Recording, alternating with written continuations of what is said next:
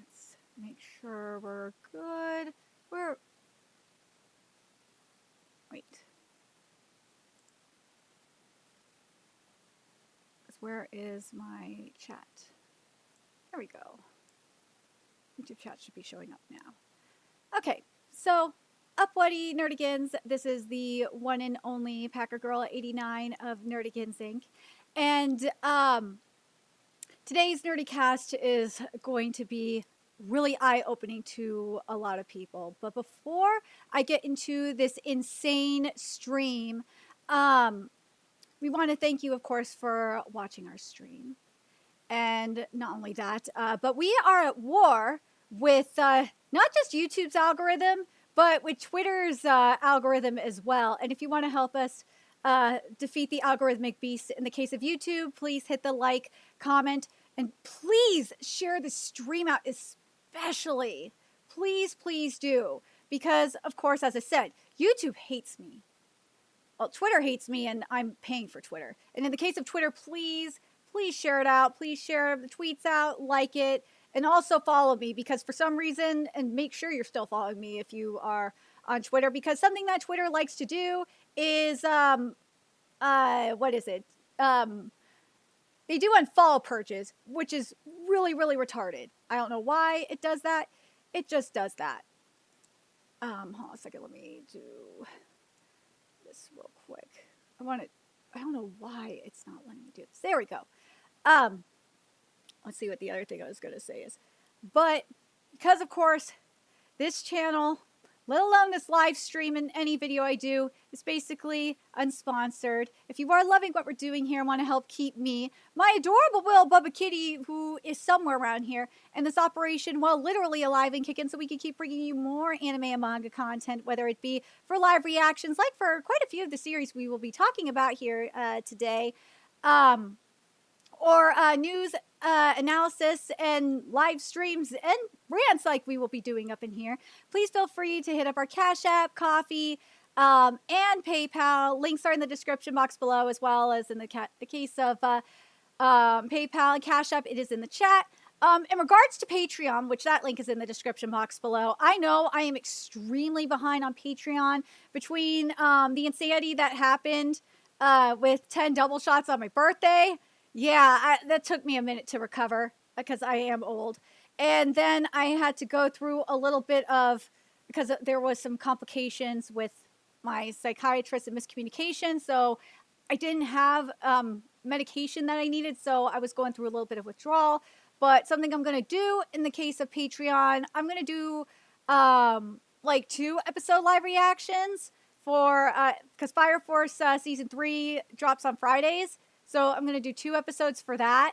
And then Witch Watch is on Sunday and Vigilantes is on Monday. So I'm just going to do 2 episode live reactions for those. And for those of you that don't know about my Patreon, I do all my anime live reactions there.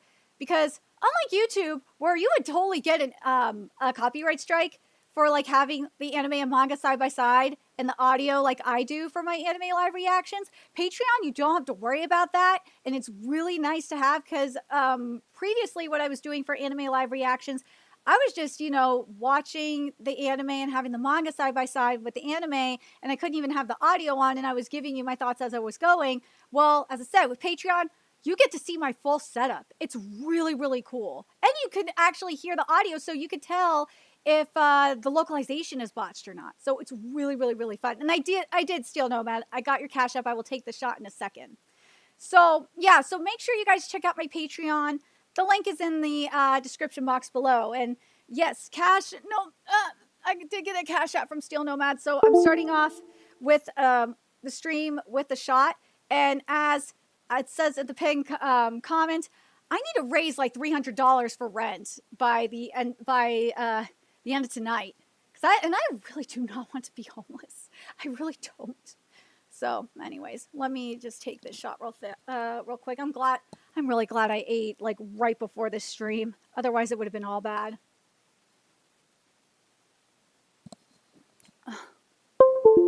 Shut up, keyboard.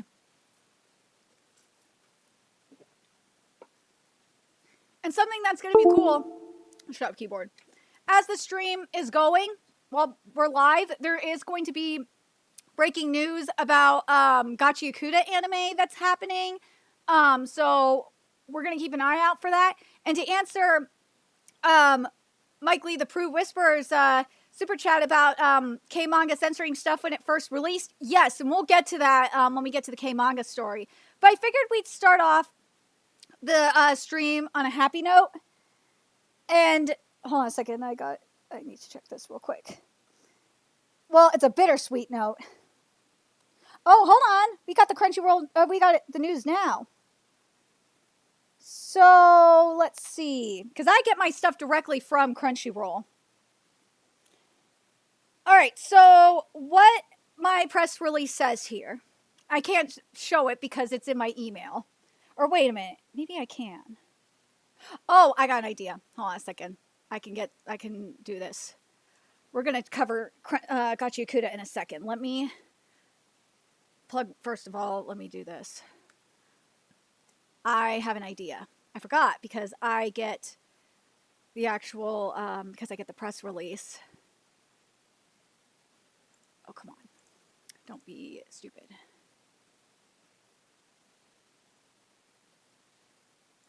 What the hell? Why are you not letting me log in?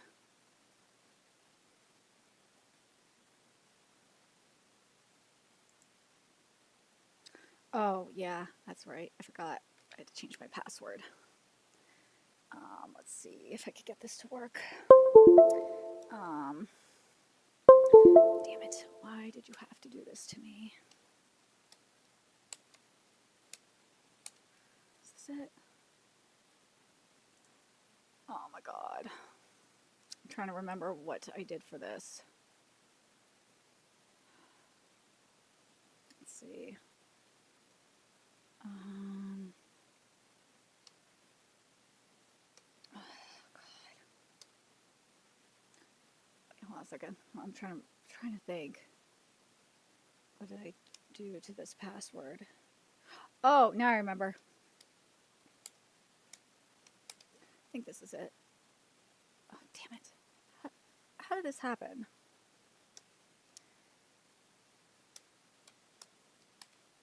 Damn it. God freaking damn it.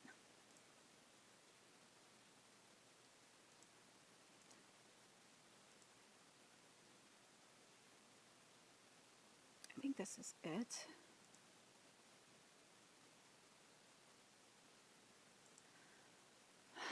God damn it. Why are you doing this to me? At least I have it here.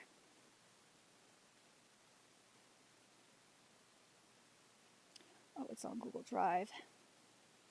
Hold on a second. Let me see if...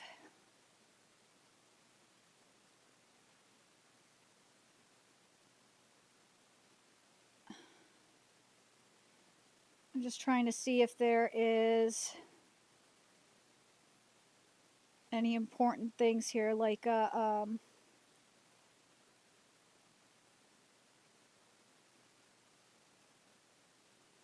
don't think there is.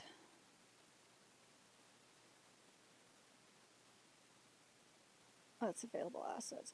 Okay, so I don't think I need to, like, there's no, like, PDF that I need. All right, so I'm going to read this here from my phone. Stupid thing. Anyways, so what it is Crunchyroll, the ultimate destination for anime fans worldwide, today launched the Gachi Yakuta World Takeover, an unprecedented global anime movement that will deliver the excitement of this incredible title and unite fans around the world. In partnership with Kodansha, Avex, and Bones, this campaign kicks off with the debut of the main trailer, unveiling new footage from the High Octane series set to stream exclusively on Crunchyroll July 6th. And then fans can also view the newly revealed key visual, the global premiere schedule, a new concept video, and visual that tells the world, here comes Gachi Yakuta, as well as explore special activations that show the raw graffiti-inspired world.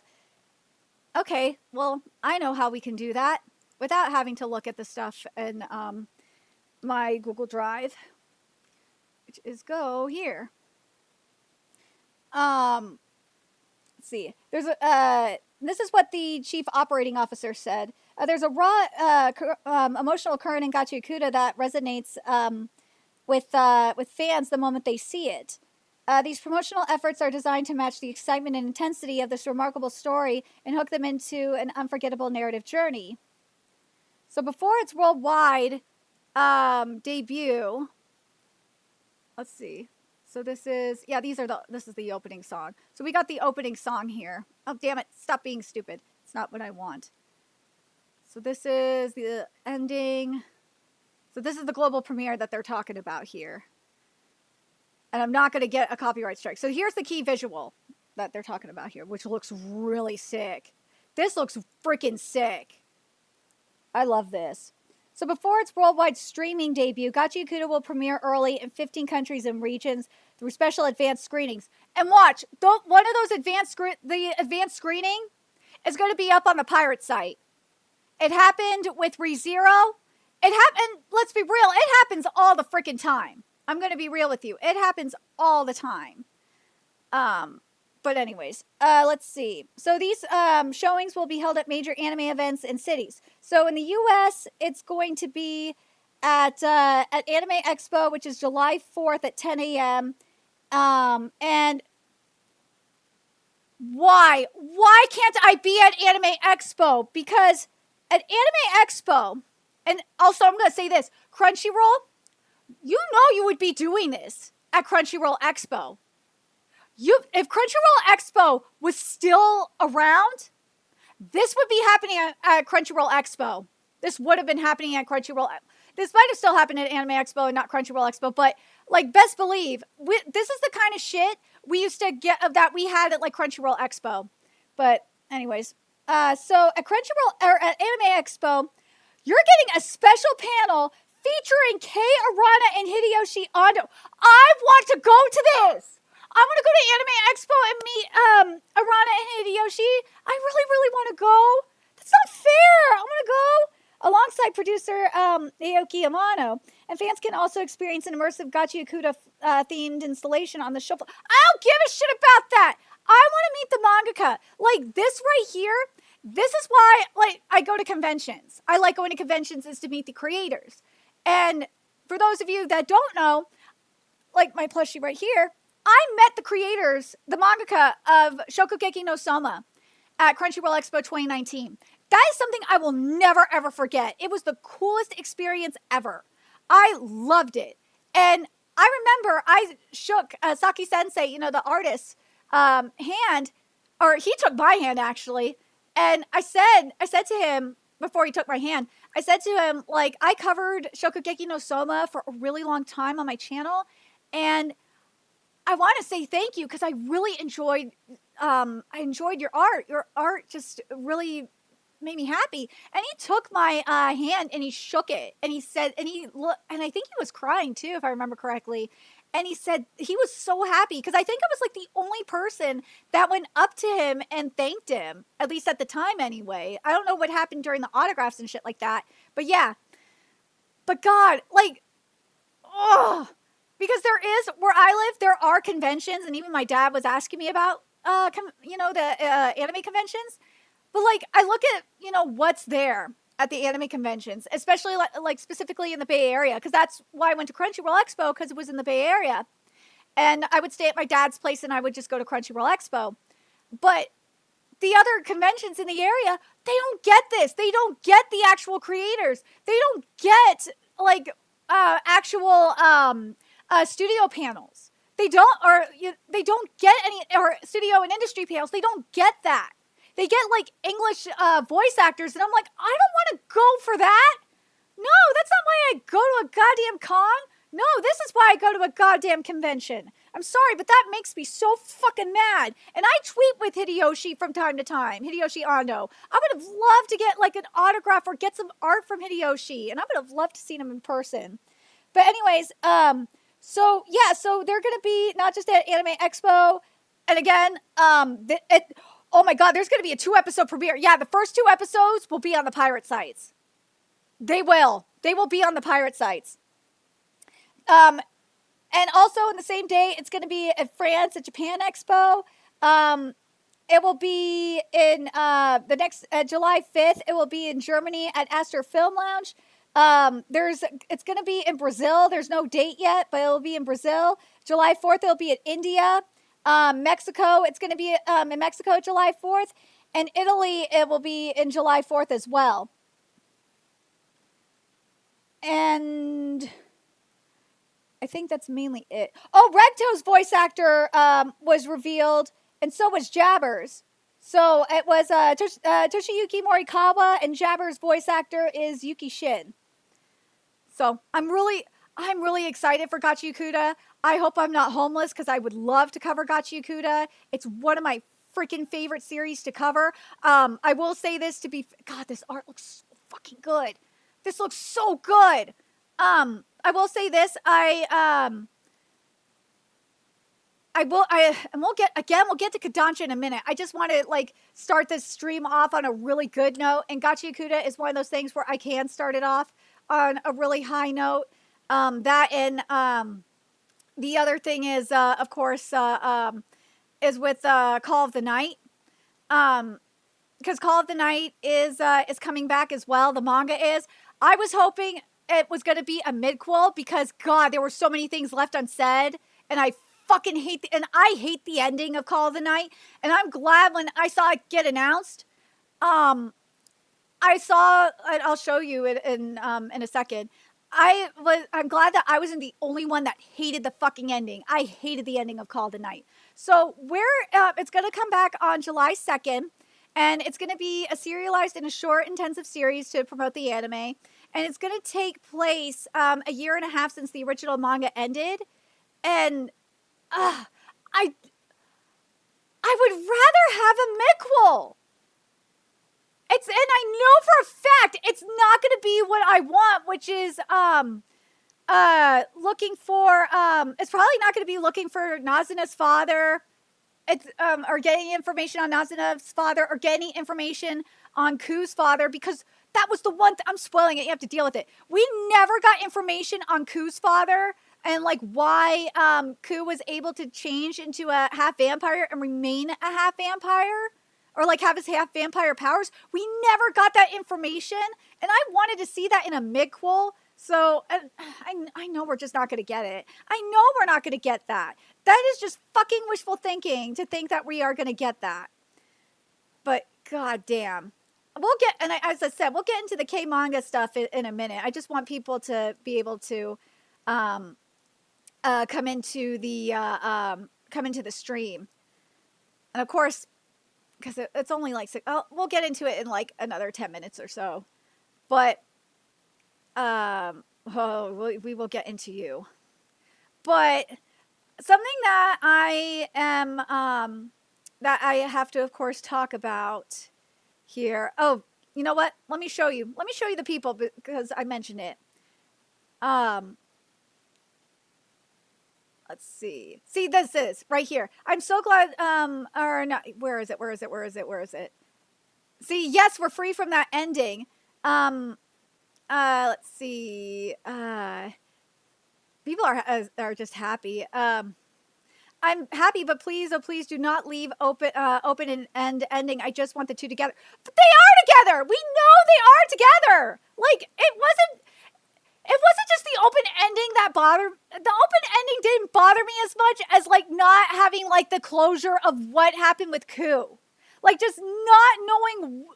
If Ku found out, why he was able to change into a vampire or not. That was the thing that bothered me more. And here's the one I wanted to show.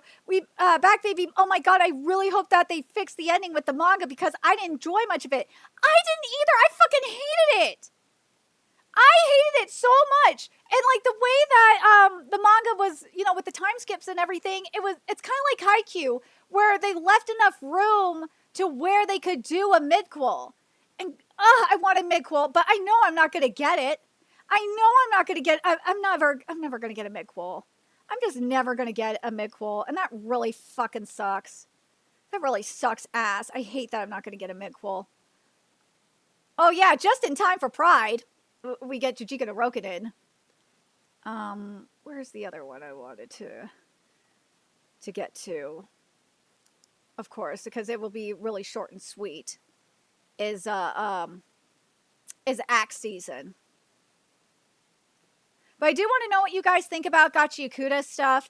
Of course, Call of the Night is because of we're getting the anime, or getting the manga's return because of the anime. Also, Kingdom season 6, we got the trailer for that. I'm not going to get a copyright strike. The anime is coming in October 2025.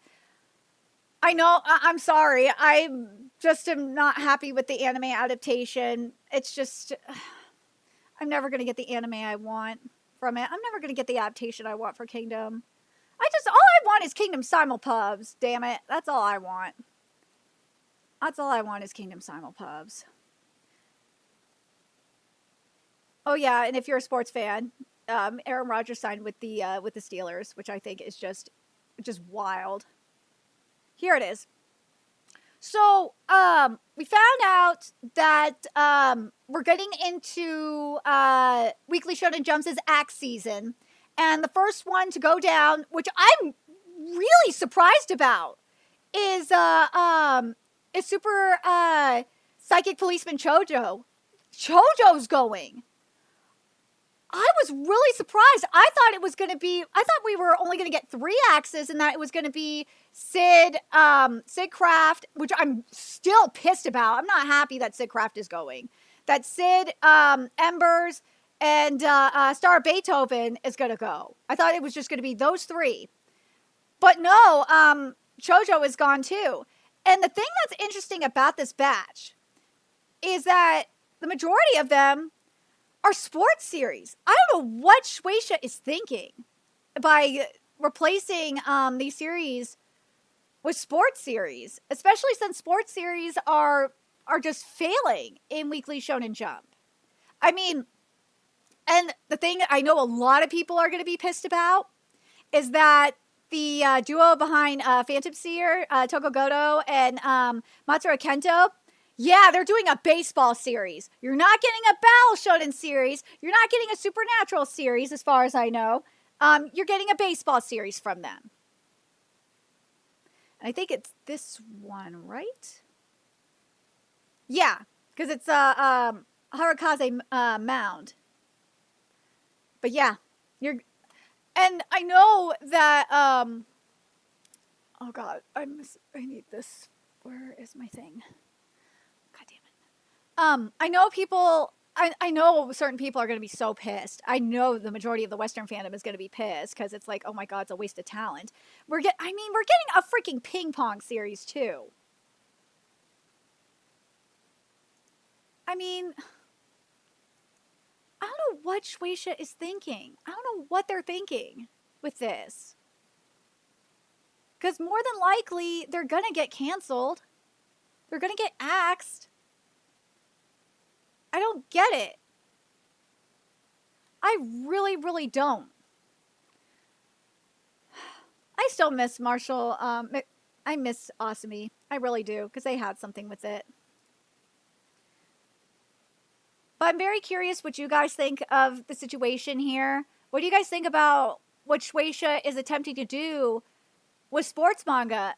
And usually I'm not like a stickler like about going like full on battle shonen.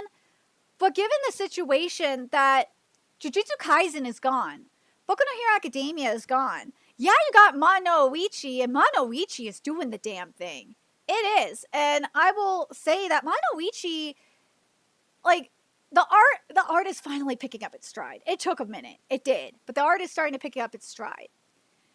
And Kagurabachi, I think, in my opinion, Kagurabachi is filling the void that Jujutsu Kaisen left behind.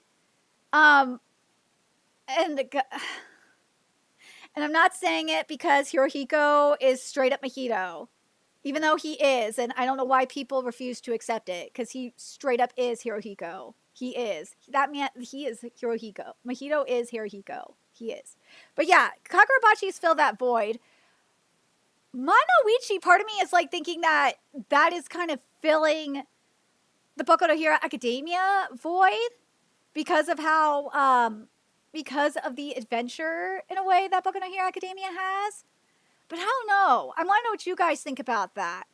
Shinobi Goto, and you know what? I'll pull up the sales for this, for what we're getting with Shinobi Goto in particular, because I'm happy with Shinobi Goto. I love Shinobi Goto.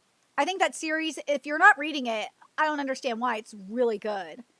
And by the way, for those of you wondering about Martial King is actually doing decent. It's ranked at number 22, so at least for the first day of its release for Volume 1. So I think that's pretty good. For Eunuch of Empire, which is Mikoku no Kagen, it's ranked 50. So I'm hoping. I really love Eunuch of Empire. I do, and it's not just because of the waifus and the femboy. I actually do. I like Eunuch of Empire a lot. So I'm hoping that one is going to be here to stay. So here's the numbers for the new releases. So we got Sakamoto Days, of course, at number 2, and Mano Ichi at number 3, which is no surprise, and Akane Banashi at number 5. And this is, oh God, this is why I'm pissed about Sig crapping at number 19 and getting axed. Because it's like, dude, come on, man. It's number 19 and you're going to axe it. But, like, this is why Embers and Star Beethoven are getting axed. Because this is only day 1. And Embers is at 68. And Star Beethoven is at 103. But I want to bring up Shinobi Goto for a moment. Look at you got the other volumes in the backlog. You don't see that for Hematen, which has 4 volumes. You don't see that for I don't think Kill Blue. Yeah, Kill Blue isn't in the backlog either. And Kill Blue has like 10 volumes. But you see it with Shinobi Goto. So Shinobi Goto isn't going anywhere. And I'm very, very happy about that. I love Shinobi Goto. It makes me happy. I'm really, really happy Shinobi Goto isn't going anywhere because that manga is just so beautiful. And I'm just so glad that that Mitarashi is getting a second chance. So I'm not happy with what the new editorial department team is doing. The sports genre is in Shueisha, like as a whole, is doing well. I mean, there's baseball series doing well, like Bungo. If you are not reading Bungo, why?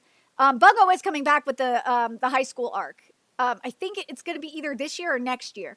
And it's going to be fabulous. But there are sports series, but it's just sports series.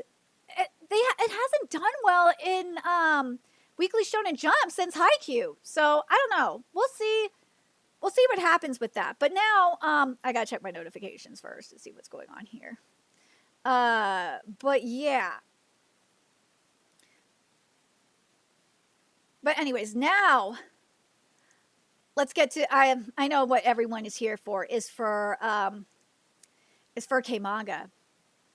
So as it was pointed out by I don't know, I have no idea where everybody is.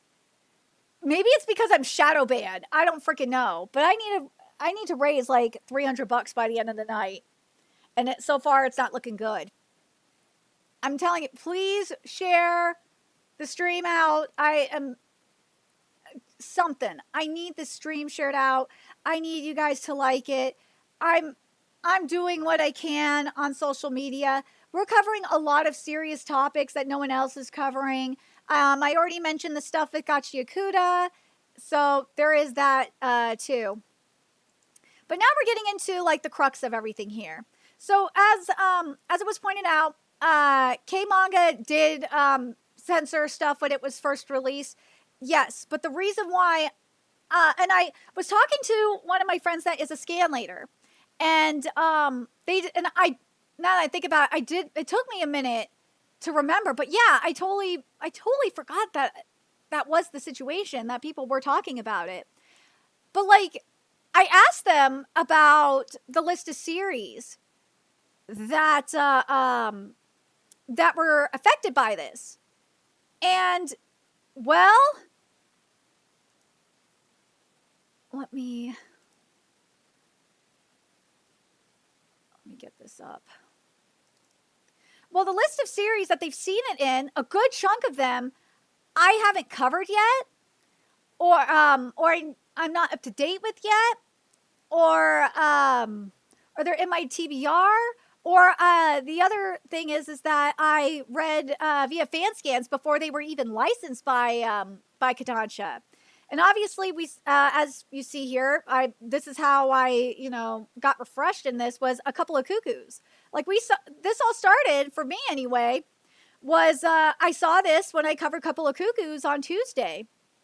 And I covered chapters 250 through 252. And this is in chapter 251. And I just couldn't believe this. I couldn't believe that this was still happening. And this is what one of my friends showed me, that this was still happening. And this is recent. Like, we're not talking about shit that happened like when the app launched, because some of the series, because I double checked some of them.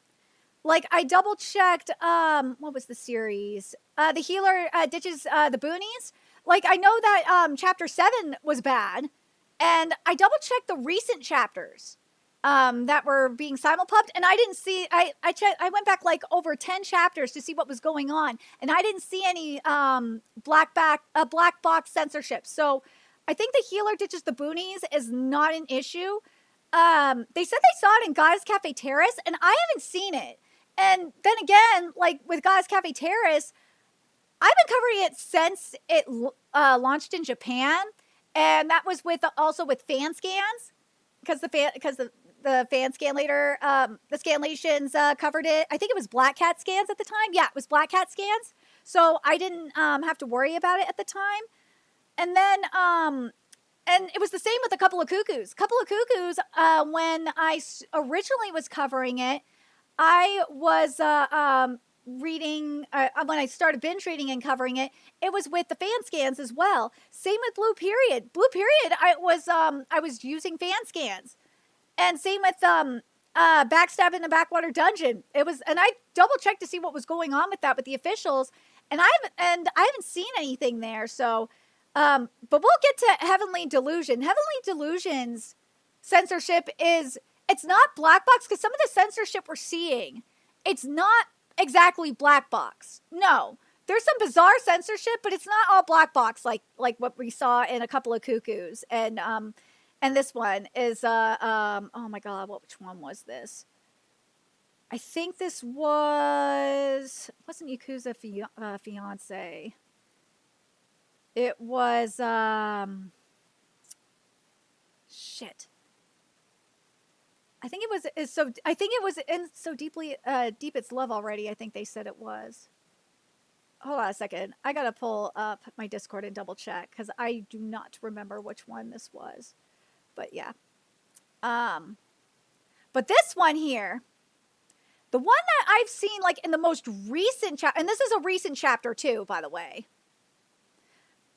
Because I wanted to focus on the chapters that I am covering in this stream. I want to focus on the ones that are like happening like now, like in like the last month, or maybe even the last few months or so, because I think that's more important. But goddamn, God, we're a half hour in, and of course, I'm hoping, please, I am telling you, please share this stream out. Please, because this is extremely, extremely important to talk about this. And I am shadow banned. I am shadow banned on YouTube, and I am shadow banned on Twitter. And of course, this is the worst time for this to happen, because I'm like $300 short on rent, and I need to pay it like tonight, or I will probably be homeless. And I really do not want to be homeless this month. I really don't. Let's see.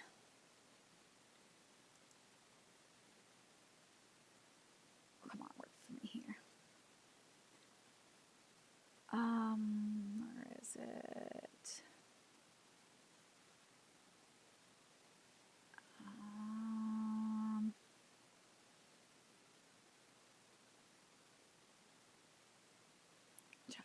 this? Oh yeah, here it is. It's one of the ones that I posted that my friend sent me, and I think that's what this one is too. Is lady servant, is what they said. Kick, I can't make money on there, and also Kick's interface is ass. My audience is not on Kick, and unless you're like someone like Asmongold or Tectone or whatever, you're not gonna make money on Kick. Nah. Why would I do shit for free? I make more money. Hell, I make more money on YouTube than I do on Twitter, which is very sad. And as I said, Kick's security is complete ass. AKA, someone could easily hack it, and I really do not want to be hacked. But yeah, so what this is right here is Tempuru, aka Temple, which is by the mangaka of Grand Blue. And this is from chapter 107. One of my friends in Discord let me know about this one, because I'm in like many of the communities on Discord, and I was just like, how did I not know this was still going on for so long? Like, I knew about it when it happened at launch, but I didn't know it was going on for so long until I saw it happen in a couple of cuckoos. And well, look at that.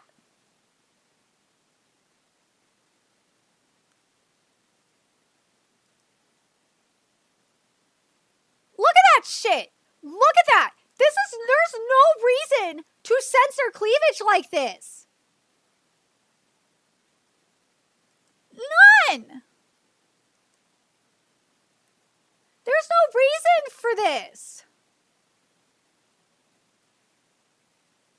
And look at this. Look at my views on Twitter. I get nothing. Meanwhile, if someone posted the same shit that I do, literally the same exact tweet, guess what? They're going to get like 15,000 views on Twitter. That's how shadow banned I am. And it's very annoying.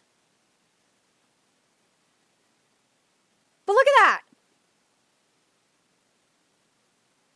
This is Tempuru that this is happening in. Like, I'm going to be real with you. I've seen black box censorship, and it's happened in unlicensed series before. And if you follow me long enough, you know which series I'm talking about, and I'll pull it up a little bit later.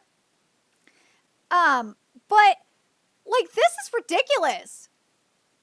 And the one I'm talking about an unlicensed series specifically, and I thought it was retarded. But like, the ones that are in Japan and here, like I'm talking about like Grand Blue, Hajime no Ippo, like, I still think it's stupid, but like, it's censoring like straight up nudity. So it's a little bit more understandable, but it is uncensored when the physical release drops, but I understand. But, ooh. Now let's talk about this. Again, I have to ask, and also, fuck you, Twitter Premium, for saying that you don't engage in censorship. You are full of crap when you say this. You are. Because something like this, which if any other person would post this that wasn't shadow banned, I'm not going to name names, but I'm just saying there are many accounts that have blue checks like me. If they would post this, it would probably go viral. Me? Nah, I'm shadow banned, so I can't.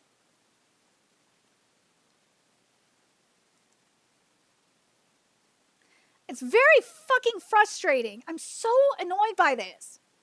I am. And then I look at, how many viewers I have in here, how many views I have in here, and then, like, shit like this, I gotta tell you, this is why I get extremely discouraged, and why I'm like, this is why I stopped doing live streams the last time, because it's like, why am I doing this? Why am I wasting my time if YouTube is going to just shadow ban me and no one's going to see it? This is why I don't do, news stories on my YouTube anymore, as much anymore, because I get more views on actual live reactions than I do when I cover news stories of something that's actually important, like say censorship or actual information about localizations, because people don't care unless it's rage bait content. YouTube doesn't care, and it's really fucking frustrating. I'm so annoyed by this. I'm so goddamn annoyed. And Kick will probably shadow ban me too, because everybody shadow bans me because they don't like. I don't know what it is. I don't know if it's because I'm a Jew. I don't know. I doubt it's because I'm a Jew. That would just be fucking hilarious. It'd be extremely frustrating. I don't know if it's because I don't want to do rage bait. I don't do rage bait shit. I don't. I actually like to report on things that are, and discuss things that are important to me. And I thought I was supposed to be the media. Well, I can't be the media. I can't. Because people don't give a fuck. They don't. And no one sees me anyway. I'm screaming into the goddamn void. And I'm probably going to tweet this as well. Is that great? We're screaming into the goddamn void.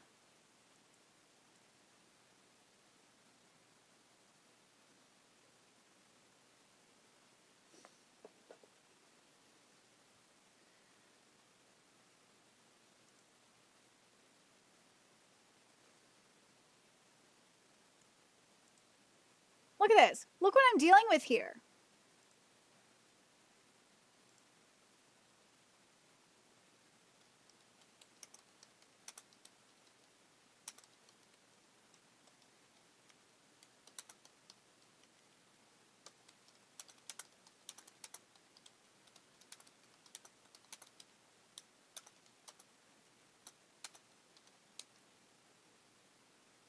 I'm telling you, watch someone take my content. Watch someone else take my content and make it go viral. Watch, and I will not get credit for it. It's gonna happen. It happens every goddamn time. And I'm so tired of it. I'm so sick of it.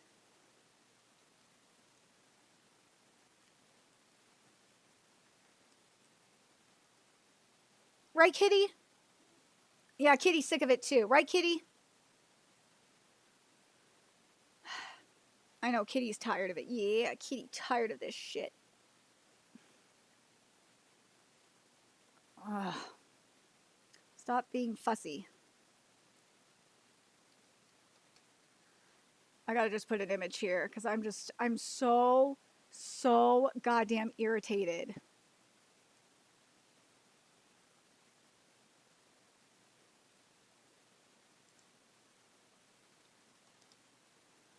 I'm so irritated by this. You have no idea.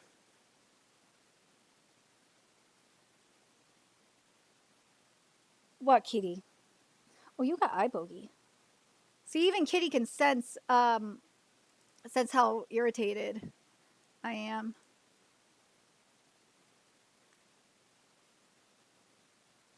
Right, Kitty? You could sense it. I gotta hope that I'm not gonna be homeless this month because being shadow banned sucks. Where is it?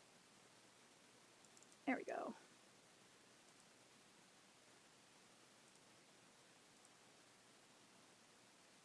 There we go. Now I feel better. Yep, that's what I thought.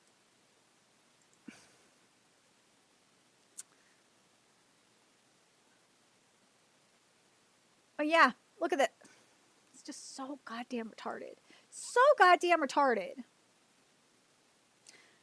But here's the thing with K-Manga, okay?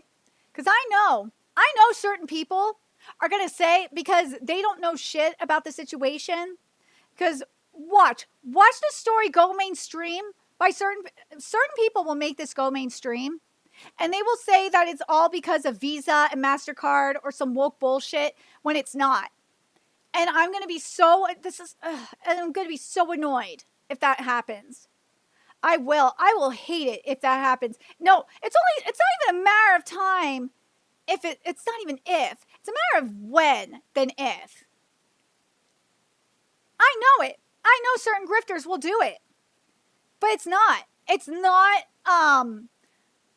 not Visa or MasterCard. It's not stupid bullshit like that. No. It's not. I don't understand it either. I don't understand why they shadow ban me either. I don't.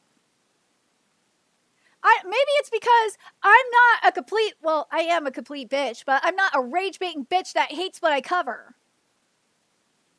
Unlike certain people.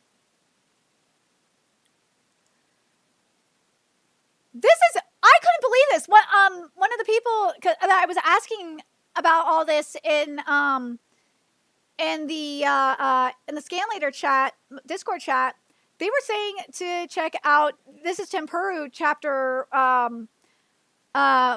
this is one of the more recent chapters of Tempuru, and they said it was bad, and I didn't believe how bad it was until I looked. This is one chapter of Tempuru, and look at that. They censored the cleavage.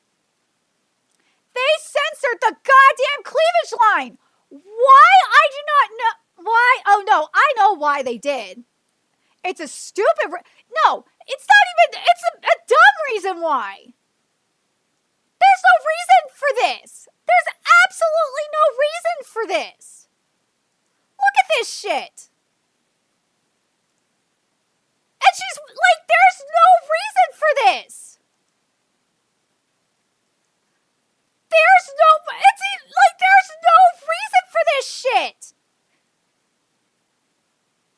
There's no reason for this. None.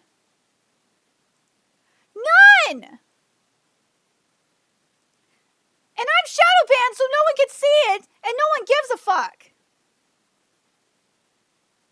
See, here's my point. Steel Nomad said this. I knew you were shadow banned when I stopped seeing you showing up on my Twitter feed years ago. So, what were you saying, Twitter Premium, about me not being shadow banned, that you don't engage in shadow banning? You're full of shit. You're full of shit. And the thing that sucks is this is actually, this is literally one of the reasons why I walked away from the protest community. Was because I was getting really tired of people taking my content, taking my links, and using it to make money off of me and to take advantage of me. I was so tired of it. And not only that, these people were bullying me on top of that. I was literally getting bullied. I was getting channel brigaded on Twitch. I was getting bullied by these people. These people were really fucked up. And not only that, they were making money off of me. On top of that, so I was struggling, and they were making money off of me, and they didn't give a shit. And I literally sacrificed a good chunk of my time for this. But I will explain the censorship goons in a second. But I just got it. Just seeing this really. Zeno senses how anxious I'm getting. It just really frustrates me. Now, the thing is, with this, though, I can't walk away. I can't walk away from this. Even if people take advantage of me, like I've had before, and make money off of my shit, of shit that I post, and don't credit me, which really irritates the fuck out of me. I can't walk away from it because this is something I care about. Not that I'm saying I didn't care about the protest community shit either. I did. But that was easier to walk away from because it's it's political bullshit. And plus, I was getting a little too deep anyway, and I did not want to die. So yeah. But this though, this is something that I actually care about. Or I care about a lot. I've been fighting against censorship for a really long time.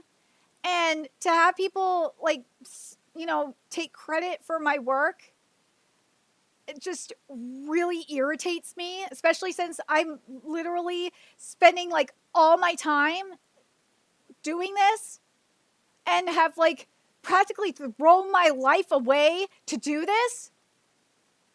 It irritates the hell out of me.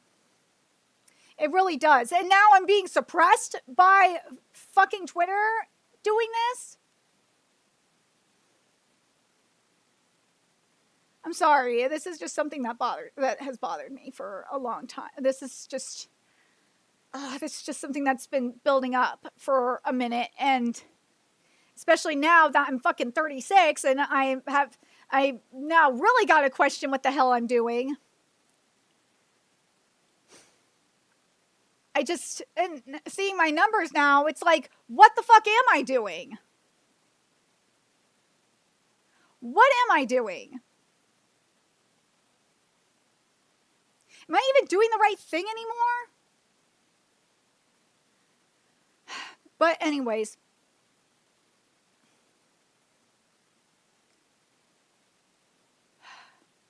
I'm probably going to realize that I've fucked up, like even fucked up more of my life when I'm goddamn homeless at this point.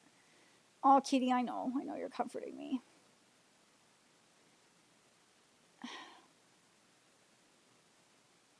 Well, everyone's living the life of luxury. I'm probably just going to be out on my ass. That's what it feels like at this point.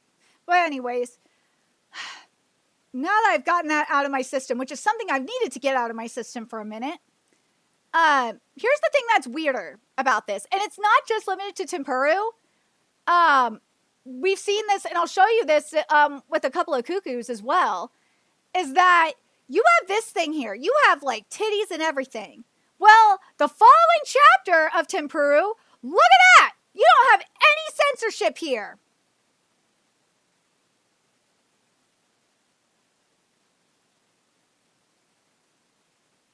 So you have K-Manga picking and choosing their censorship. You do. Hi, Kitty. He's a good boy. He's a good boy. And as I said, this is not a Visa and MasterCard situation. No, it is not. It is not. Where is the... I need to go in my notifications and find it. Let's see.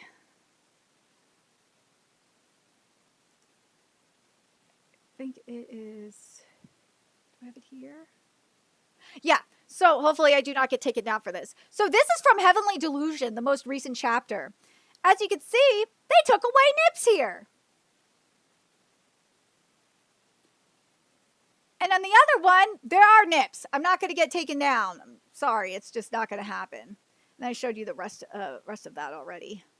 But yeah, nipples are bad, okay?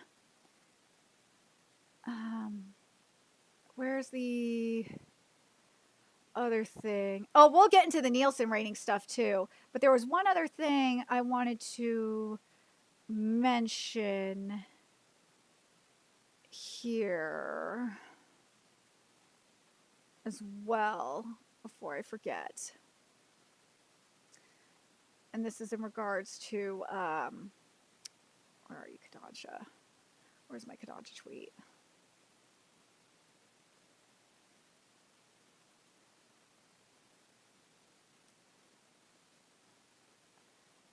But yeah, as you can see, that it's not just black box censorship. No, it's not. You have and it's like, here's the thing. Like Steam, I understand. The Steam and the Rays of Light, like that's one thing. But like the other shit that we're seeing is just insane. Like this is what it is in Magapoke. You see how it's just Steam there? But like, this though, like come on. There's no reason for these black boxes to be there. Like, that's fucking retarded. But here's the thing. That gets even weirder. This was the title page of chapter 251.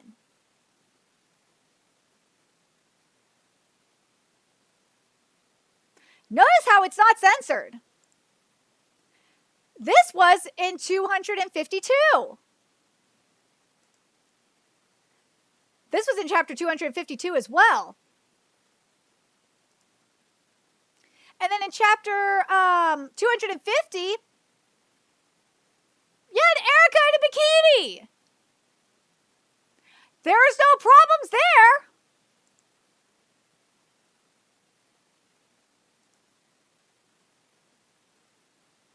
None. So now let's get into the crux of the matter here of what's going on why this is happening. Let me make sure that everything is okay here. Ooh, that is not okay. Why are you dropping? What's going on here? Oh, don't tell me. Oh, that's Got Yakuta stuff. I was like, oh my god, if I got an alert for D. Gray Man, I would fucking hate life. But I understand why this is being stupid. It took me a second. I was like, wait. Let's close that. Okay, so why this is happening is it's kind of like what happened, what's happening with like the localizations in where what Viz does. You know how Viz kind of like babifies their localizations and kind of makes them a little bit more like PG-13 or PG. Like for like Boku no Hero Academia, how they take out a lot of the cuss words because they want to have it hit a certain rating so more people will buy the books. Well, that's kind of what's happening with K-Manga. But here's where it's a little bit different. With K-Manga, what they're trying to do is they are trying to be able to hit a certain rating on the Google Play and Apple iOS store. And to do that, they have to censor content like this.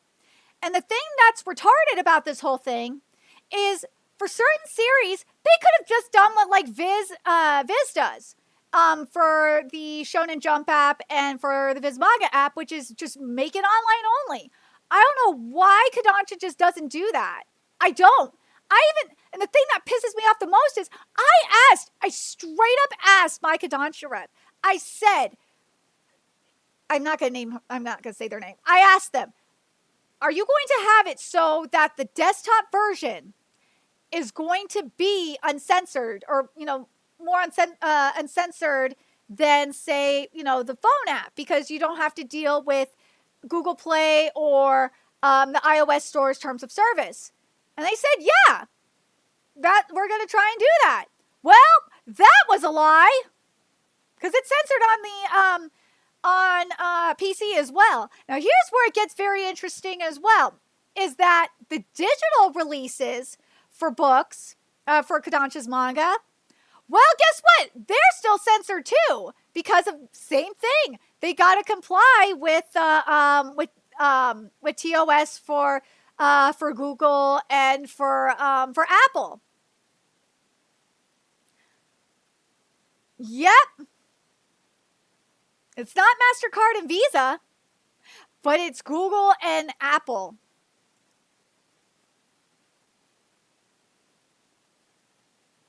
That's what it is. And you know what I'm going to do? I'm going to show you, because again, this is not just an American thing either. This is a Japan thing as well. Like, obviously, as I said, there is what is it? There's Grand Blue. There's Hajime no Ippo that have black box censorship for like nudity. And it's usually joke nudity, and it is what it is. It's understandable. But then there's Jujika no Rokuden censorship, which is just like the biggest what the fuck. And we will get. I want to. Do I want to do this one and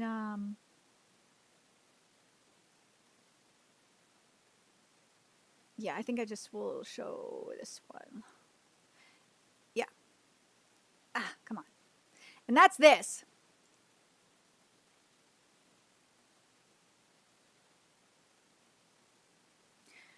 Jujika no Rokunin, for those of you that don't know, is basically a torture porn series. It's a revenge torture porn series. And one of the games, this is like, this is before the time skip.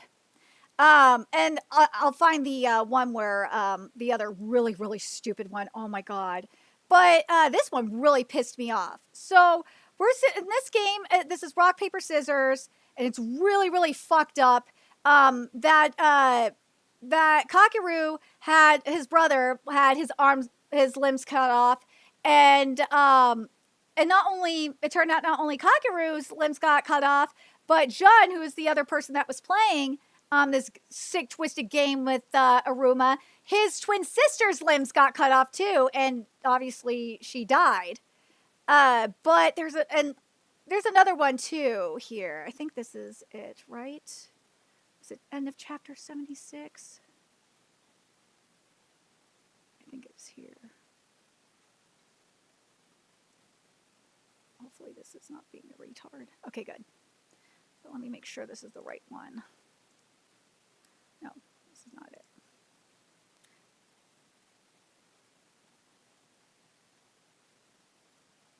I thought it was here. No, it should be... Was it 73 that we saw this? No, I think it was like 78 or 80 or something like that. I want to find the one where Kyo stabs Kakeru. Because that was some bullshit. Oh my God, I hated that so much. And I'll have Kitty up in a second. Do some dancing. No, that's not it. Where is it? I thought it was... Was it here?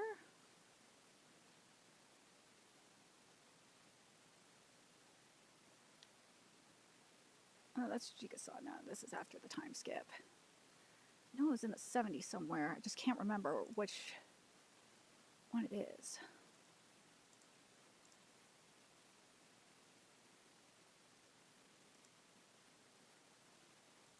Is it here?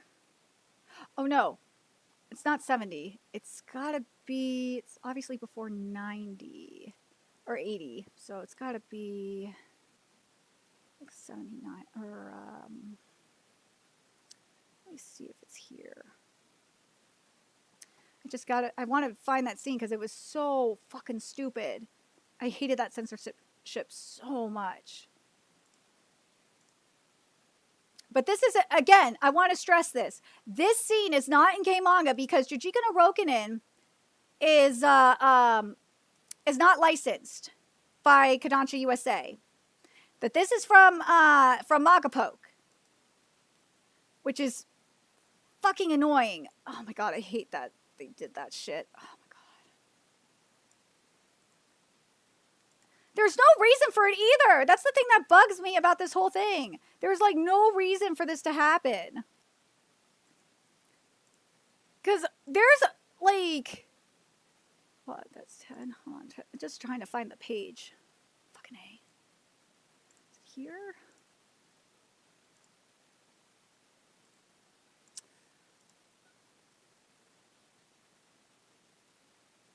Okay, so maybe it is maybe it is chapter 80. I just fucked it up. But yeah, my whole point is that it's not just K-Manga doing stupid shit. It's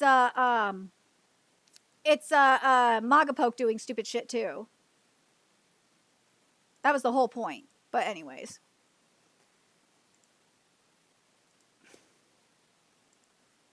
But yeah. I will say this. That's why when I saw the stuff for A Couple of Cuckoos, I was like, oh, maybe this is some just stupid black box censorship that, you know, we've seen with Jujika no Rokunin. I just wasn't sure. Because as I said, up until... you know, Tuesday, I haven't seen this kind of black box censorship. I haven't seen it. I've seen like the censorship in like God's Cafe Terrace, but that's God's Cafe. Like I'm used to that kind of like Steam censorship. That stuff doesn't bother me. It's annoying, yeah, but like that's understandable because for the most part they're nude when we see this. That's fine. But like when I see like stuff like this, that shit pisses me off. I fucking hate that. I hate the censorship. There's no excuse for this, especially in a series like Chichika no Rokunin. There's no fucking excuse for it. There's so much torture in here. We see people get raped. We saw Azuma's limbs get cut off, and we didn't see this shit in there.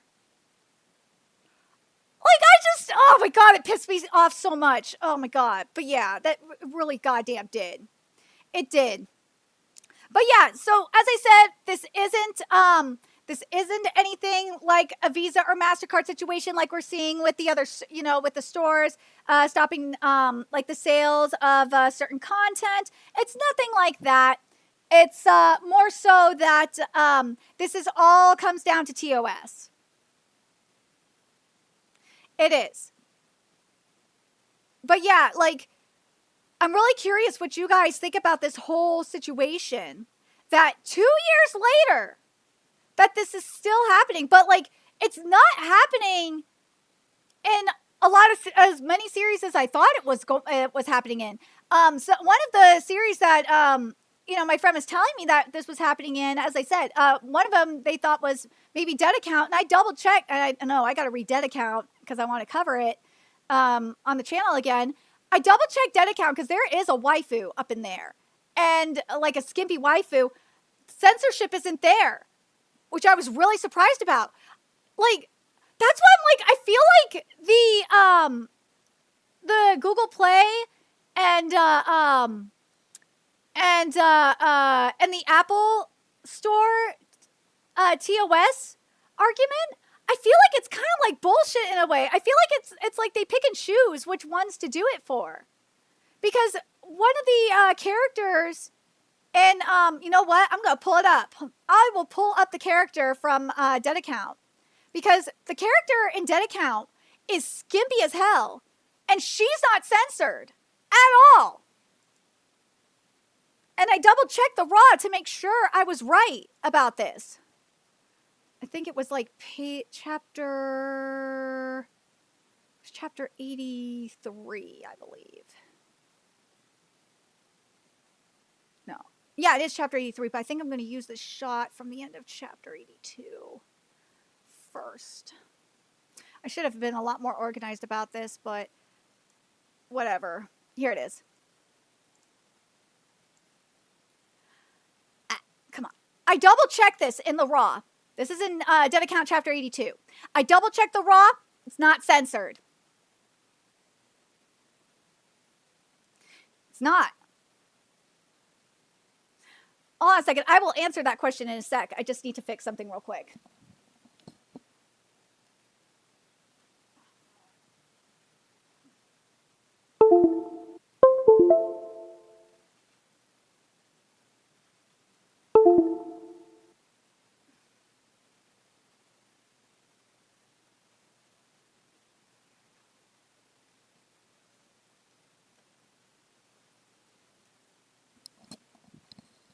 Google Play has straight up smut series, which I don't find that argument convincing. Yeah, that's why I'm like based on what I'm seeing, I mean, the fact that this here, okay, this character here is uncensored in K-Manga, which is on Google Play and iOS. That's why I'm like, something isn't right.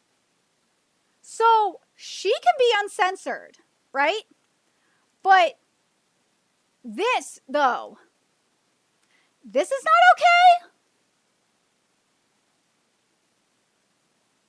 Something is just not right here. Something isn't right.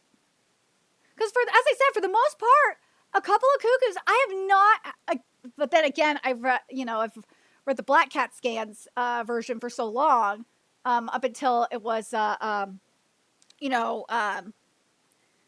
made official. But the other thing that I don't buy, and this is why I'm like, I don't buy it for a second, is that, remember with Kodansha, the Simulpub program, which was, you know, on Crunchyroll Manga as well, we didn't have this issue on Crunchyroll Manga. So that's why I'm like, I don't buy it. I don't, because if you remember like a few years ago, or hell, like less than 10 years ago, when Kodansha's Simulpub program was on Crunchyroll Manga, we didn't have any of these issues. That's why I'm like, something is just very suspicious about this. If it's an automatic censor AI, like one of my friends was joking about that. But like at the same time, it's like there would be, if that was the case, there would be way more censored content in K-Manga. But I don't think that's the case though. But anyways, please share this stream out. We are talking about tonight. We are talking about K-Manga, the censorship rabbit hole that is K-Manga. It's very, very weird that we're having all of this happen, especially when like it seems like it's very, very pick and choose with Kodansha, with their argument being that, oh, it's Google and Apple TOS, when it's like, yeah, you have worse stuff on there. So I don't buy it. And also, we are not even close to the $300 that we need to pay our rent, and that is not good. I'm very scared. I really do not want to be homeless this month. I have to be able to pay this off like tonight, which really fucking sucks.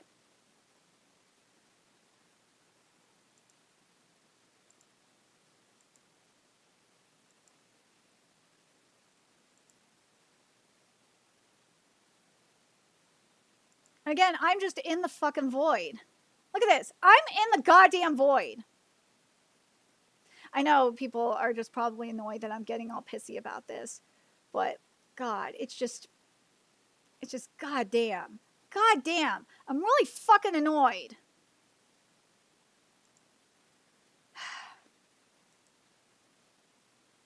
It just, like, shit like this just discourages me from, like, wanting to keep doing this, and I really don't like feeling that way. But anyways, besides the point.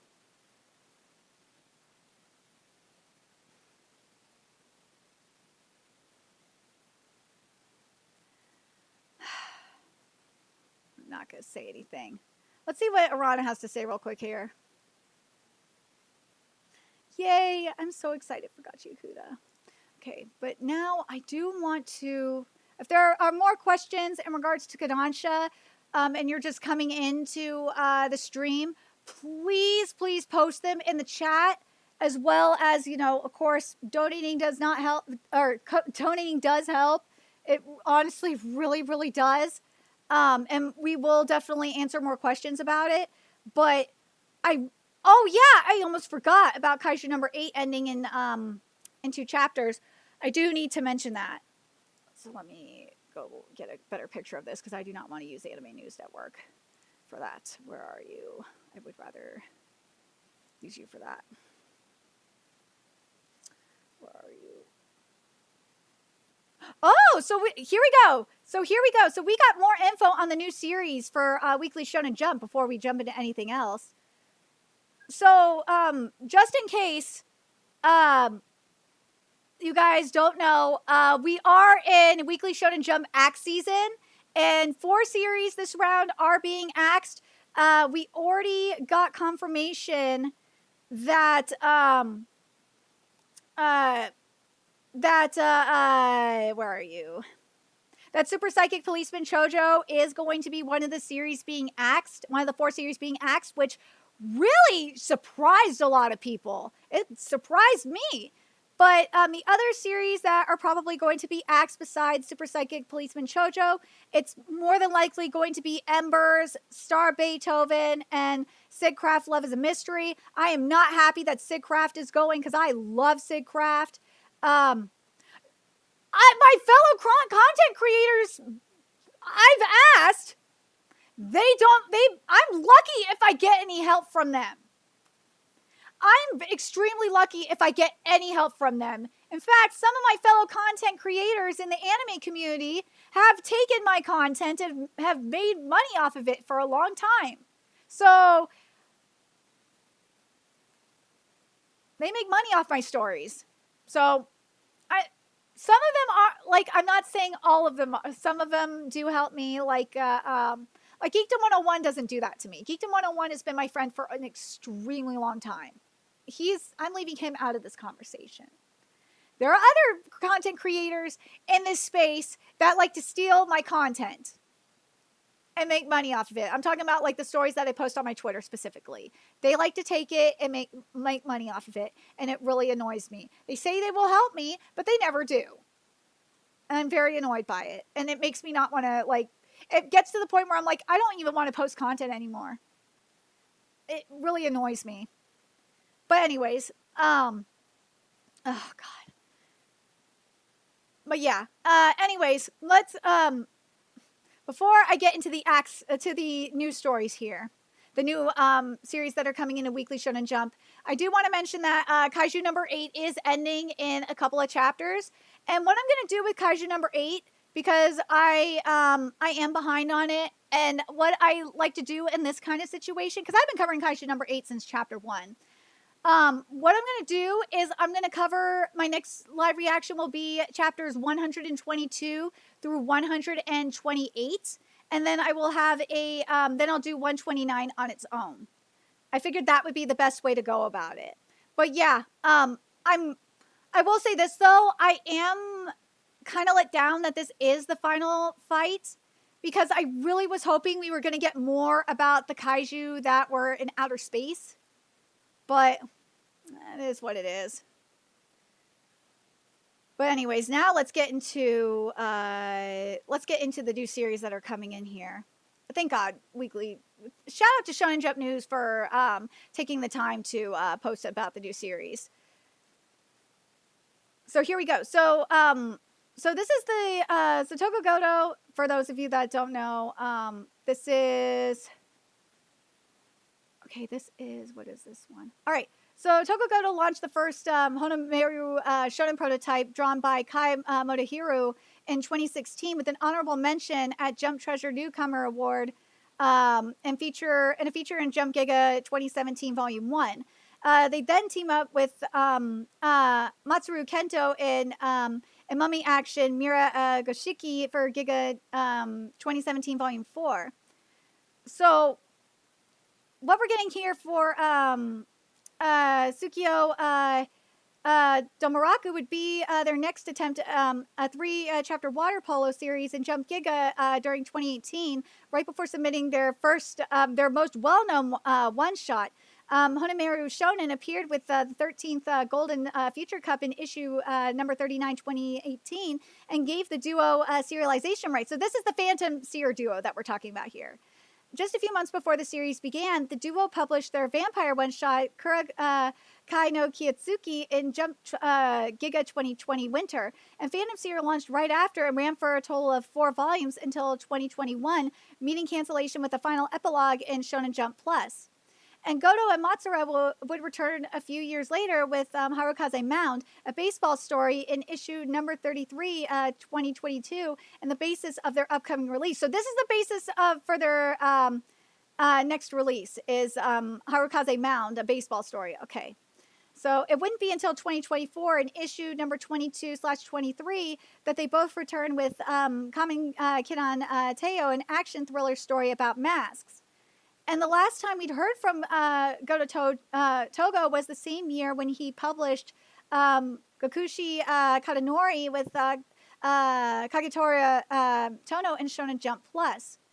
And most of Kento Matsura's career is told through this coverage, but there's some stuff outside his work with Go to Togo.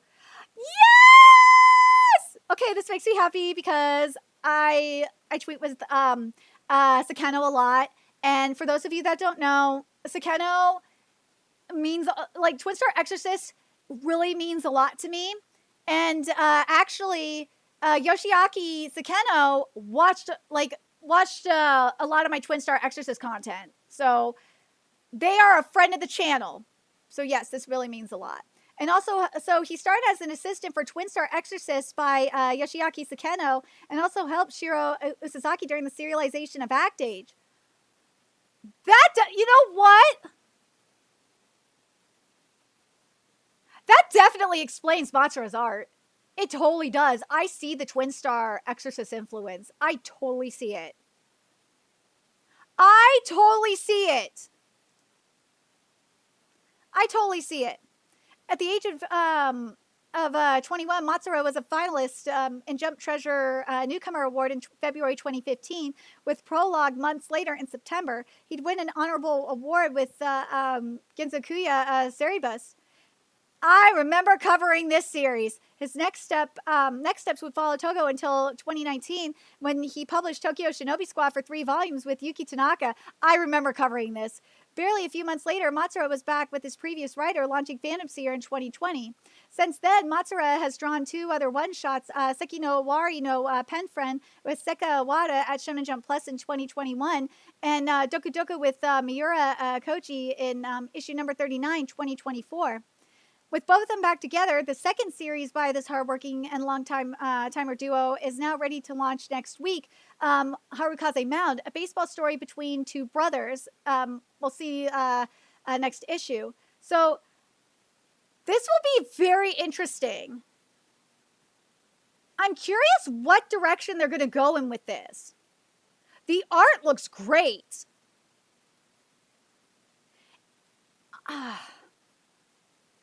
I'm going to do my damnedest to not compare this to Bungo, because that is not fair. That is not fair to them.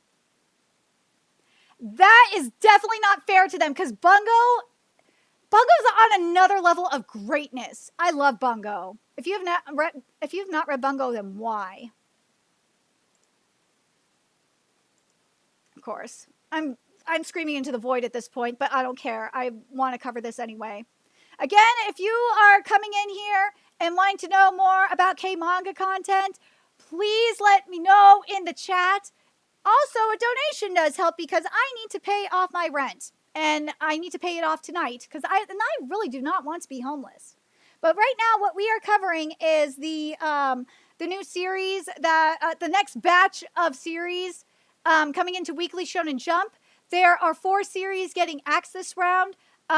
Super Psychic Policeman Chojo is ending this week. Our guest is Sid Kraft. Final Reasoning is ending next week. Then it will probably be Embers and then Star Beethoven.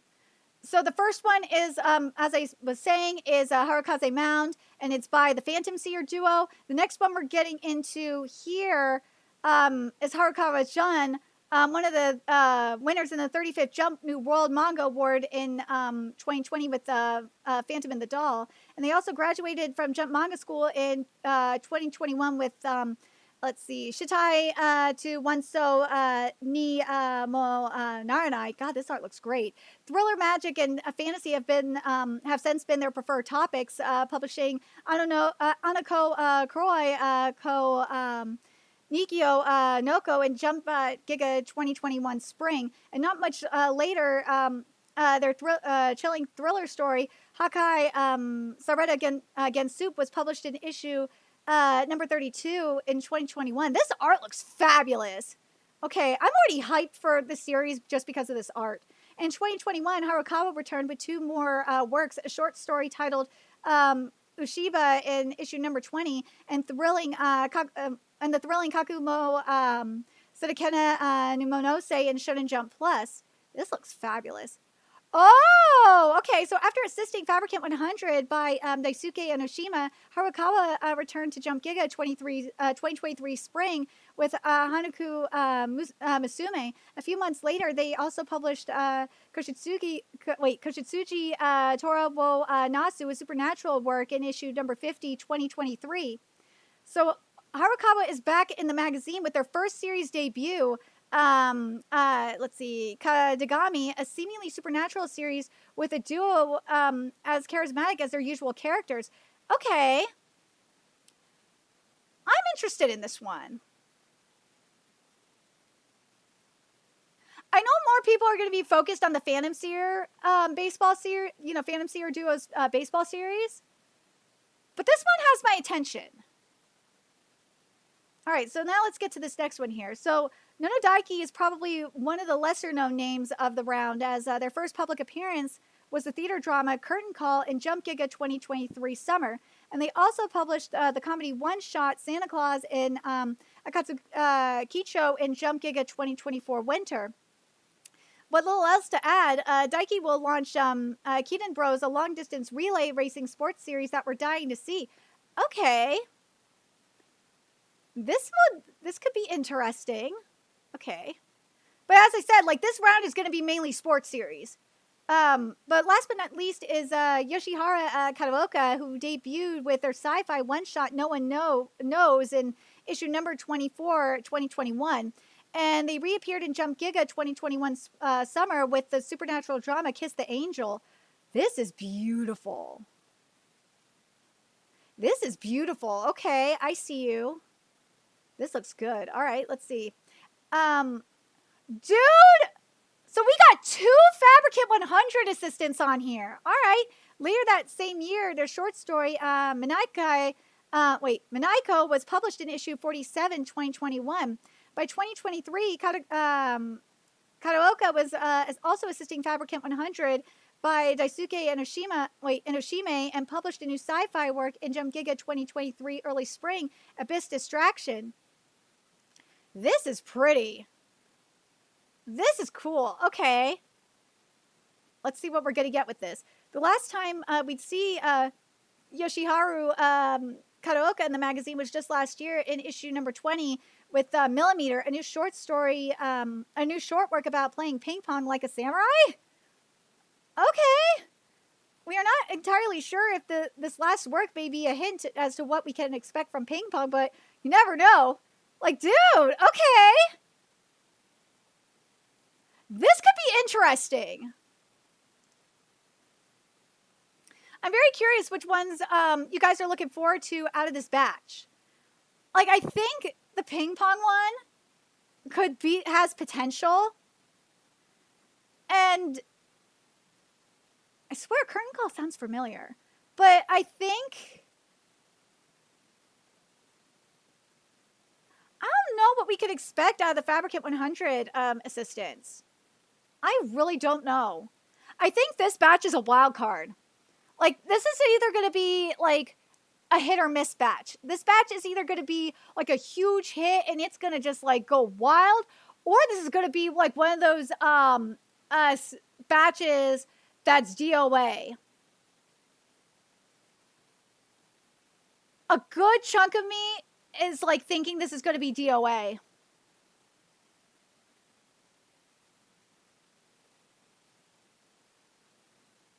I really do. I think this batch is gonna be bad. I want to be optimistic, but God, this batch just does, like, some of it sounds good, but the other part of me is like, hi, Telahim. I don't know. I don't have confidence in this batch. I know I'm gonna be horrible and compare Harukaze Mountain. I know I'm gonna compare Harukaze Mountain to Bungo. There's no way I don't, because Bungo is that girl. Bungo is so good. There's nothing that's going to top Bungo in terms of baseball series. Bungo is like Shueisha's, like, pinnacle of baseball series. I know there's, like, they have a couple of other really good baseball series in in like Jump Plus, and I think there's another one in Young Jump as well, if I remember correctly. But I'm sorry, nothing comes close to Bungo. Bungo is just that girl. I love Bungo. You think it's gonna be half good, half bad? I think one sports series might survive, and I think like the ping pong one has potential, but I got a feeling that's gonna fall flat on its face.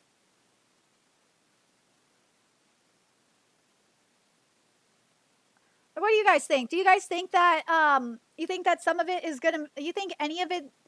Which one do you guys think is gonna survive, and which one do you think is gonna fail?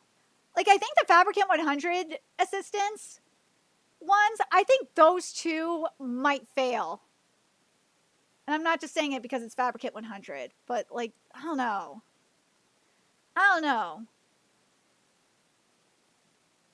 We'll have to wait and see on that one. But let's see what we got here.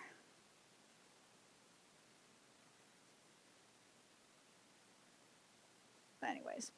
But let's, I want to cover this story as well. Also, yeah, Daima is heading to Tsunami as well. But I want to cover this because I think this is extremely important. Because I saw this right before I went live about how unpacking the math that obscures anime from Hollywood. Because something that I've been talking about, like on Bounding stream with my coworkers on stream for a while, is how Hollywood is just trying to shut out anime because they don't like it. And yeah, there's the math that it's talking about how unpacking the math that obscures anime from Hollywood. Shut up, White Sock or White Box. But here's the chart of the week about can remakes reignite interest in old IP. Well, so far we've seen it. We've seen it happen to an extent with Rama. We're seeing. I really think we are seeing it with Anne of Green Gables. Oh, for sure. I've seen it a lot happen with Anne of Green Gables. But I want to get to the real thing. What we're really here for. Oh, hold on. Let's look at this too.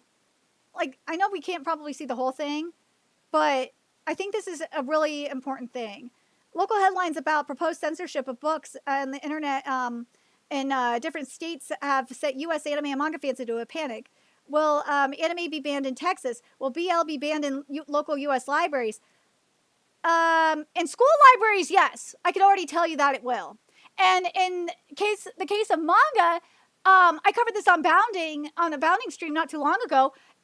It's already in Bible Belt states, and I don't know why no one else has talked about it, but it's already been banned from multiple, manga's been straight up banned, or just about banned, from multiple school libraries. And it's not just a manga either. There's like other like classic books that have been banned from school libraries in the Bible Belt. It is so weird. And Project 25, now you lost me with Project 2025. Stop that fuckery. Project 2025 is stupid. Stop that shit. But manga bans are happening in schools. And actually, I will mention this. I double checked Governor Abbott's Twitter yesterday to see what was going on. Because if a bill gets signed, he will post it on Twitter. Or if vetoed or whatnot, it will get posted on Twitter. And plus, I was just kind of curious what, where his priorities are. And yeah, his priorities got nothing to do with SB 20. Nah, he's more focused on getting immigration taken care of. He's more focused on the border.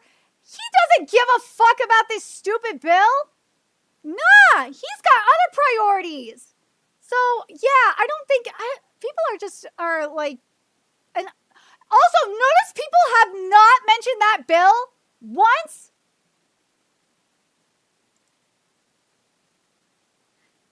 I don't think it should be banned from state libraries, but I think in regards to manga in school libraries, I think it just depends on what series it is and what school or what school level we're talking about. Like if it's high school libraries, no, it should not be banned from high school libraries. Nah, because at that point, that's different. Middle school libraries, it just depends on the series. It depends on the age rating. That's what it ultimately comes down to, is it comes down to the age rating. But state libraries, no. Should not be banned from state libraries. But this, I saw this right before I went live, and I was like, yeah, I got to cover this. So last week, Variety debuted a new report from Media Measurement and analytics from Nielsen, giving 35-day multi-platform ratings from the 2024-2025 TV season. Many in the industry took this as the definitive picture of U.S. TV viewing because it was the first time that Nielsen TV ratings would collate all streaming data, recorded TV, and live broadcasting viewership into a single number, backed up with first-party data from the likes of Netflix, Disney, and Roku. Their methodology was accredited by the Independent Media Ratings Council, who had been a critic of Nielsen's stats in the recent past. To say I've been eagerly awaiting this would have been the understatement of the year. However, according to this report, Dan was the most watched anime in the United States that season, with 2.6 million unique viewers from ages 18 and 49 to 49 in the first 7 months of the 2024-2025 TV season, which is September 15, 2024 to April 6, 2025. It was notably the only anime to make either Nielsen's list of the 100 most watched TV shows amongst U.S. adults or the top 100 within the 18 to 49 age group. That's really odd. But according to our analysis, analysts here, or our analysis here at Whitebox over the past year, this doesn't make much sense. I agree with this. That doesn't make any sense. Taking piracy, regardless of piracy, that makes no sense. Yes, this number is pretty similar to our best estimates of the unique U.S. standard and piracy viewership in December 2024, to say nothing of the substantial Crunchyroll and Netflix legal views or the additional January binge watchers. But even so, Dan was absolutely not the most watched anime in the U.S. in this time period, not even close. Because look at the time period again. Because this is September 15, 2024 to April 6, 2025. Because you also have to take into account that Dragon Ball Daima was out at this time as well. So I don't believe that shit for a second when Dragon Ball Daima was out too. Nah, I refuse to believe that. I'm talking about just it not being on the Nielsen, on the Nielsen's list. I don't believe that. Dragon Ball Daima should be at least on there. Sakamoto Days should be on there. I call bullshit on this too. I agree with them on this. All right, so to qualify for Nielsen's top 100 TV shows in the 18 to 49 category, a show only needed to best Wheel of Time's 1.9 million views, with approximately 135 million Americans within that age range. Only 1.4% of that population need to watch a show for it to crack the list. And Polygon's anime audience survey from last year claimed that 42% of Gen Z, who are now mostly over 18, and 25% of millennials watch anime weekly. Well, they could be lying. So, they could be. The UN, plus, the UN's hard on against manga and anime. The UN got nothing to do with it in the U.S. The UN has no influence on this shit that's happening here. Nah. What's happening, before I continue with this, what's happening in the U.S. is you're dealing with very xenophobic Bible thumpers. I'm sorry, Christians that watch me. This is what the reality of the situation. You're dealing with the satanic panic Bible thumpers who are extremely xenophobic. That's the reality of the situation. That's who's banning this, or is calling for these bans. Let's see. Even if we're to say those reported rates are double actual behavior, the list presented by Nielsen does not contend with that behavior. We've talked quite a bit about how profoundly popular Solo Leveling is in the U.S. in this newsletter. And while Dan was certainly one of the elusive S-level anime of last year, in terms of U.S. viewership compared to the likes of Demon Slayer, our internal estimates indicate it was dwarfed by Solo Leveling's first season, capturing roughly only half of the eyeballs, but Solo Leveling's first season wasn't aired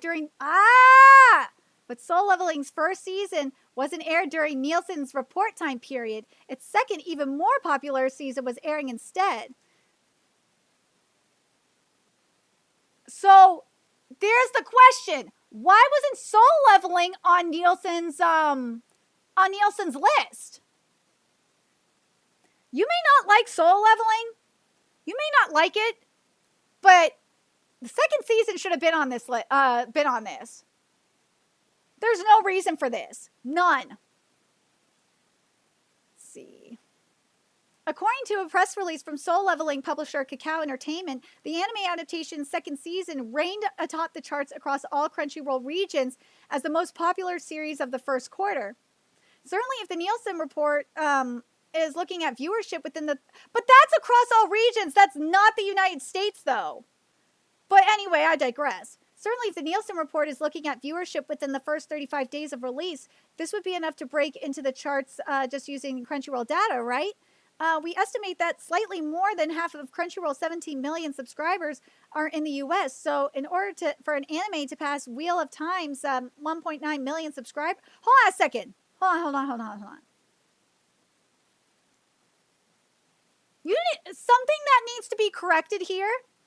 This is 17 million paid subscribers. Crunchyroll's actual subscriber number in terms of free subscribers, and we've talked about this before, it's like over 100 million. Last I checked, it was like, this was right before, I think this was right after the merger or something like that. I remember at the time, this was a few years ago, I think it was like 5 million paid subscribers, and there was like over like 200 million like free subscribers. Something like that. Yeah. So the 17 million subscribers they're talking about, those are paid. Those are not, that's not including the unpaid. Those are just paid. I wish they would include that. I really wish they would. But I'm going to acknowledge that those are just paid out of like over a couple 100 million free subscribers are in the U.S. So in order for an anime to pass Wheel of Time's 1.9 million viewers, God, I really wish you would just use paid subscribers because of that. Because here's why. Because Crunchyroll does have free anime on there if you're a free subscriber. So that's why I'm like, I really wish you would have used paid subscriber. Oh God, that makes me mad. Let's see. Okay. So in order for an anime to pass Wheel of Time's 1.9 million views and crack Nielsen's top 10 list, only about 20% of Crunchyroll US subscribers would have needed to watch Soul Leveling Season 2, a wholly reasonable expectation considering the level of promotion and community hype it received. Well, a lot of the viewers were pirating it, so our research estimates that US Solo Leveling Season 2 viewership numbers to be even higher than that. So let's do some quick math on the Nielsen figures. All right, here we go. In 2024, Netflix reported that Dan to Dan received 19.6 million views worldwide, better understood as completed series viewed equivalents. So based on daily top... Why isn't Sakamoto and Dragon Ball Daima included in this? They better include that. I swear, if this does not even mention Dragon Ball Daima or Sakamoto Days, I'm going to be very annoyed. Seriously, why the fuck is that not being mentioned? Like, just the season finale of Dragon Ball Daima had a shit ton of views. Why aren't they mentioning this? Based on the daily top 10 performance, Netflix subscribers in the U.S. were less likely to watch Dan to Dan than those in Asia, Latin America, or Europe. The U.S. makes up 9% of Netflix subscribers, but let's be safe. Well, I don't know if they're including the well, they're talking about Netflix. They're not talking about pirates. Let's say the U.S. only made up 7% of Dan to Dan's total viewership. Using the average post-launch performance of Netflix exclusive anime from the last 2 years, we can assume that Dan to Dan's quarter one viewership was 15 to 20% of 6 months of the 6 months last reported by Netflix. Then using so they're using piracy data anyway. Good on you, Anime by the Numbers. Good on you. Then the piracy data to extrapolate viewership behavior. The median Dan to Dan viewer watched about 8 episodes or 66% of the show. We divide the complete series viewed equivalents by this to get a sense of the unique viewers. That brings us to 2.4 million unique viewers on Netflix, fairly close to the number stated by Nielsen. And this calculation shows that Nielsen is outright missing most of Crunchyroll. They outright I missed most Crunchyroll and piracy viewership. Wow! So, Nielsen not even looking at Crunchyroll numbers, and obviously they, you know what? Why would you expect them to look at piracy numbers? But still. But this is crazy. I'm not surprised by them not looking at piracy numbers, but then looking at not looking at Crunchyroll numbers? Oh, but this though. Oh, hi Kitty. Are you surprised, Kitty?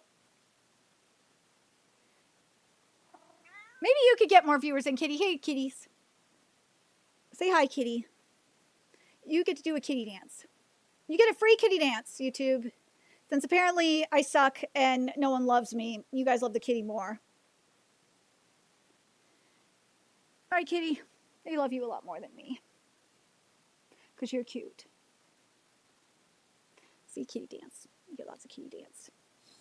For those just coming in, and hopefully I'm not like just talking into the to almost talking to in a void.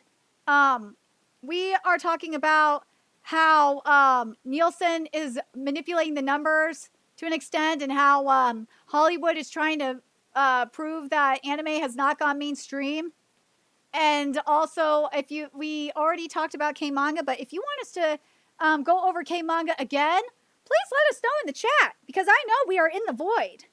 We are. And also, we are, oh, I got a Cash App. I will look at that right now. Yay! Thank you. And I will grab a shot too.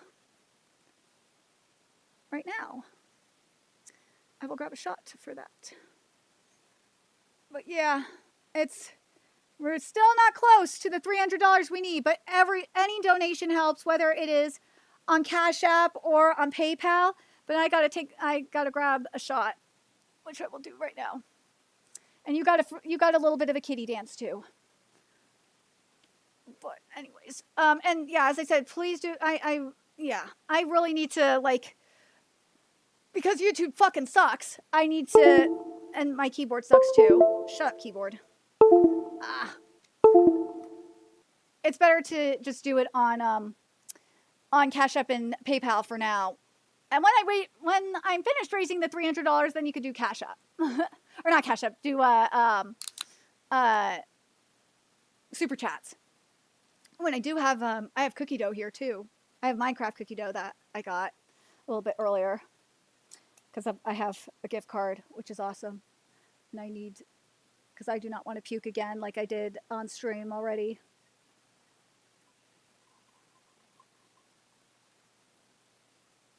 Yeah, our record right now, in terms of liquor, is we did at least 10 double shots last week. So we can do more. We could probably do more than 10 double shots this time around, because I have food. I have more food here, and I have more actual liquid here, or, non-liquor here. All right, let me do this. Ugh.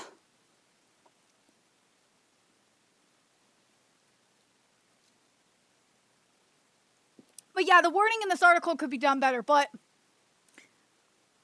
Hollywood's just trying to gatekeep. That's what it feels like to me. But anyways, let's keep going here. For most television, glossing over piracy is probably fine and matches the report's incentives. Historically, Nielsen's primary customers have been advertisers.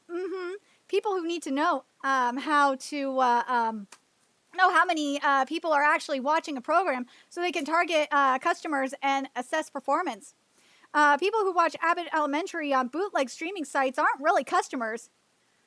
Well, the thing is, here's the difference between television, like American television, and anime pirates. The thing is, with anime pirates, they actually buy merch.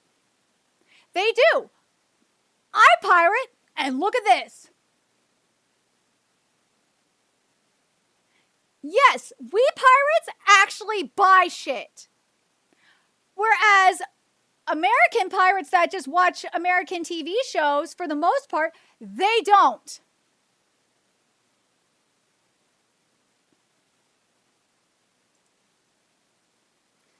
But anyways, let's keep going here.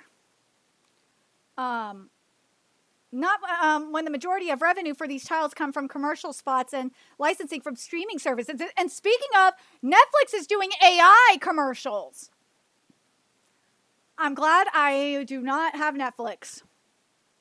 I refuse to get involved with that shit.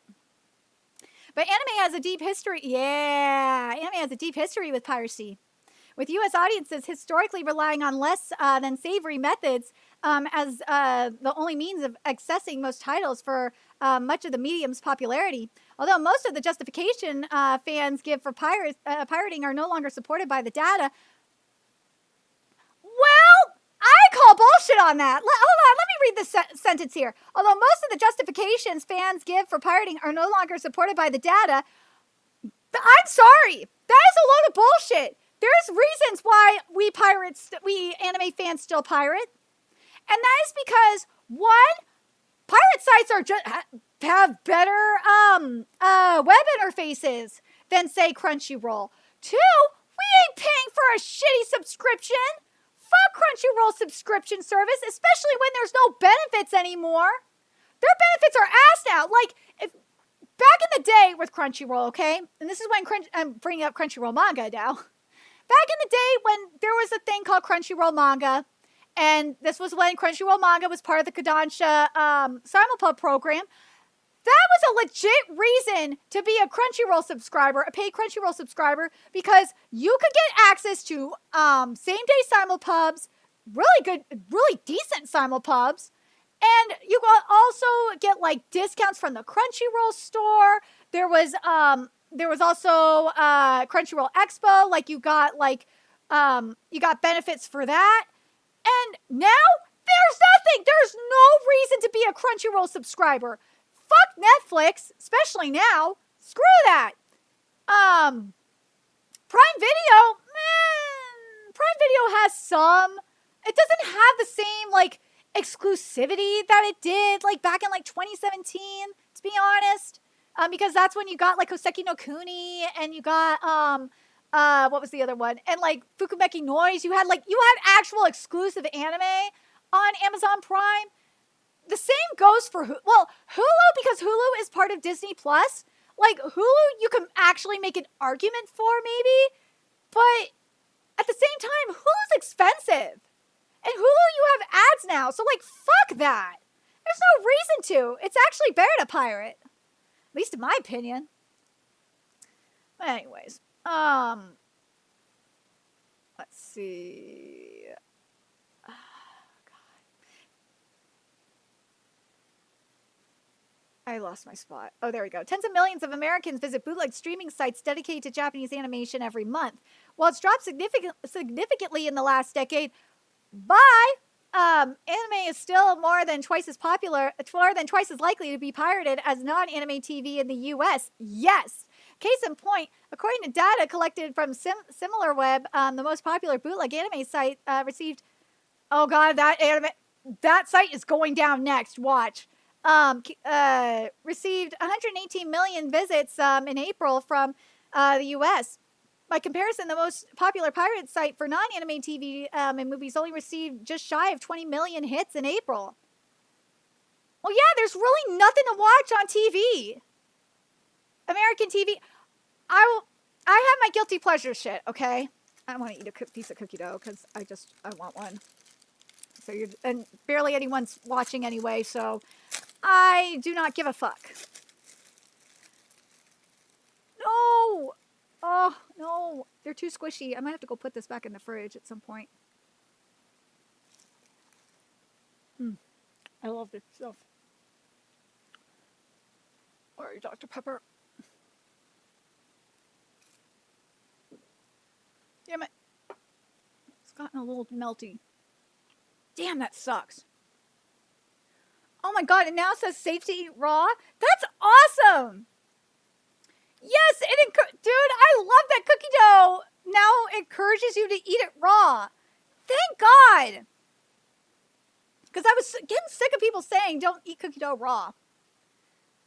Sorry, it's just a tangent, but there's barely any people watching me anyway. I hate being shadow banned like this. Seriously, if you are in here watching, please share the stream out. Please, that's all I'm asking is like, comment, share it out. Because I really feel like shit right now for, and starting to wonder why the fuck am I doing this still. I really do not want to feel like that. Because I'm going to tell you this right now, I spent all day because I was chatting with my friends in one of the Scanlayer discords I'm in. I spent all day like going through something that I could have been like doing my Patreon stuff. I spent the entire day going through all the series that they told me had censorship in it to see what was going on. I spent the entire day doing that. So seeing this is like seeing my low views just really, hell, even seeing the low views from last week too, just seeing the low views I get on my streams just really, really hurts. It really does, because I really work hard I do a lot to prepare for these streams. I do. I know it's surprising, right? But I really do. I do a lot of work to prepare for these, and I'm just like, what the fuck am I doing? But anyways.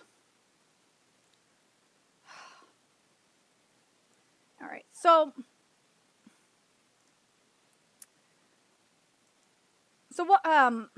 why is Nielsen's measuring viewership this way? All right, so now let's see what's going on here. By now, I've hopefully made you skeptical that the Nielsen figures match actual viewership, but let's try to figure out why this is happening. All right, let's see. The first and most obvious explanation is the methodology. Well, duh. When it first began, Nielsen would ask a representative panel of Americans to keep a diary of everything they watched on TV. But as technology improved, so did their methodology. In the late 80s, Nielsen incorporated the People Meter, a device that would automatically track everything watched on a device. And their panel of People Meter users expanded to 4,000 homes by the end of the decade, just enough to be representative of the U.S. when paired with the diaries. However, Nielsen began to lose some of their authority status with decision makers and analysts in the TiVo era of the mid-2000s. Oh my God, TiVo. I never got a TiVo. I always wanted one. But God, I feel so old. In the mid-2000s, it took the company many years to develop a statistically sound way to capture the new norms and behaviors of people who are now free to record and watch the next day with the ability to skip ads. God, TiVo and DVR, man. This is why people pirate, because you don't have to deal with ads. This only became more complex with the streaming era when cable cutting led to tens of millions of Americans to switch from cable to using streaming services exclusively. Until recently, every streaming service was something of a black box with only occasional data code from data dote from company press releases to go off. Even with their massive sample size of diary takers in the Netflix age, Nielsen had challenges with capturing data from young viewers. Let me make sure we're okay. Okay, young viewers and minority groups. Then audience behavior shifted again in the pandemic, making the problem worse. The start of the 2020s saw phones become even more popular for video, including long-form media that used to be the exclusive domain of TV. Here lies the issue with measuring anime viewership. You gotta include, here we go. Our research indicates that Nielsen does not appear to get any first-party viewership data from anime-specific streaming services such as Crunchyroll or HiDive. And this issue is compounded by an underrepresentation of anime viewership on smart TVs and connected TV devices like Roku and Chromecast. What?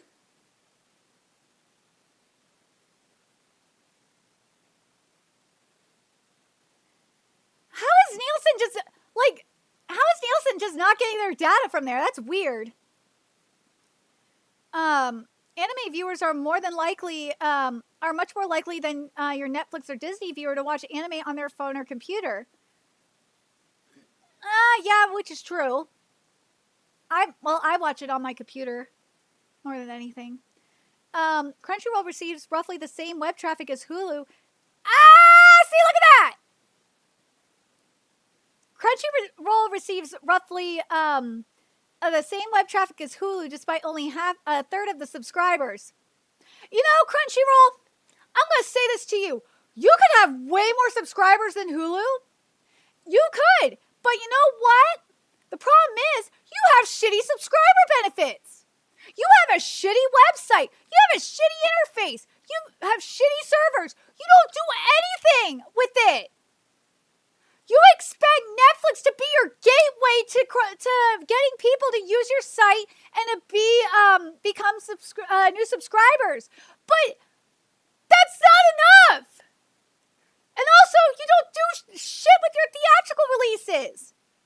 If you actually did something with your theatrical releases, instead of just saying, oh, fuck the theatrical releases, we don't need to use them to bring in new anime fans. Mofo, that's how you get new anime fans, you retard. Perini, you are a fucking idiot.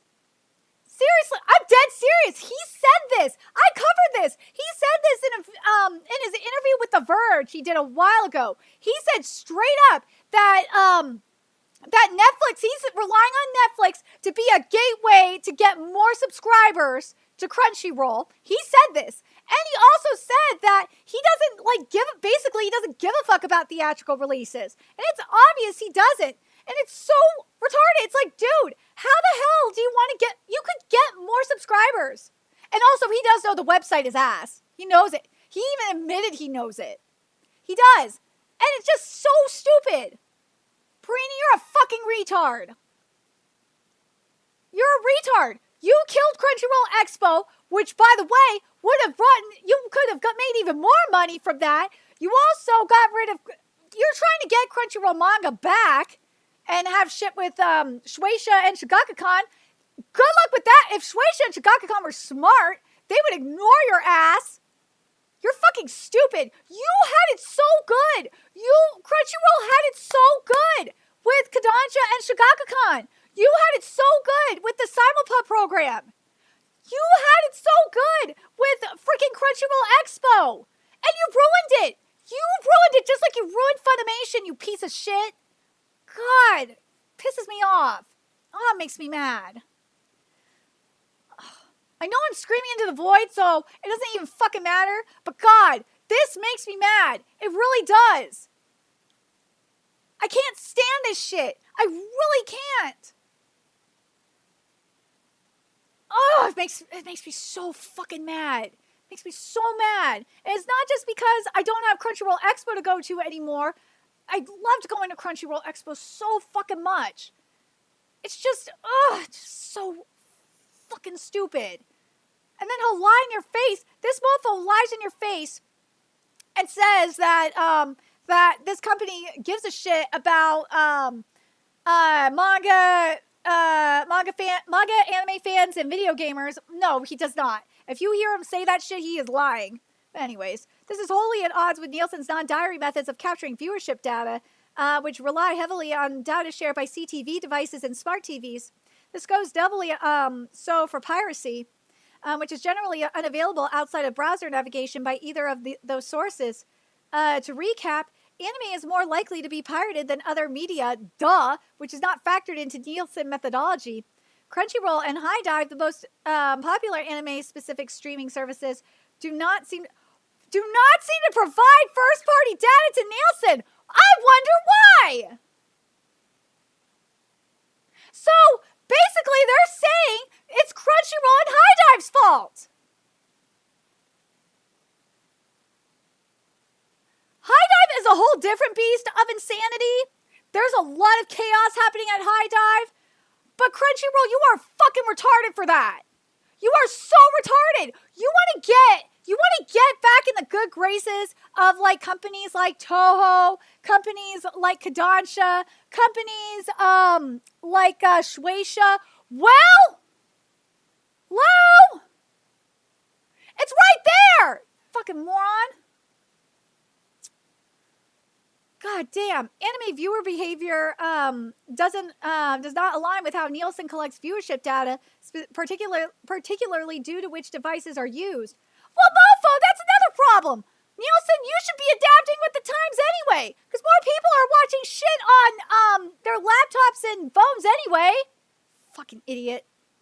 As a result, viewership on any platform without first-party data is not factored in at a commensurate rate. Does it really matter? Well, until very recently, anime was not acknowledged as a worthwhile artistic or economic... Until very recently, anime was not acknowledged as a worthwhile artistic or economic investment by Western media, despite its rising popularity outside of Japan. Kitty, get out of there. Yeah, Kitty. They don't like me. I don't know why.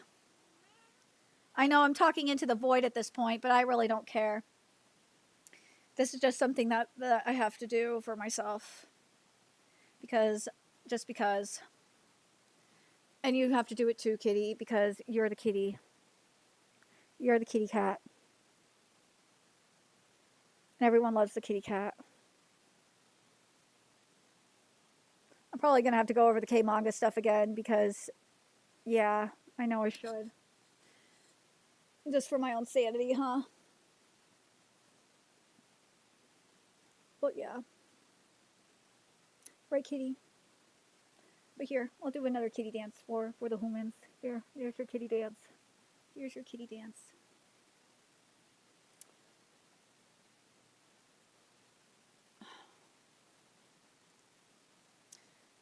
But yeah, this is just, see, that's my point. This was not entirely a bad thing. It's not entirely a bad thing.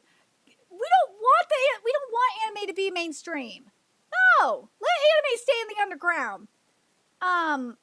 For years, the anime community had something of a punk rock but nerds vibe, a counterculture born from the graphic and subversive nature of the medium's earliest hits overseas, as well as its roots in piracy as the only means one could experience most titles. Anime being socially underground was part of the appeal. Yeah, that's great. I want it to be like that. But anime has always been more popular abroad than mainstream Western media, as like to acknowledge. And in the first week of the... Yeah, look at that. Yeah! Look at that shit! In the first week of the 2002-2003 season, Dragon Ball Z was the #1 program of the week on all cable television, with tweens 9 to 14, boys 9 to 14, and men 12 to 24.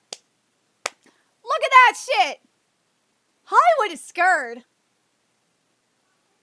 What, kitty? What, you got the ball, kitty? Where's the ball? I know when he makes that meow, it means he wants to play fetch. Go play, kitty.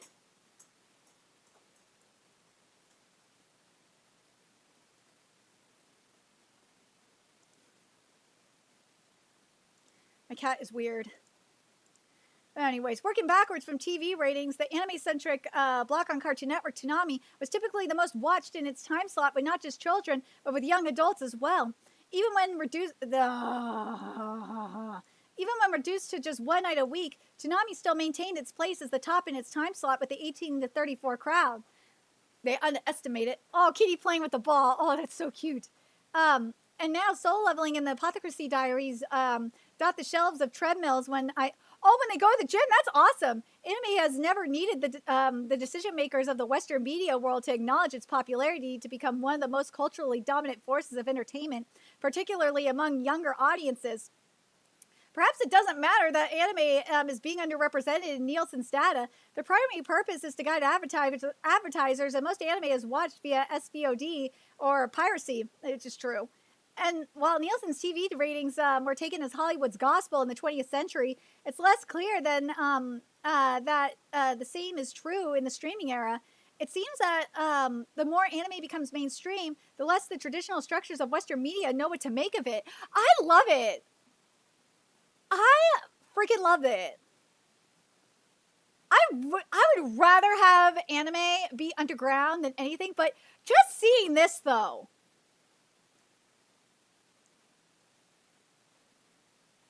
Just seeing that.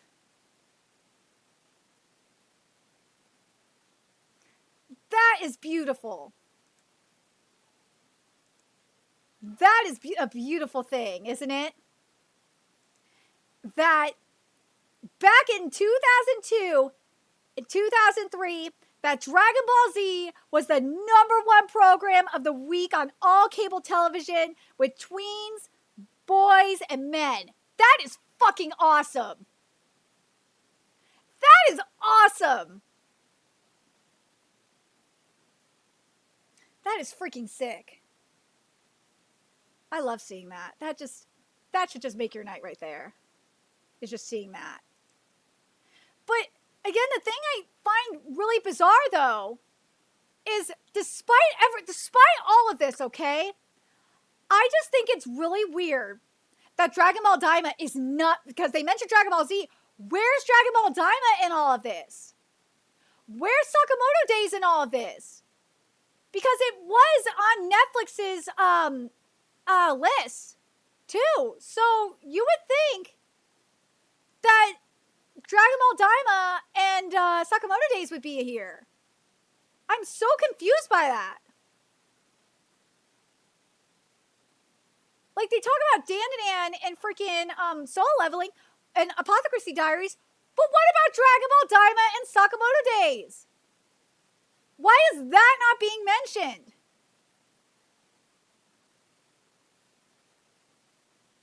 I don't get it. Because Sakamoto Days is not just on Crunchyroll, it's on Netflix too. Same with Dragon Ball Daima, it's on Netflix as well. So like, that's a load of bullshit argument to not include that. Speaking of Dragon Ball Daima, Dragon Ball Daima is going to be on Toonami starting June 14th. Bleach 1,000 Year Blood War is already part of the Toonami lineup as well, which is pretty goddamn cool. We'll get to Toho in a second, but I need to double check something here. I should check my notifications and see what's going on here.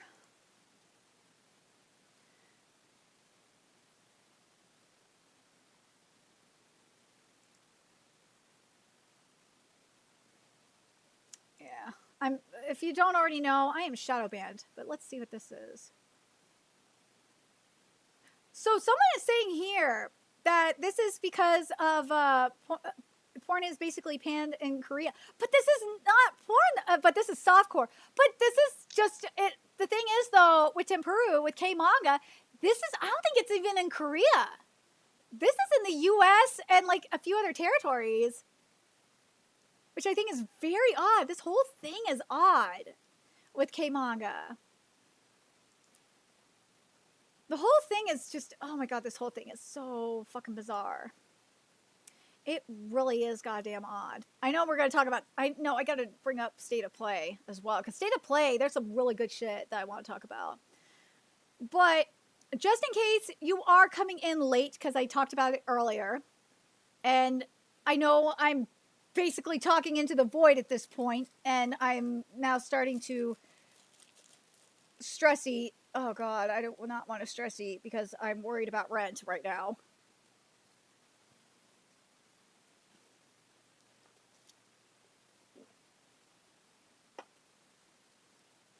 Because we're not even close to raising the $300 we need to pay for rent. So on Tuesday, we were covering a couple of Cuckoos chapters 200 through 252. And when we were covering chapter 251, we came across this. I know, Kitty. I know. And when I first saw this, because up until this point, I have somehow been protected by the almighty manga gods, and I have not seen any of this censorship in the K-Manga localizations. Or the simulpubs. I know of some of it that happened at like when it launched, but like one of my friends sent me the list of all the series affected or that they've seen of the series getting censored. And when I saw this, I was just like, okay, these are series that I either read, I was either reading the fan scans of before K-Manga launched, or in the case of, like, say, Goddess Cafe Terrace, like, I haven't noticed, I did not see any black boxes, so this could have been, like, chapters that happened before K-Manga launched. In the case of Blue Period, I know Blue Period, I was reading fan scans as well, so I don't think that's the case. That might have been the case as well. A couple of Cuckoos, I know I was reading fan scans as well, so that's how I managed to avoid it. But a lot of the series that that were on the list were series that I haven't even read yet. That I was playing. Oh, in the case of Backwater, I was reading fan scans too. So like a lot of the other series that were on this list, like A Sign of Affection, I didn't cover. Oh yeah, and Heavenly Delusion, I was reading fan scans as well. And like some of the other series, I did not even see yet. And you know what? I probably should I'll pull them up in a minute of the other series that are on the list. I'm going to go through this first, and then I will pull up the list of series. But yeah, so like when I first saw this, the first thing that came in my mind was like, oh, this could be just like another Jujika no Rokunin situation, because I've seen like really, really stupid censorship for like Jujika no Rokunin, which I showed earlier, where it was, and this is in the Japanese version, because Jujika no Rokunin's not licensed by Kodansha USA, where like there was some really, really dumb censorship for that, and I showed it earlier. And we've seen like black box censorship for like Hajime no Ippo, and that's the Japanese version of Hajime no Ippo, because at the time it wasn't officially licensed by Kodansha USA. And obviously with Grand Blue, we see this too. And it's usually nudity. So I was like, okay, maybe it's something like that. But then I looked at the raws. And, wait, did I put it here? No, I did not put it here. I need to find the raws. Hold on a second. Where are you, Ross? Did I put you up here? No. I will show that in a second.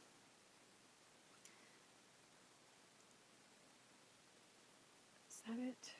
No. God damn it. I gotta find the other ones. Hold on a second.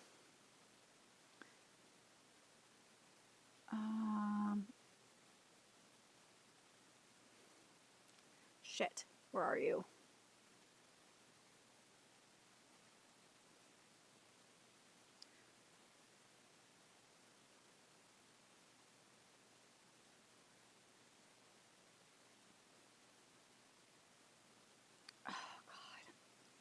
Damn it, where the fuck is it?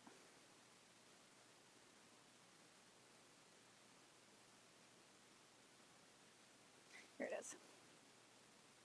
And as you saw in my my notifications, yeah, certain content creators do not help. I never get help from my fellow or almost get no help from my fellow content creators. But yeah, so this is from the Manga Poke Raws. Yep.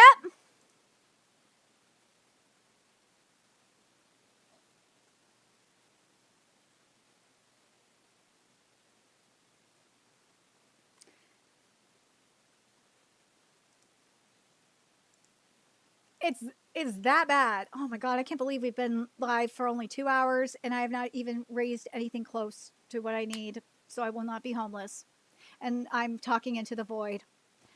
Oh well, I gotta just keep going, because that's how my life is. All right. And something I did do is I did email my Kodansha rep, and I did do a video on it as well. And speaking of talking into the void, I'm shadow banned, and this is why I'm saying share this out, because I am shadow banned on Twitter. I am shadow banned on YouTube, and anyone else who would cover this story would get like probably I get like under 100 views on be lucky to get 100 views on it. They would get like probably they would probably go viral. That's how shadow banned I am. And it does, and this whole thing discourages me from doing this, which really fucking sucks. And the worst part about it is majority of the time, I never get credit for finding it. And it sucks. I mean, look at that. But anyways, enough about me fucking bitching and whining about this. About my shitty situation. God. But anyways, there's no excuse for this, okay? And you're going to see this with especially Tempuru. Because Tempuru is like probably the best example of the fuckery that is happening. Because in the same chapter, this was the tile page. And that is my waifu, Ai. By the way, I love Ai. That is my girl. That is my wife. You can't spell waifu without Ai. And then this was in chapter 252. Notice there's no censorship there. And this was also in chapter 250.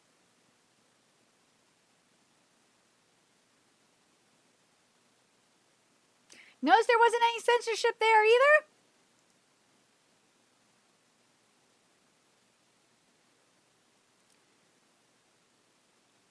Is it? Oh, and it gets worse.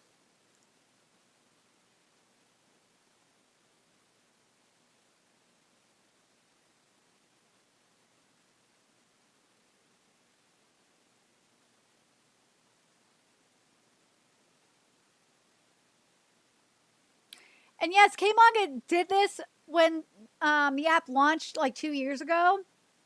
It did. Don't get me wrong. They did. And people were bitching. And people are still hesitant to buy chapters from K-Manga. They are. But something I've noticed is that it's not happening. As I said, I've managed to avoid it. I really have. I've gotten lucky, I guess.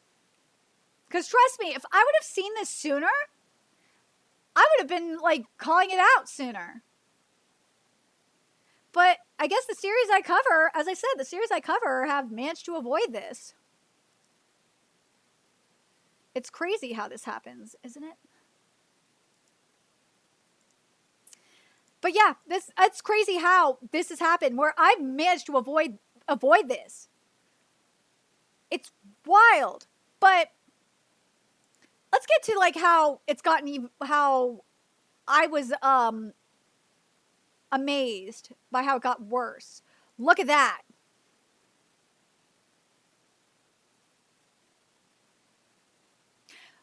Like in God's Cafe Terrace, we've seen, here, you know what? I'm going to pull up God's Cafe Terrace and see, and show you what we've seen in God's Cafe Terrace. Because we haven't seen like this kind, we've seen like Steam, but we haven't seen anything like this type of black box. Oh, fuck it. I gotta do it like this.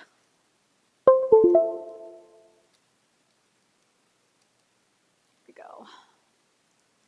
What chapter was it? I think it was like was it 193? Yeah, I'm thinking of. Or was it 190? Here? Or no, it was 189, I think.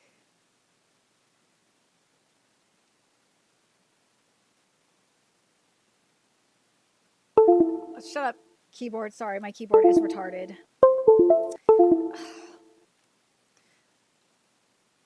Was it here? Because I want to find a panel to compare this to.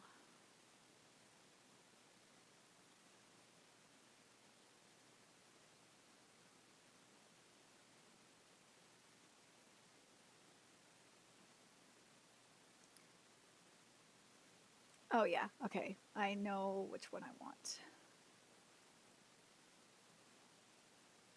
I think it was here, right? I want to have my waifu. Here we go.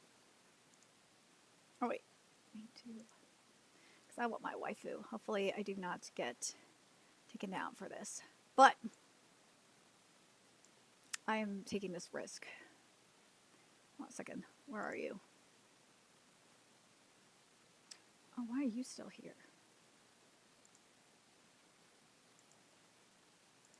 Oh shit! Why did you close? Hold on a second.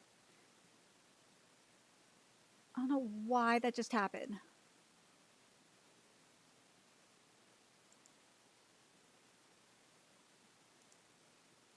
I need to fix that. Hold on.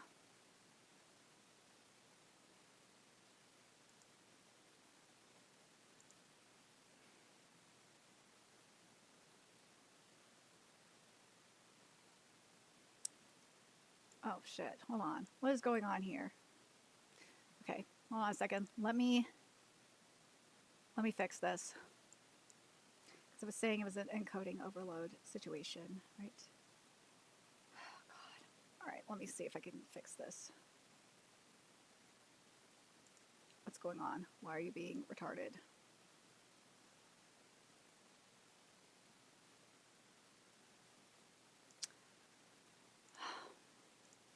I had what I wanted to, and you decided to be a dick. Stupid OBS. Okay, now I know what I want. It's like 190. It's 190.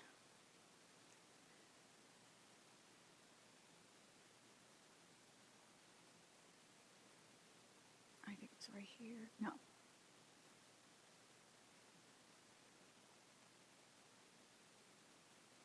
Okay, here we go. This is what I wanted. This is what I wanted. Okay, let's try this again. Okay. There we go. So now let's get comparison up here. Where is that shit? What was I using? Oh, yeah. Let's go with this one here, for example. This is just cleavage, okay? And this got censored, right?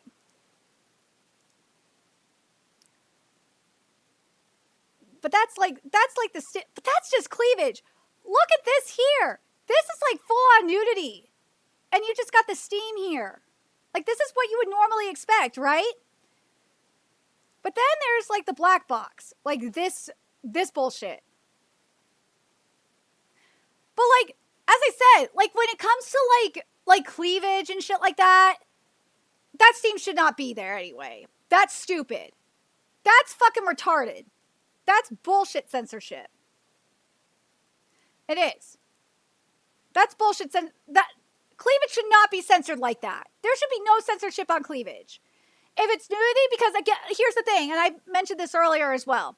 What K-MANGA is dealing with is they are dealing with, this is their excuse, mind you, is they are dealing with Google Play and Apple TOS. Yeah, exactly. The black box is ugly and the steam is nuanced. Yeah, like if it's for nudity, and even, this is even in Japan, that they do the steam as well. It's even acknowledged in series like 2.5D Seduction. They actually have a chapter about it where they talk about how there's like the lasers, you know, the white beams and the steam. They acknowledge that. They know it's true. And like here though, it's the black box. Like this is fucking retarded. Like if it's something like sexual like this, and it's like straight up tit, like just have steam it up. But if it's something like this where it's just cleavage, there's no excuse for that. None. There's no excuse for this. This should not be censored. There's no way this should be censored. None. No way this should be censored.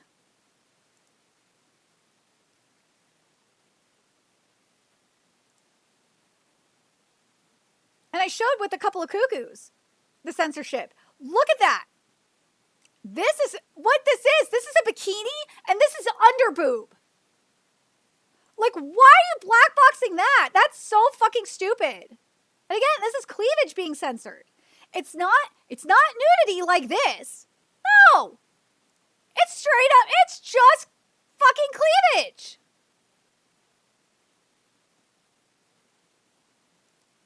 And it's not, and you know for a fact that people, and this is why I put this here. It's not MasterCard and Visa deal with behind this fuckery. No, it's not, because you know certain people that don't know about this situation are going to say, oh, this is MasterCard and Visa being dicks. No, it's not MasterCard and Visa. It's not. But the thing is, and this is where it gets interesting, okay? Do I have it here? No. I need to find the other one here. Because the chapter that has a lot of censorship into Peru, I was shooketh. Shooketh. I think it was here. I have it here. Right? Here it is. Look at this. And Tempuru, for those of you that don't know, is by the mangaka of Grand Blue. Now, with series like Grand Blue and with Hajime no Ippo, like, they'll have black box censorship every once in a while. Well, Grand Blue does it a lot because there's straight up nudity up in there. But that's different. Like, and it's played up for laughs a little bit more. Right? But the thing is with this, though, this is just insane. Look at that. Look at this shit. Why? Why? But the thing that's weird is the following chapter, which I would say is a little bit lewder because this is when she's getting her breast measured. Is look at this. This isn't even censored. That's why when I see the shit about, the Google and Apple TOS because they're trying to maintain a certain rating on there, kind of like how I think what Viz is doing, to be honest, I think what Viz is doing is a little bit worse because unlike Kodansha, where they're censoring only like the digital versions, even though I don't like censorship at all, but they're censoring the digital versions to comply with Google and Apple TOS. Viz is censoring physical releases so that way they can lower the rating for the books so more people will buy them. They're freaking for kidsing Boku no Hero Academia so they can have the age rating lowered. That's fucking insane. Caleb Cook admitted it.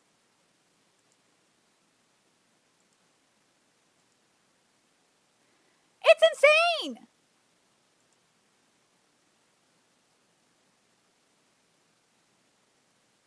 Oh yeah, I gotta mention the shipping developments too, because oh my god, I'm so hyped for that.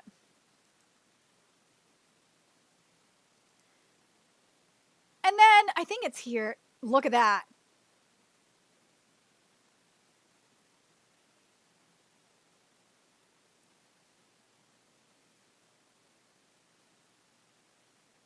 By the way, make sure you guys are sharing out this stream because I'm being shadow banned beyond belief by Twitter and YouTube. And yeah, this topic is kind of important to talk about. And the thing that probably sucks the most is watch other people will be talking about this topic after I do. And they will probably be getting like, they'll probably go viral for talking about it. And it will fucking suck. Because that's how shit goes for me, unfortunately. And I gotta raise, I gotta raise like $300 by the end of tonight. Otherwise, I will more than likely be homeless. My kitty and I will be homeless, and that will really suck. And also, if you donate, and please donate to Cash App and PayPal, which is in the pinned tweet. If you donate, I will take shots of vodka. And the last time I took, last week for my birthday, I took over 10 double shots, which was probably a bad idea, but it was actually kind of fun. I'm not gonna lie. But look at this. Look what they did in Heavenly Delusion. They erased nips.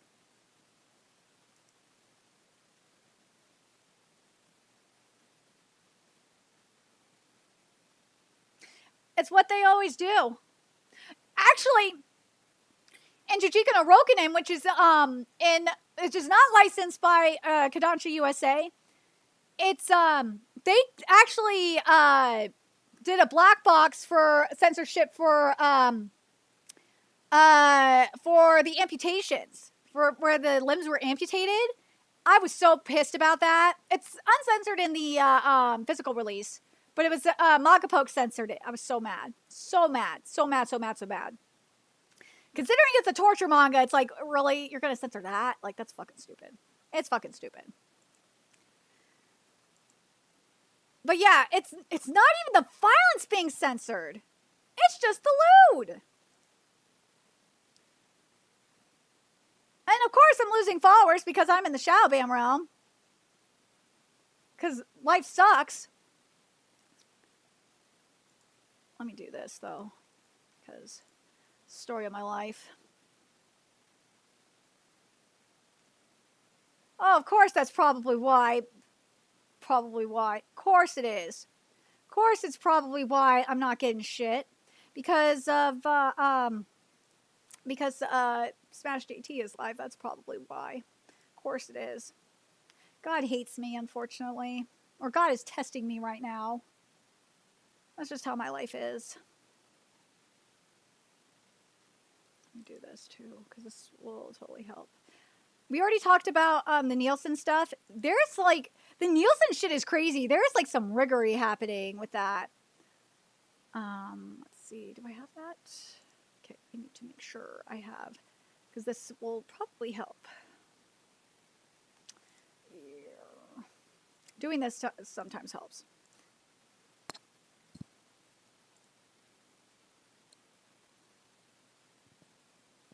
Oh yeah, we're going to talk about this. Is Toho is going after leakers. They're not fucking around. So, Toho is the latest publisher to go, / studio to go after leakers. And they are going after, we saw, I think the other one that we saw go, wait, was Toho the one that went after the Kimetsu no Yaiba ones? Or was that... No, that was Aniplex. Aniplex was the one for that, I think. But regardless. Yeah, it was Sony Aniplex. But for Toho here, they're going after these three leakers. 2 for Apothecary Diaries. And at least this one for Vigilantes. Yeah. And from what it said on Anime Corner is that that I think this one, at least one of them, one of their Twitter accounts is gone. One of them is gone. But yeah, so here's what Toho is asking for. So documents are electronically stored information containing, this is what they're asking for Twitter, containing identifying information for each Twitter. I'm not using, I am against the Elon agenda. So don't say that, I don't call it X, I call it Twitter. So you have to deal with it. Twitter user account associated with the URLs listed below. The infringing accounts including, without limitation, names, last known telephone and or cell phone numbers, any and all email addresses, account numbers, billing information, including but not limited to names and telephone numbers of each of all of the payment methods, including but not limited to credit cards, bank accounts, and any online payment system. Hosting providers, servers, and any other contact information, and any and all logs of IP address. Oh man, Toho's really going in. Of all, and any and all logs of IP addresses relating to each individual or business entity that operates or owns the infringing accounts. Oh man, that is not, dude, they're going for the jugular. And each individual or business entity that has hosted content, uploaded content, or has contracted with others to upload or host content using the infringing accounts from any and all sources, including without limitation, billing or administrative records with timestamps from the time of registration of the infringing accounts until the date of this subpoena. Dude, Toho's not fucking around. And this is the other thing they want. All access log information, IP addresses, corresponding port numbers, corresponding dates and times, access type, and corresponding destination IP addresses relating to the infringing accounts listed below for the 3 months immediately preceding the date of the subpoena. They are not fucking around. They aren't. Toe's going the fuck in. Toe's going the fuck in.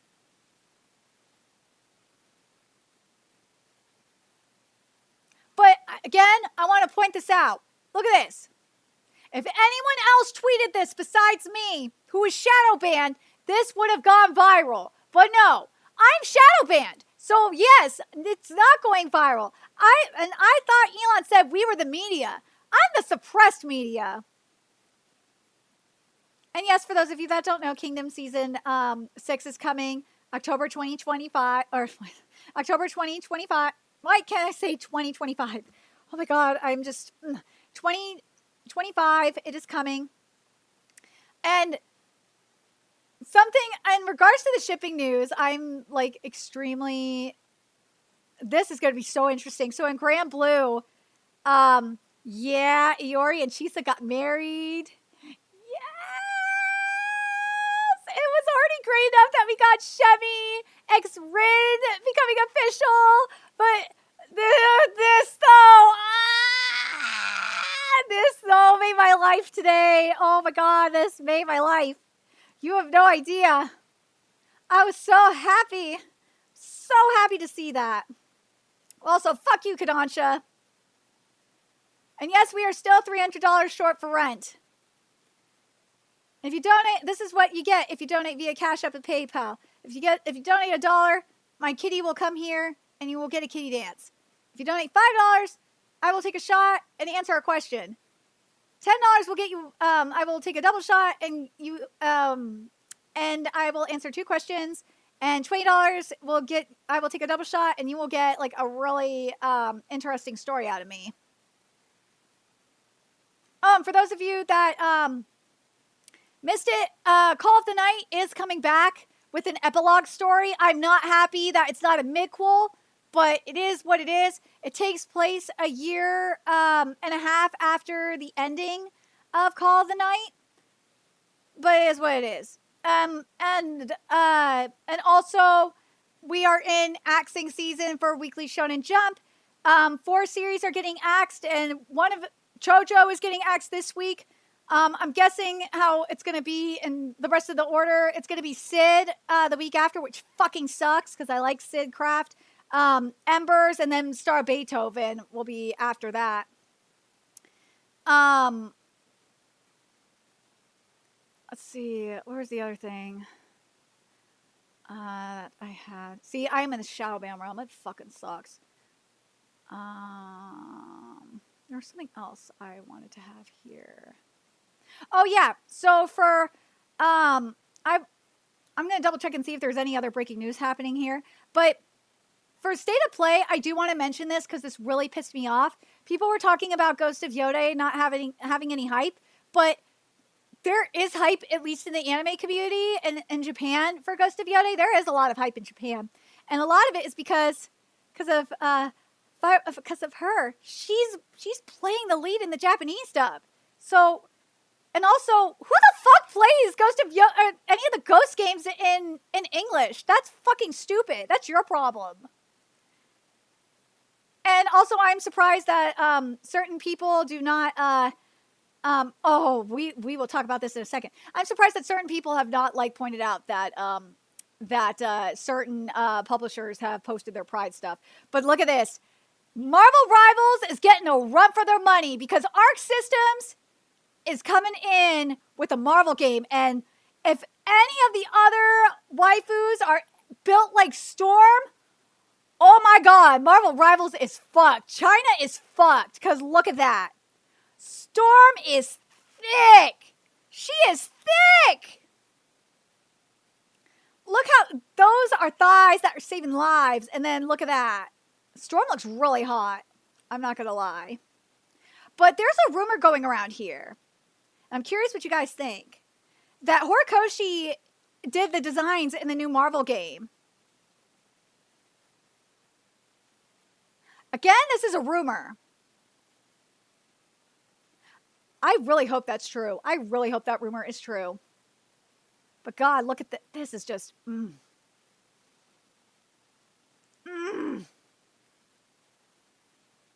God, this game is beautiful.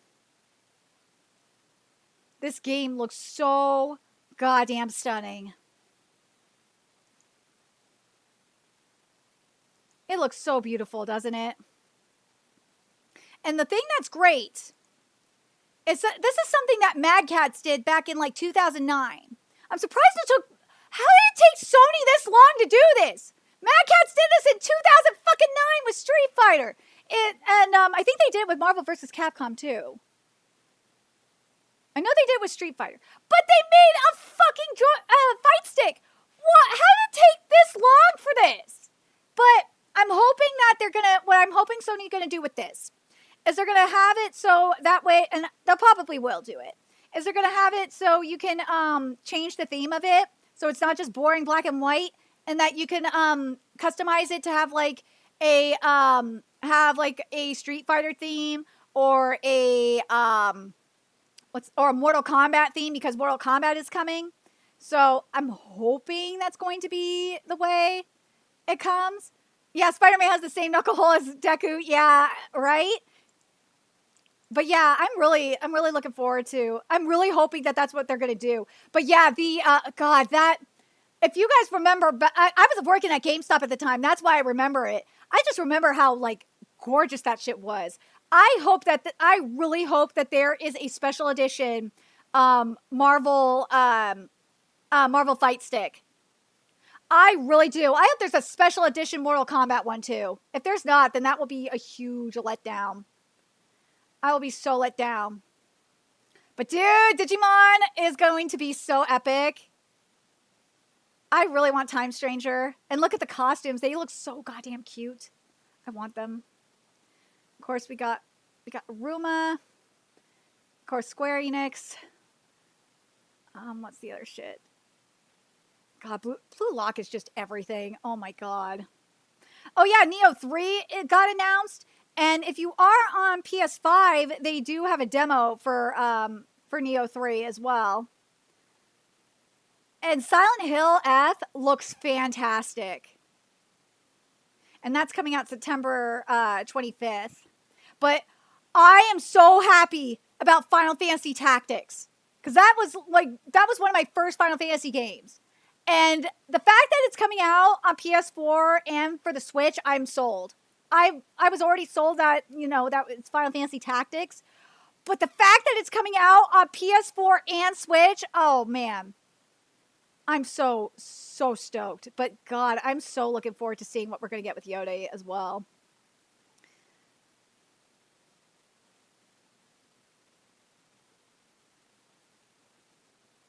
But yeah, like as I said in regards to K-Manga, going back to that for a second, we've been covering K-Manga localization since the app launched like 2 years ago. I don't know how the hell we've missed a lot, like, again, like a lot of the series that, one of my friends sent me. Somehow we missed it. We missed the Black Box censorship. We missed a lot of this censorship. But until a couple of Cuckoos chapter 251, I don't know how it happened. But yeah. It's so weird. But that's, yeah. Oh yeah, and X Defiant shut down. But man, the timing of this chapter for Jujiko no Rokunin, because I mentioned it earlier, was so bizarre. Because we had a lesbian chapter. We got Momoki's backstory, and Momoki is a lesbian. And we saw how she joined the cult. And she was abused by her parents, too, for being a lesbian. And we saw how she joined the cult. And we saw how Kyo kind of, like, converted her. But, man, there was some psychological grooming in there, too. Oh, my God. It was very, very disturbing. Oh, God. This is what I mean. Oh. This series is not for the weak of heart. It is like, this is such a fucked up series. I love this series, though. I love it anyway. Oh yeah, Miss Marvel totally needed the new design. She looks freaking cute. She does. I'm going to say this about Gachi Yakuta. Gachi Yakuta, I don't know what the fuck is going on with the manga localization, but I do, of course, need to mention this. At Anime Expo, it was announced at Anime Expo that Arata and Hideyoshi, the mangaka, are going to be at Anime Expo. And I'm fucking pissed that I'm not going to be there. I hate life. And I hate that I'm still like $300 short for rent. I hate my life sucks. I really hope I'm not going to be homeless. But it is what it is. Dude, okay, I have to say this right now. If you are not reading Four Nights of the Apocalypse, why? Why are you not reading Four Nights of the Apocalypse? This manga is goddamn amazing. Like, all the Nakabaing that happened at the end of Nanatsu no Taizai, yeah, we're not getting that here.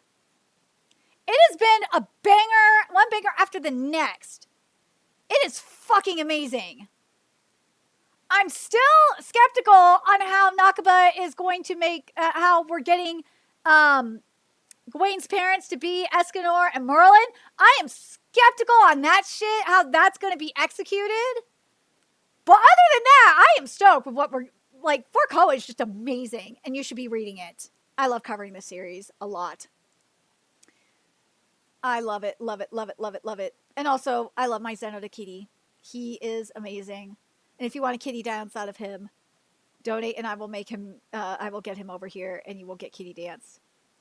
But yeah, I did a video on this already as well. And if I have to repeat myself, I don't care. I will do it.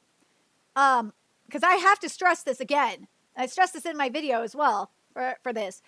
This is not a Visa and MasterCard situation like everything else we've seen with the stores and all that. It is not that. No, it is not. It is... Kodansha is being random as fuck and picky and choosing with their censorship. I don't know why they're doing it. It is weird, and I have to bitch it. I'm probably going to bitch at my rep about it because they said that the desktop version was not going to be censored, but that's a load of bullshit according to my one of my sources. So, but yeah, and of course we still have Pride going. Oh, speaking of, before I forget, yeah, the grifters that are telling you that they defeated Pride. No, they did not defeat Pride. Pride is still happening. It's like, where's Waldo? Pride Edition is what is happening this year. Fuckers are stupid. But this, though, it happened. It happened in Kanojo Akarashimasu this week, where Chizuru said it. She said it!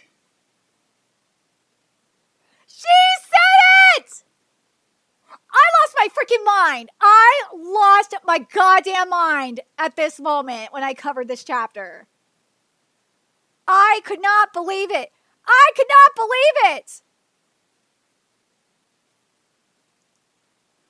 I gotta wonder what's going to happen after this. Like I said, and I'm curious what you guys think too.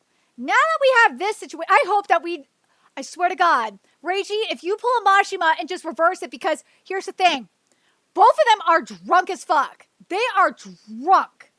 They are like, this is being powered by liquid courage. So if we get a situation where after this, they don't remember shit, I'm going to be so annoyed. I could see it happening too. Oh my God, please. Reiji, don't do that to me. I will hate life if that happens, but watch, it's going to happen. This is chapter 379. This happened in chapter 379. And the date, I think, started like what? Like in chapter 350? Something like that. But yeah, but this didn't take as long as, and this is what she said first. She did say, thank you for falling in love with me first. But again, this is powered by fucking liquid courage. Oh, okay. I want to talk about this too. So first of all, this is not real. This thing here is something that my coworker made up with AI. So for those of you that don't know, that Megan Thee Stallion is doing an anime, and the theory that I came up with my coworker on Bounding in the Comics stream is that I could see this being like, and we could see this being like a Black Dynamite meets Stripperella with like a magical girl twist, magical girl twist, like a blaxploitation kind of thing with a magical girl twist. I would like to see that. I think that would work. Now, will we get it? Probably. I don't know. I don't know if we'll get it or not. I think it'd be sick though. I really do. Right? I think that would be really cool if Megan Thee Stallion was smart, because we've seen her like cosplay magical girl outfits before. I'd like to see like a Foxy Cleopatra moment with a magical girl twist. But like, I bring up Stripperella because I like Stripperella. It's not, I'm not demeaning her or anything by saying, and I hate that I have to stress that, but I'm not demeaning Megan by saying that because I love Stripperella. I grew up watching Stripperella. Like, I wouldn't mind seeing that kind of art or that art animation for this either. I think that would totally work for this. And like have it like a comic book art, like that Stripperella comic book art style, and have that work. I think it would work for Megan, and just have that, but instead of it being a stripper, obviously, but just being like a little bit of a magical girl twist to it, you know? You could do or you could do a troll isekai, which I think would be awesome too. But I think that just would work so much better for Megan. At least in my opinion. I think that would be fun. I think that would. God, I love Blue Lock. Where's the other thing?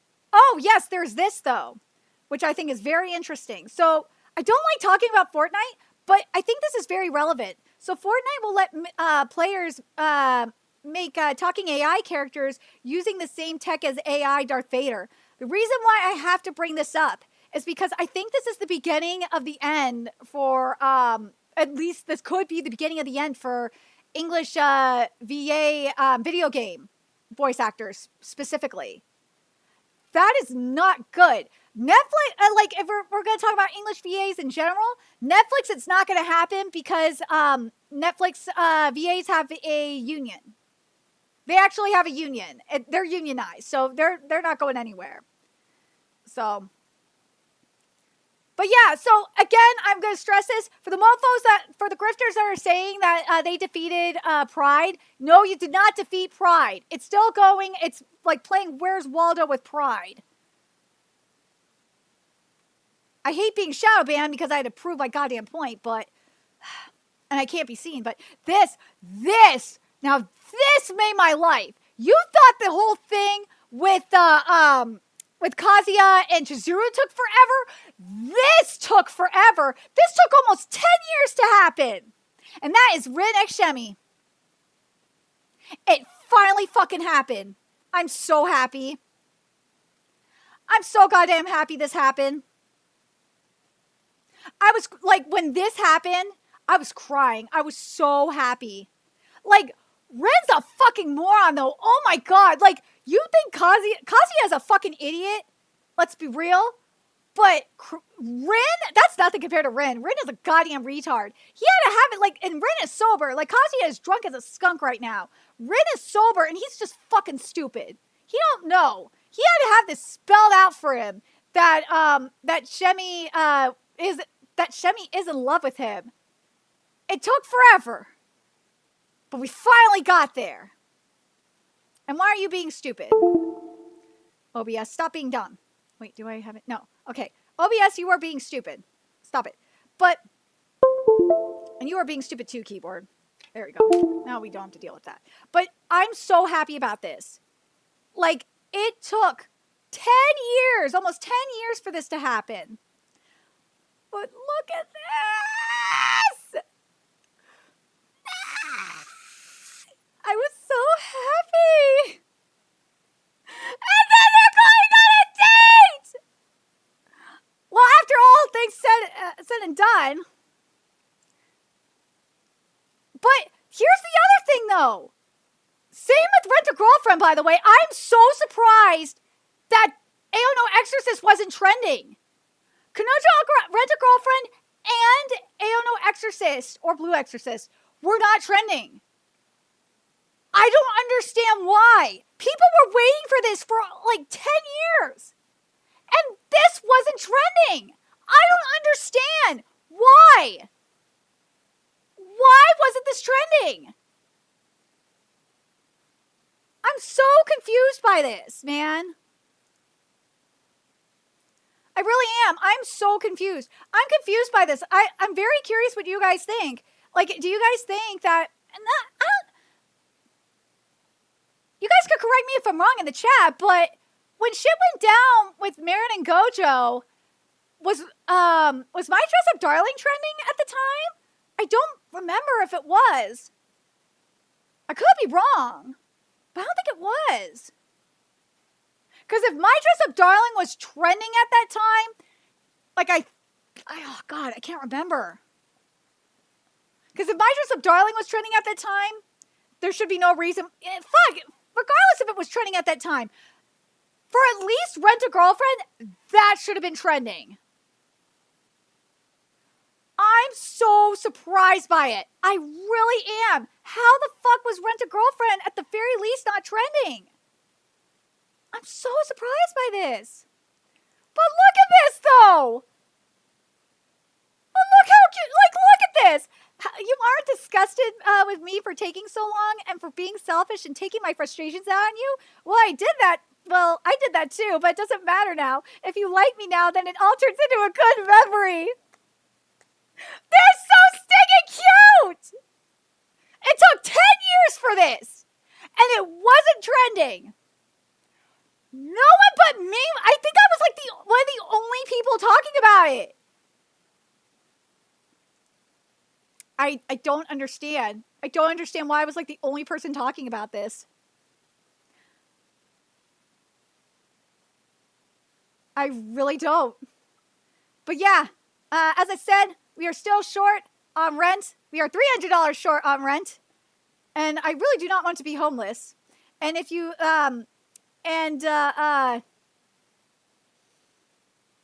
man, we should talk about that Perini interview too. Oh, we will. But anyways, please, please, please help us out. If you donate $5 or $1, let me actually pull up the shit here because that will be a lot easier.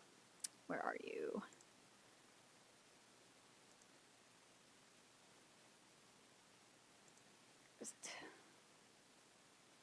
Here we go.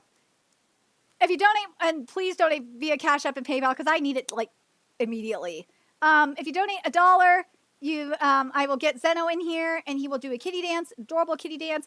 $5, I will take a shot and answer questions. $10, I will do a double shot and answer 2 questions. And if you donate $20, I will do a double shot and I will like reveal like one of my insane escapades, whether it be a drug escapade, because I have done a lot of really insane shit in my life. I even mentioned in my Kanojo Okarashimatsu live reaction that because in the chapter they showed like one of the couples like kind of having sex in public. Yeah, I've done that too. I've had sex in public before. I've had it like quite a few times in public before. I'll tell that story. I'll tell one of those stories if someone donates $20. But I really do need this rent money like immediately. Oh, but yeah, I need to.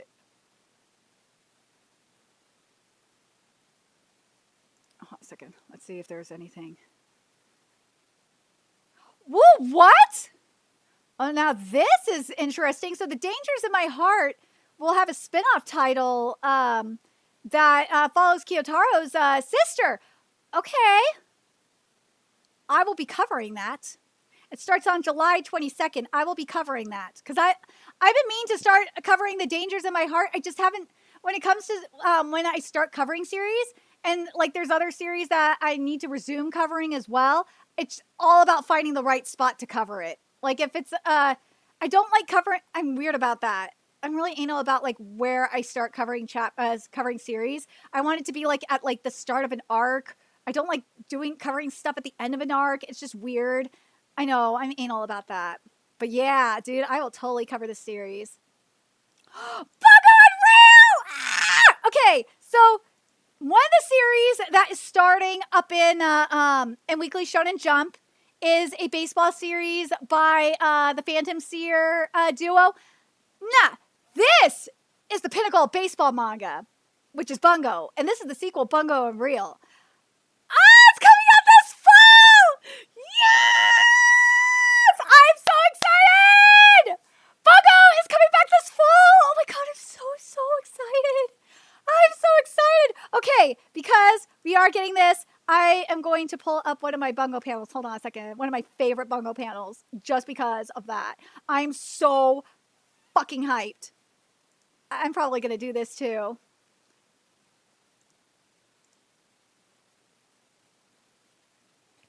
Oh, damn it.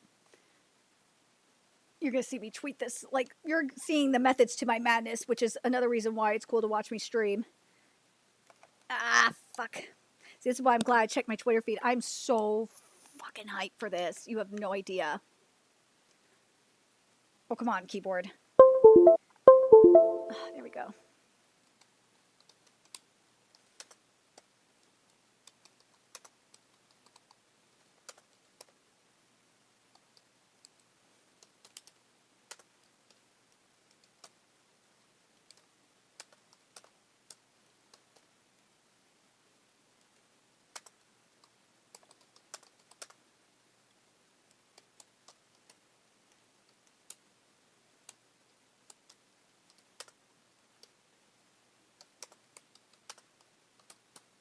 I'm so fucking hyped.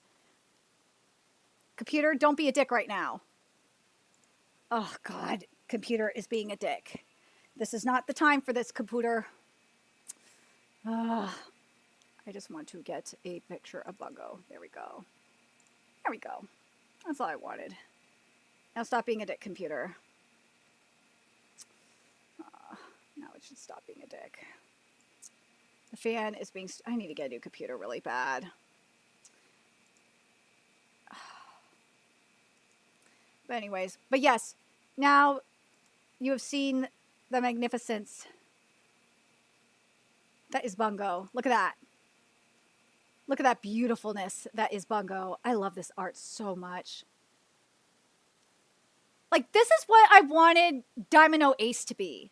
Or Diamond Ace Act 2, or just Diamond Ace in general. This is what I wanted, especially in terms of metaphorical art. It is so stunning. So goddamn stunning. I can't wait for Bungo to come back. So what Bungo, let me explain a little bit about Bungo. So Bungo, instead of taking place in high school, Bungo takes place in middle school. And then Bungo Unreal is taking place in high school. So, and Bungo, is... I want to say it like about 400 chapters. Yeah, something like that. But God, Bungo is so good. I love Bungo so much. I really do. Damn it. I know I'm losing view. Damn, I fucking hate having to look at this view count here because it just makes me feel like shit. But God, I'm so happy to see that Bungo is coming back. Okay. Ooh, okay. So... another series I love covering, this is like my favorite monthly series to cover, is Zatch Bell 2. And it is coming! Yes! It's coming on June 14th. And I need to pull up... where are you, Zatch? Because I want to mention what happened in the last chapter. Oh, yeah, that's right. So Zatch Bell, last chapter, Zatch Bell, we saw, not only do we have, recently, we got the reveal of adult Umagon, but he can talk! That's right, adult Umagon can talk! He can say more than Marumaroni! He can fucking talk! Dude, Zatch Bell 2 is just goddamn insane. I love this manga so fucking much. I could talk about like all the manga that I cover on my channel like for hours. I really could. I love what I cover. I do. But anyways, if you're just coming into the stream, we've covered multiple times the situation with the K-Manga censorship situation. I'm more than happy to cover it again. Just let yourselves be known in the chat.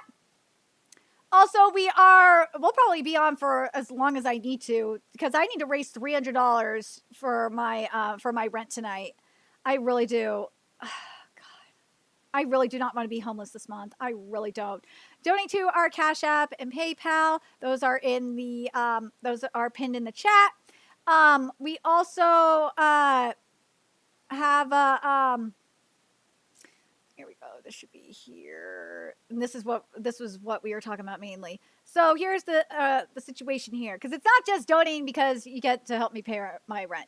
No, you get, and also like I will get drunk and do like insane rants too, and you get like some like really interesting stories out of me too, especially if you donate $20. So $1 will get you a kitty dance. $5 will get you a shot, and you can ask me any question you want, whether it's related to the topic or not. $10, I will take a double shot and you get 2 questions. And $20, I do a double shot and you get to hear one of my many insane escapades, and and in some cases maybe even one of my stories that probably I should have died, because I should have died like so many times already. It's not even funny. Let's see.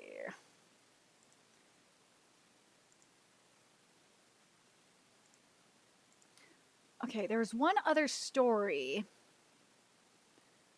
from oh, what's this? Okay, so One Punch Man just revealed evil. Oh my god, evil mineral water looks like shit.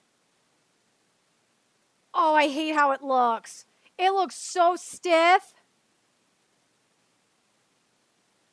I hate it. I hate how it looks. That's not evil mineral. That's not evil water. I don't know who the fuck that is. That's not it. That is not evil water. This is going to be ass. One Punch Man Season 3 is going to be absolute ass. And if you want me to cover it on Patreon, which we will, the link to my Patreon is in the description box below as well. And hell, if you want to subscribe to Patreon, that will help too, because I can actually like have that go to my my bank account like immediately too, which is really nice. But yeah, for evil mineral water, this should have covered the entire page. I don't know what the fuck that is, but that is not evil. That's not evil water. That is not evil water.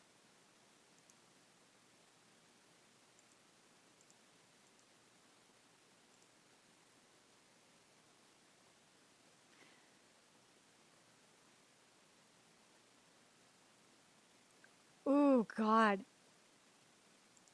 I'm not going to get freaking, I'm not going to get, ooh, we got shading. Oh my God, we got shading. But I don't think it's enough shading for Rudo. It's more shading than I thought we would get. Okay, so my main problem with Gachi Yakuta manga art. God, I hate that. Of course, they did CGI for this, and my main problem with Gachi Yakuta's art, and I was worried about it. Engine looks fucking sick, but yeah, I figured this was going to be oh God. Okay, my main issue that I have with Gachi Yakuta's art, and if you watch my Gachi Yakuta live reactions, you know this is true, is that I don't like that Arana doesn't grunge up the outfits more. And I will say this, I wish the sky was just a little bit grayer, if that makes sense. But yeah, I don't like Engine's outfit. Engine's outfit looks bad. The umbrella looks cool, but the outfit's not grungy enough. It's not. Yeah, this is too clean. God damn it, it's too clean. It's too flat and it's too clean. Fuck! Why? I don't get it! Like, this is such bullshit. All I've wanted was more grunge. I I can't even get grunge in the anime. Like, what the fuck, man? I don't like how this looks either. I don't like how it looks. It looks too fake. It looks fake. It doesn't look like a trash beast. It looks like it's more of like a Megazord. What's the word? A mecha. It looks like more of a mech than it does like a trash beast. It looks, I don't like it.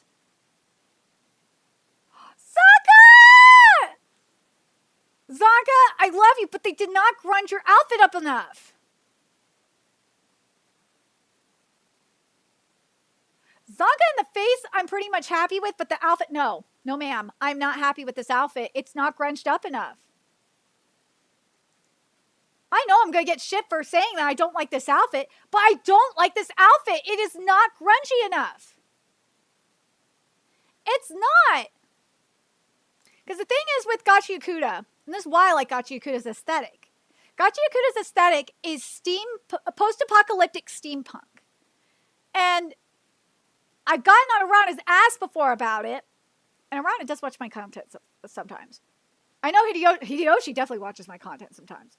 Is that the main problem I had with it, with the art, is that it's too, at times, it's too clean. It's not grungy enough. It's not messy enough. And here,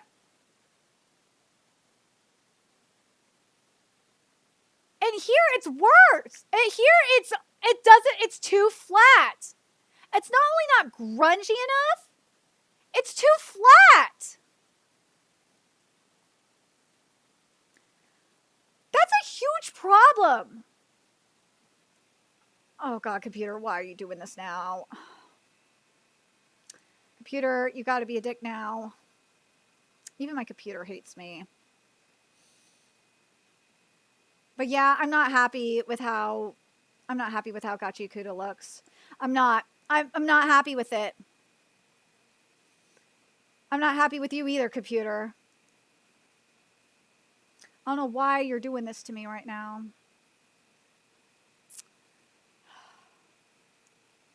I need to get a new computer. I hate being poor.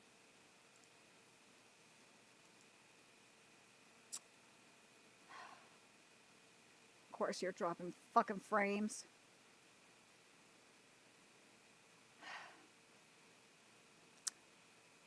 God.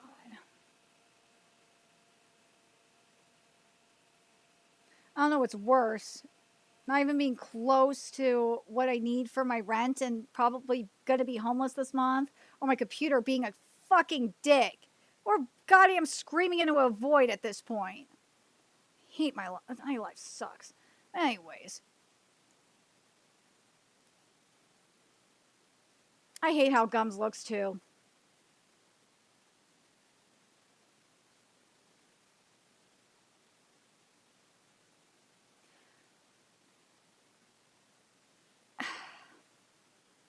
Is it too much to ask to have like a grungy looking anime?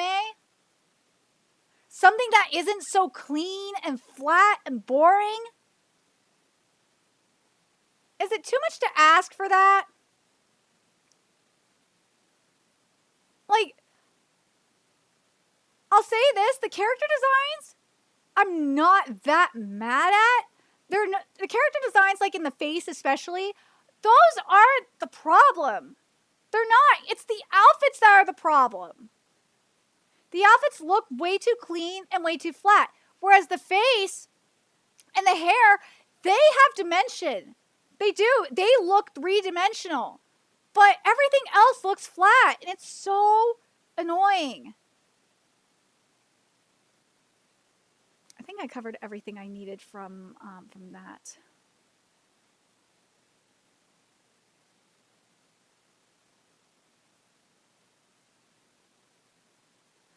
Oh my God. So activists are coming after that. Oh, okay. So is this?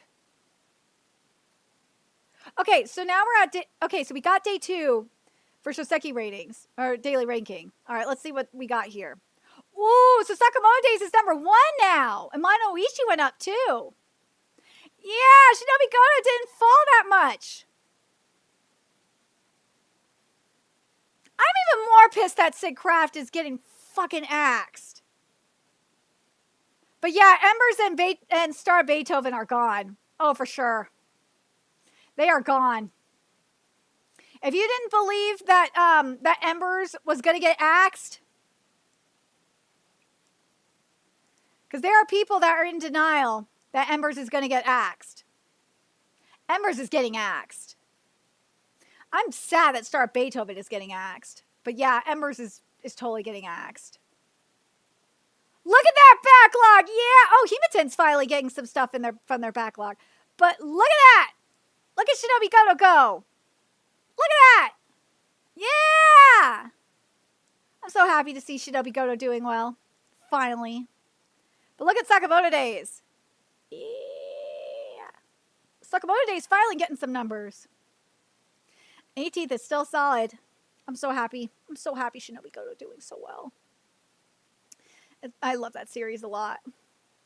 Let's see if we got the... Okay, so we got the Jump Plus release too. Damn it! No! No! I did not want you to fall this hard, Unica Vampire. Marshall King is doing okay. It is. Ranka Tanahashi is doing okay too. I'm happy with Ranka Tanahashi, but oh, Unica Vampire, you're killing me, Smalls. You're killing me, Smalls.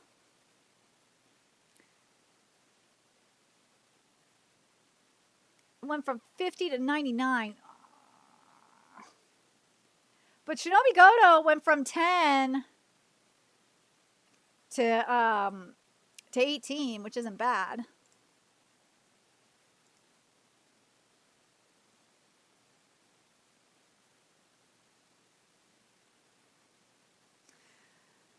Oh, God.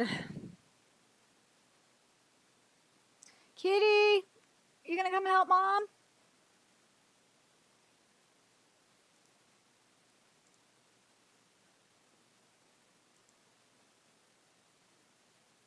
You gonna help Mama, Kitty? Hey, get out of there, you bad kitty. You're a bad kitty. Let me do this. This might help. Bad kitty. Ugh. YouTube's numbers makes me sad. Zeno, get out of there. Get out of the closet, cat.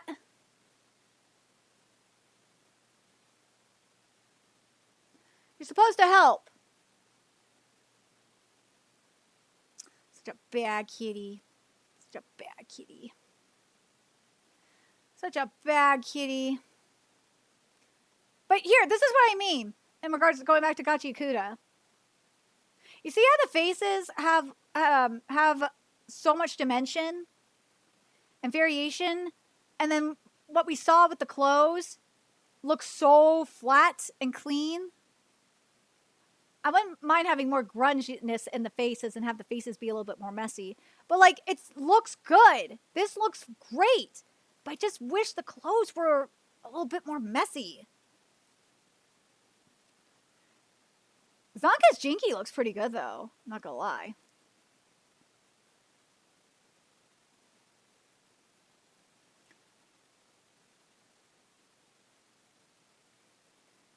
But like, I want to point this out too. Because they're talking about the JoJo's Bizarre Adventure meets at Anime Expo 2020, the 2025 special panel.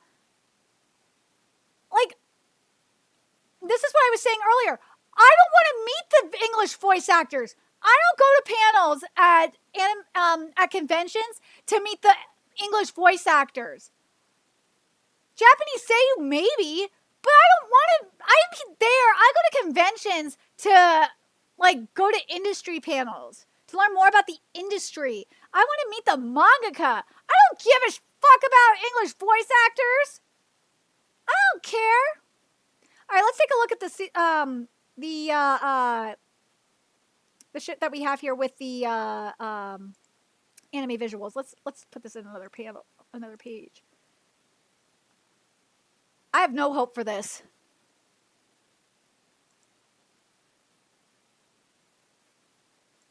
Season 3 is going to be dog shit.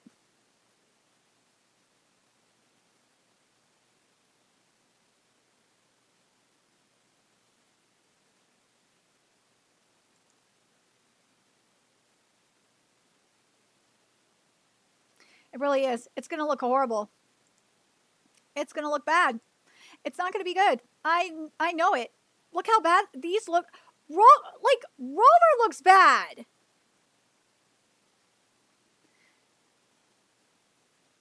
Like, Rover looks horrible. Like, Rover is supposed to be like floof. That is not floof.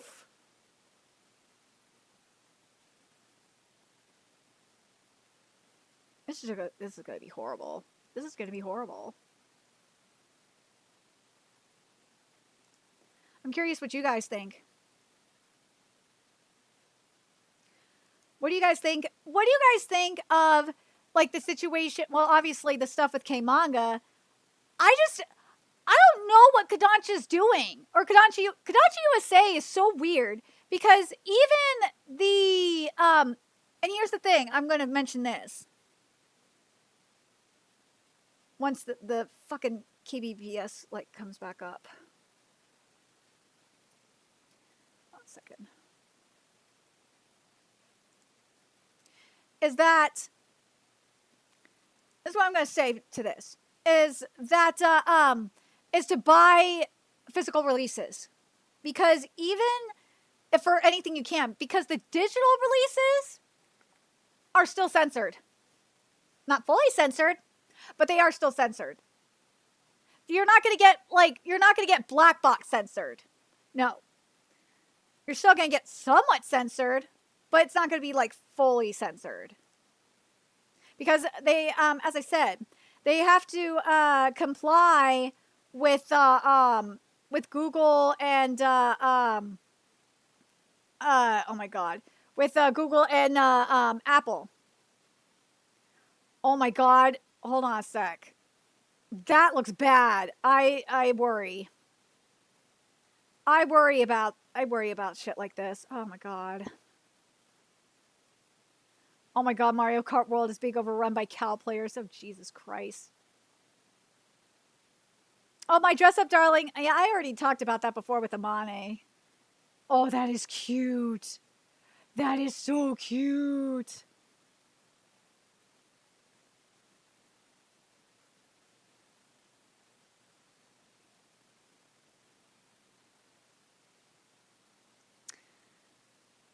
I'm trying to see if there's anything I want to mention from here. From, before I forget. I'm not going to mention that fuckery. I don't need to mention that fuckery. I mentioned the highlights of State of Play that I wanted to. What is this? Hold up. I didn't say all this because I'm suddenly anti-leaks or a hypocrite moral preacher. Whoa, what? What is this? Hold up. I'm going to see the community notes for this first.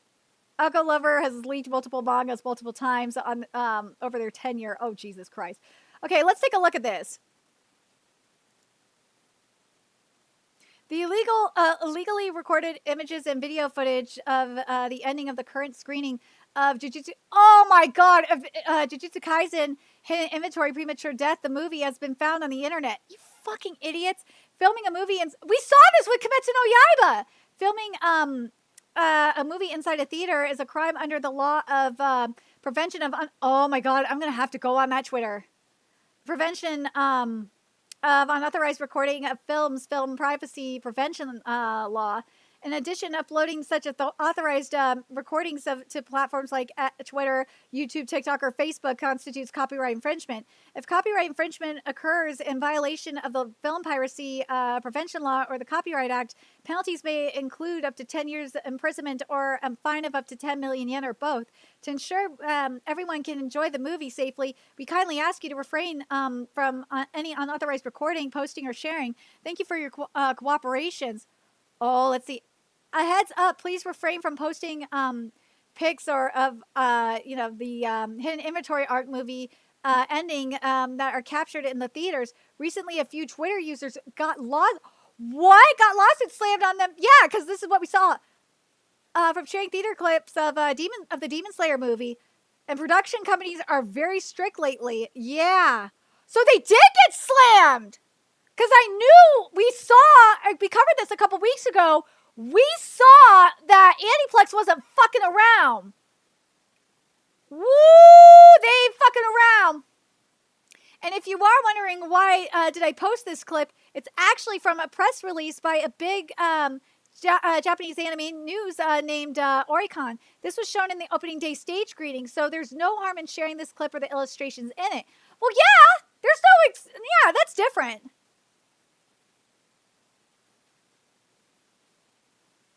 It's just 2 more days that we could have shared these illustrations legally. Myth? Whoa. Oh, so people are accusing Miyamura on the official account when he didn't do anything. Wow. That's wild. Miyamura didn't even do anything. I didn't say all this because I'm suddenly anti-leaks or hypocrite moral preacher. I'm just concerned about y'all's safety. To give an example, the OG JJK leaker Ducky has deleted his account. Why? Not due to manga leaks, but because he was listed in a court case for anime leaks. That's how serious and dangerous these anime producers can be. Yeah, here's the difference between anime and manga. Anime producers don't fuck around. Anime studios do not fuck around like that. Manga publishers are a little bit more, I want to say a little bit more lenient than anime studios are. But Jesus Christ, this is insane. I'm not taking any moral high ground. Leaks are leaks. Be it manga or anime leaks, both are illegal. But with the severity of anime leaks is high. See what I mean? The severity of anime leaks is high. Manga leaks are a little bit different. They're not like that. As I said, the publishers. The thing is with manga situation, like with manga piracy, like the publishers know that. I think the publishers deep down know that they're not going to be able to stop it. I think they do, but like the scan leaders have their code. They do, and they try not to. With the exception of a few, they release it the day that they like. For example, like Vinland scans. Or like Vinland Project, or like Vinland. So Project Vinland, oh my God, Project Vinland. They'll release their the series that they work on the day that the series drops. But yeah, so to be safe, that's all I wanted to convey. But wow. Oh, but yeah, so Myth, this leaker is in Pakistan. And that's what I've noticed too, is that some of these leakers are in Pakistan, or like they are in either Pakistan or India. Like that's where a lot of these leakers are coming from, is from there. But you know what? Let's go look at that. Let's go look at the Jujutsu Kaisen Twitter. Because something that we saw on, let me make sure I have the right one here. Oh, it's anime Jujutsu. Okay, I need to get the right one here. So I'm used to using the manga Jujutsu. Where are you? Because something I want to see is I want to see if there is a cultural clash in the comments and the QRTs, like with what we saw with Kimetsu no Yaiba. Where are you? This was June 4th, so this would have been yesterday. Here we go. Let's see what's going on here.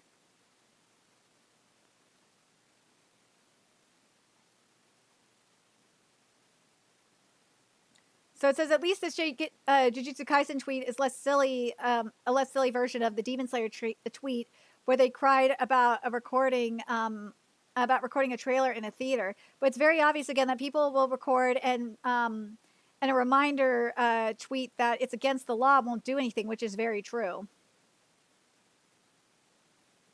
There's too imprisonment of up to. Let me fill you in. The people posting it are not in Japan, and the rest of the world wants to see the film. Physically, nothing you can do other than act entitled and cry. They don't know yen or any laws. For thinking piracy is a new problem, this post is genuinely as silly as this. Oh, here we go. That's what you think.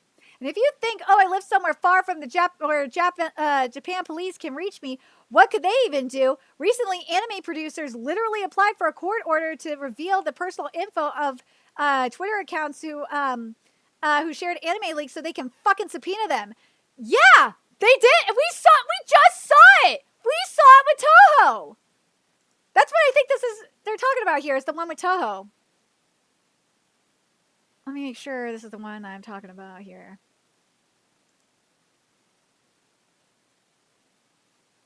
Yeah. Yeah, this is the one that he was talking about.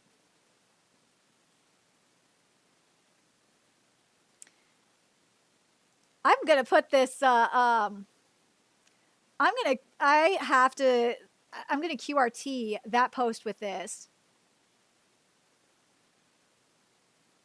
I have to. Because people are fucking stupid and they think they could get away with it.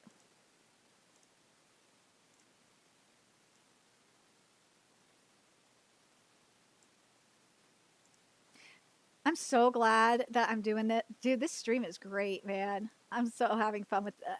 Like, I know it sucks that I'm probably going to be homeless. I know.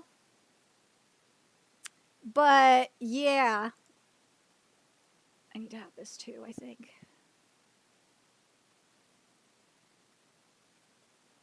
Motherfuckers are stupid. They are fucking retarded, I swear. But that's the other thing. You get to see me see the methods to my madness, which is pretty cool. Let me do this.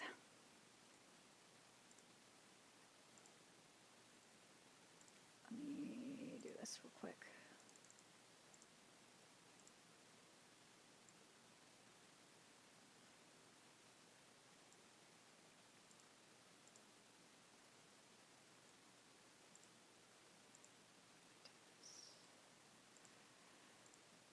Okay.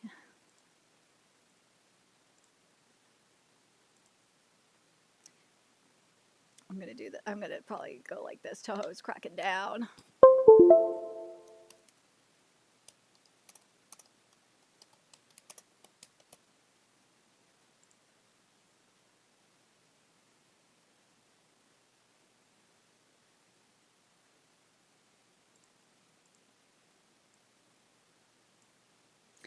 I like that more.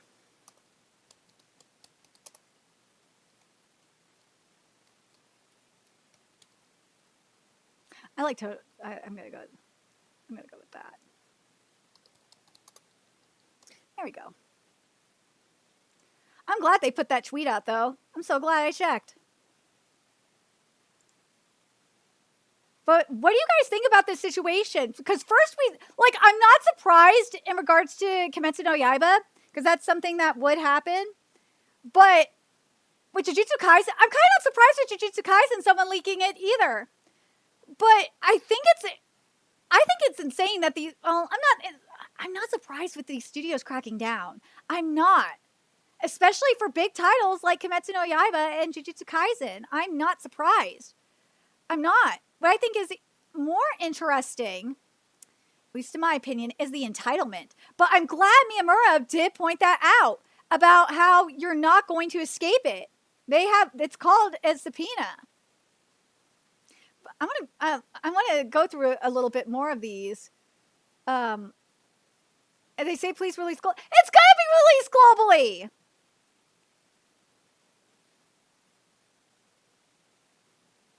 But yeah, for those of you that don't know, this is a compilation film. Like, I don't know why people are flipping out. This is to leak this. It's a compilation film.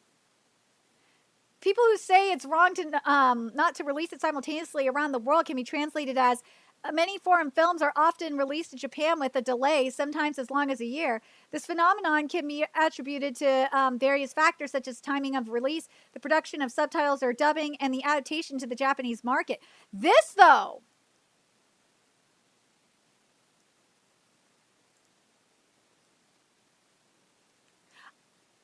there is that, but like, I also kind of call bullshit because of what we've seen with Black Clover. The Black Clover movie that came out on Netflix the same day. You could do that for if Black Clover can have it be released on, like, if we could have a simultaneous release with the Black Clover movie, which came out in I think it was in Japanese theaters as well as Netflix worldwide, and it had all the dubbing. I'm sorry, that's not an excuse. You could have it released simultaneously worldwide. It just wouldn't be in theaters. It would just be on a streaming service instead.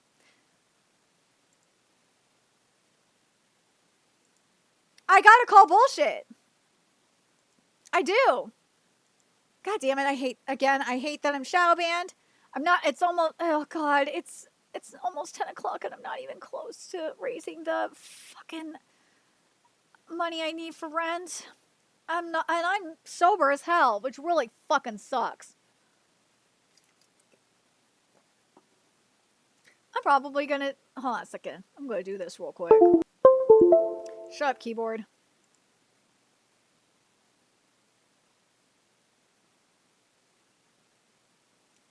I'm gonna do this real fast because I'm desperate at this point.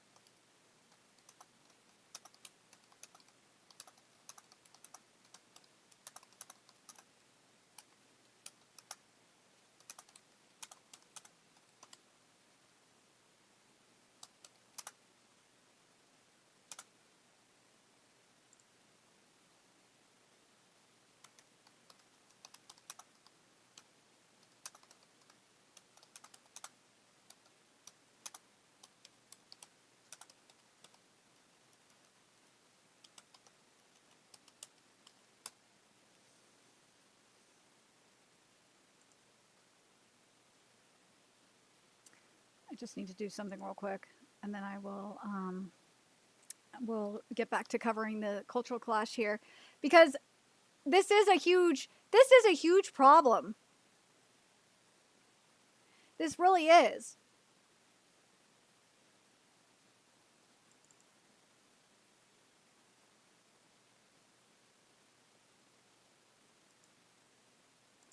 One sec, I need to wrap this.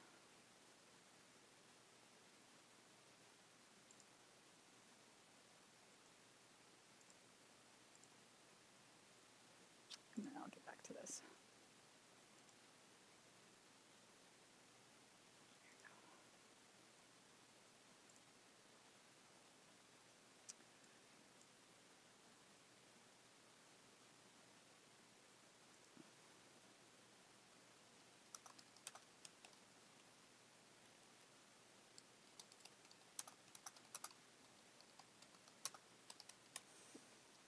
Do I have... One second. Oh, okay, I could do that. Perfect.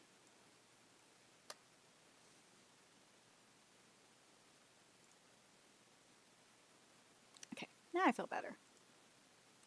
Okay, now let's get back into this culture clash here. But yeah, girl, it's not that deep. Now y'all acting like the movie is like Sinners or something.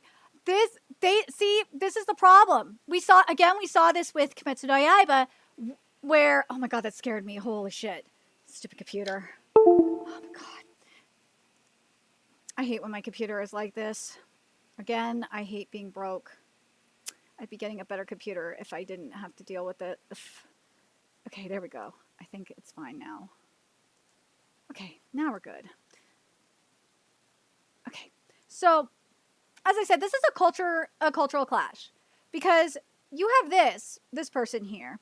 Of course, it's a 22-year-old girl. It's not that deep. Now y'all acting like the movie is like Sinners or something. Mofo, Jujutsu Kaisen is a huge fucking deal, you retard. It is. The arc is on Crunchyroll and not even new content. If it was a new season, I'm sure fans would be more pissed off unless they add a new season. No shit, they added new scenes. It's a compilation movie. That compilation movies, for those of you that don't know, are edited scene. You know, it's the season edited, and then they do add new scenes in there. Do morons not know what a compilation movie is? Jesus fucking Christ! International. There is international screenings, retard! This is what happens when you have shitty marketing. I blame Crunchyroll for this. I hope someone told them. See? All right, actually, this is G Kids that's at fault here. US is not the rest of the world.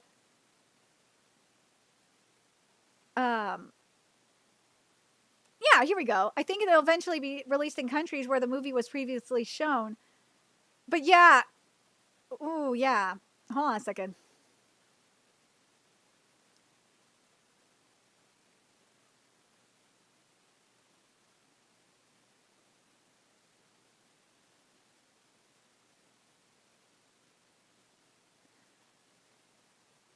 You know what? I have to wonder, because if it was Crunchyroll that had this is G Kids that has this now. It's not Crunchyroll.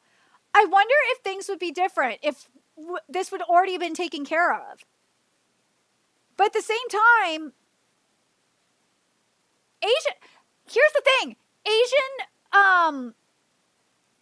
screenings, or just like Asian theatrical situation and licensing situation, is completely different from the rest of the world. So I don't know. I don't know on that one. I don't. I really don't. Let's see what this one says here. Thank you for oh, this is a Chinese. Wow! Thank you for you finally came out to talk about this. You shouldn't secretly record or film movie scenes.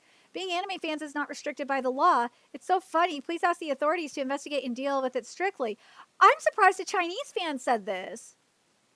In all reality, I don't understand why the Japanese industry still doesn't understand that there are Japanese products that are very popular globally. You don't understand how the fucking internet, how it works globally, moron. What if they decide to launch internationally next time? They've done this before. Have you thought? Fucking A. The world is moving faster, and they have to stay ahead of these problems. And you shouldn't worry. When the film is released worldwide, people will go see it because... No, they won't see it because there's shitty marketing, retard! There's the problem! They won't see it because there's shitty marketing! I'm not... Maybe they will in France because there's better marketing? I don't fucking know. But in the US, they won't see it because there's shitty-ass marketing. Latin America might get better marketing. I don't fucking know. But in the US, you won't, and probably, I think Canada as well. I think G-Kids covers Canada too. I can't remember. But you won't see it because there's shitty marketing. Shit, when Jujutsu Kaisen Zero came out here, there was like no marketing for it. And they barely had any showings.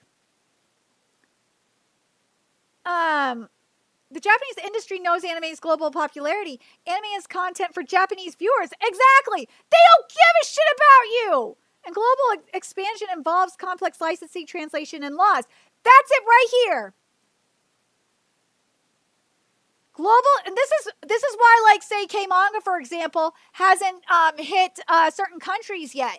And as I've said, I was surprised it didn't hit, like, countries like France or Latin America or Germany right away, because they licensed way more titles, Kodansha titles, than we have.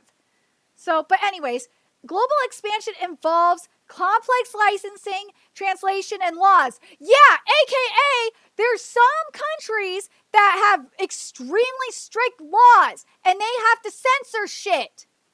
Then there's localization. Well, guess what? Localizers are pieces of shit and they want to be,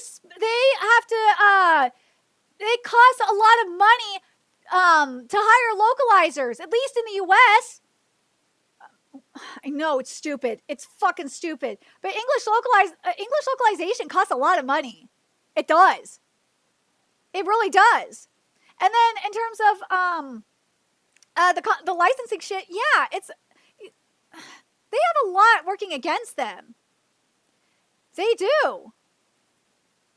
And the thing is, people don't understand that because they don't give a fuck. Do you know why? Because they're entitled motherfuckers. They are. They're just entitled mofos that don't know any better. They're not and let's see what this says here. People see speed matters, but respecting the work and creators comes first. So people just don't know about respect. That's the difference between Japan and the rest of the world, in my opinion. Here's the thing, though. My generation, at least my generation, grew up learning what manners was. Okay? Like, I haven't seen certain, I haven't seen Me and Roboco, for example. The Me and Roboco movie. I want to see the Me and Roboco movie. Okay? But I'm going to wait until I can actually see a good version of it. I don't want to see a shitty version of it that's like on a fucking cam that was illegally obtained via a webcam. I want to see it like at its best. I don't want to see that's why I'm like, when I see this stuff about Jujutsu Kaisen, and there's watching a shitty version, why would you want to watch a shitty version of it when you want to watch like the best version of it possible? Are you that goddamn entitled and impatient?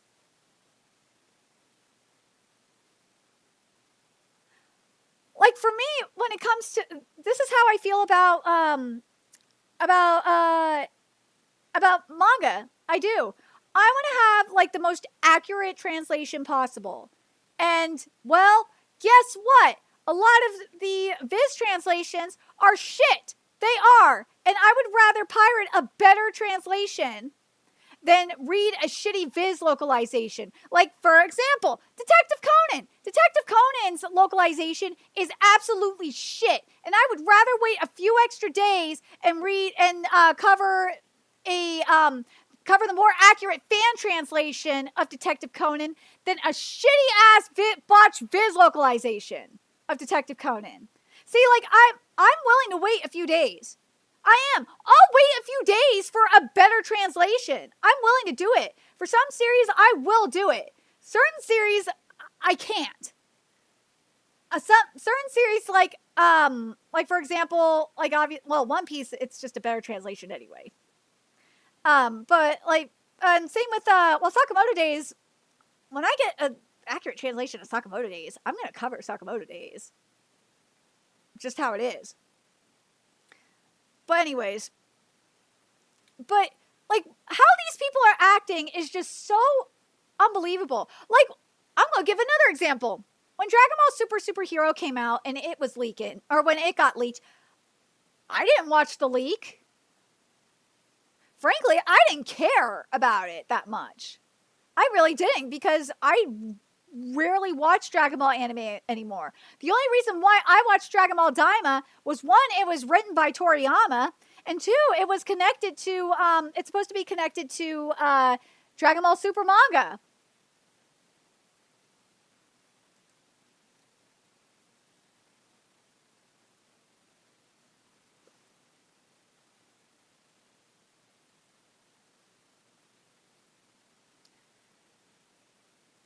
Maybe if there was international screenings of this, it would still get leaked. We've seen it time and time again. Like, it doesn't matter if it is just from a Japanese theater or if it's an international screening. It will get leaked. These motherfuckers think it's that simple. No, it's not. It doesn't matter if it is from a domestic Japanese theater or if it is from an international theater. Shit is going to get leaked. You're not going to escape it. It will get leaked. Then release the movie. It doesn't matter.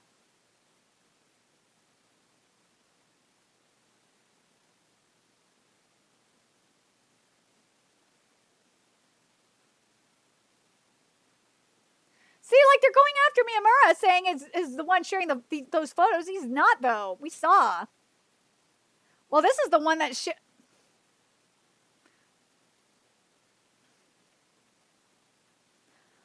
look at that.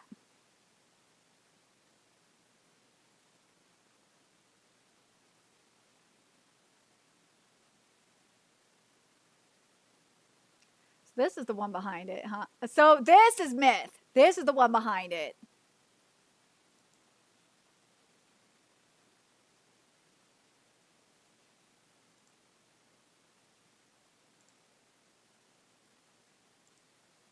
I don't know if people really care about this like I do.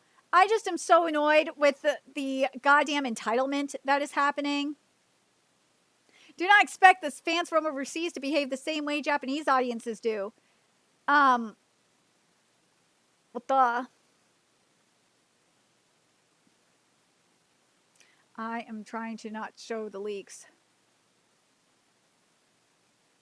See? It literally says we'll still be leaking anyways. They don't care.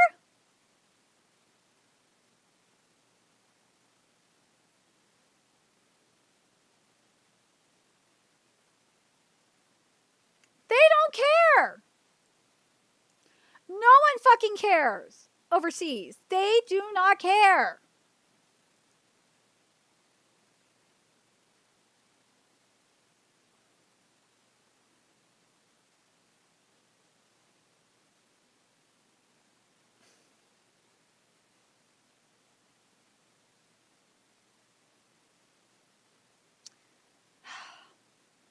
Motherfuckers that are bitching about Wakui don't know shit about Wakui. Or, why I say Wakui? Oh my god. I'm getting it mixed up with the Tokyo Revengers mangaka. This is just... This is gonna piss me off. Watsuki, that's his name. People... I'm so tired of people bringing up Watsuki. Stop it. Stop doing that. Like, as this person says, stop bringing other issues into this. It doesn't make leaks excusable. See? Yes, stop bringing up the bullshit with Watsuki. You don't know shit about that situation. It's more complex than you think it is. You don't know Japanese law, you dumb fucks. Shut up. And you don't, if you fuckers don't understand shit. Would it be nice to release it worldwide? Yes, but we don't beg for leaks when we have to wait to get, ooh! But we don't beg for leaks when we have to wait to get Western movies. Y'all don't have manners. Yes! That right there. Look at that right there. We don't beg for leaks when we have to wait to get Western movies. Japanese shutting your ass down. Not playing a simultaneous release internationally for one of the biggest anime series on all international streaming platforms is a crazy move. That, like, especially, here's where I kind of agree with this, okay? This is a compilation movie. I don't understand why they can't do that. I really don't. I'm sorry. Toho, I don't understand why you can't do what Studio Period did for Black Clover. If they were able to do it for Black Clover, I don't understand why you can't do it for a compilation movie. That's what, in all reality, I'm going to say this. This is probably not a hot take. I think in all reality, all compilation movies should get a simultaneous release on streaming services overseas. They don't need a theatrical release. Oh my god, that scared me. They don't need a theatrical release. They really don't. Computer, stop being a dick and scaring me. They don't need a theatrical release. They don't. Just put them on streaming services. My computer sucks ass. But yeah, you don't need a theatrical release for compilation movies. Just put them on streaming platforms and do a simultaneous release. Now, with actual movies, like, say, Kimetsu no Yaiba, Infinity Castle, that you should not do for, like, that should get a theatrical release. That needs a theatrical release. Period. But compilation movies, Yeah, that can just go to streaming services simultaneously. That I think is fine. But this though. But what's more crazy is anime fans ratting people out in the comment section like comrades. I think what's more insane is anime fans being complete jackass or being entitled jackasses. That's what I think is more insane. Malicious foreigners, please think carefully about the fact that the official Jujutsu Kaisen website has clearly criticized this content in English. Exactly! They came out and said this in English! The fuck is wrong with you? Your lack of morals is seriously at the monkey level. So don't just do whatever you like. I think what's worse is the fact that they're fucking posting the leaks to this. Why are you doing that? You are fucking idiots for that. Like, part of me is like thinking, I hope Toho gets your asses for posting these leaks. Who does that? Who replies to the official account with leaks? Are you retarded? I hope they get your ass. I really do.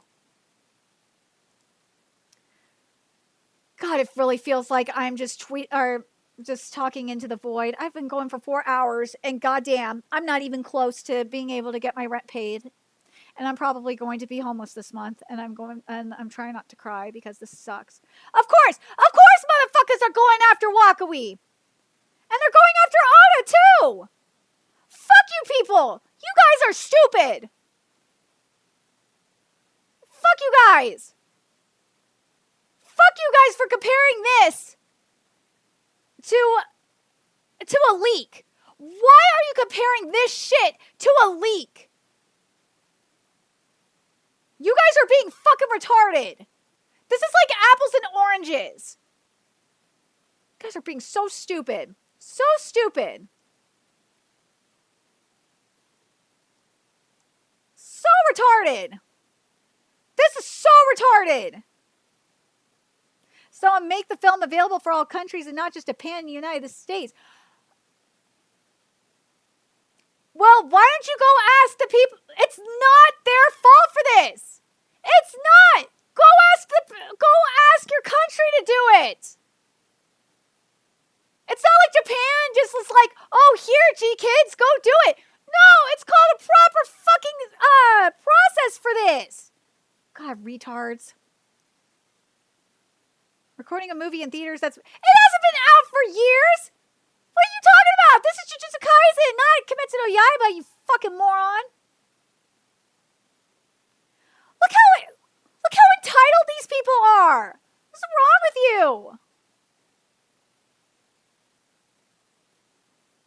You have more time. They're trying to say that it is okay to steal content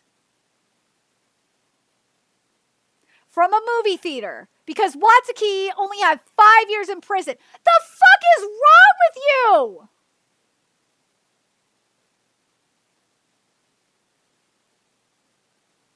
Two wrongs don't make a right, retard. I just don't understand.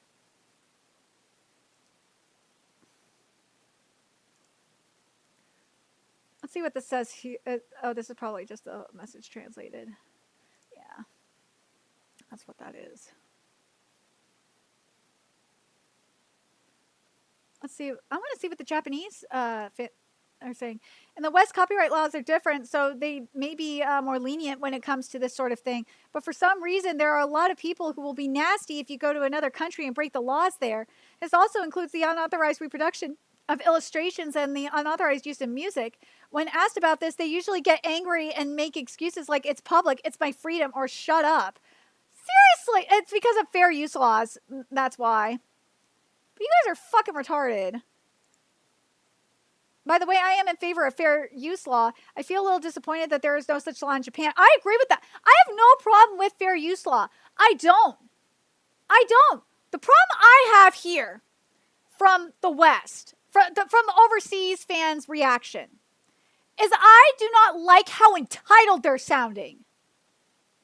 I think it's absolutely disgusting on how entitled they're sounding. They sound like they are owed this movie. That is fucking gross. And the fact, what makes it worse is the fact that some of these people are posting the freaking leaks as in a response to this. That is disgusting. What is wrong with you?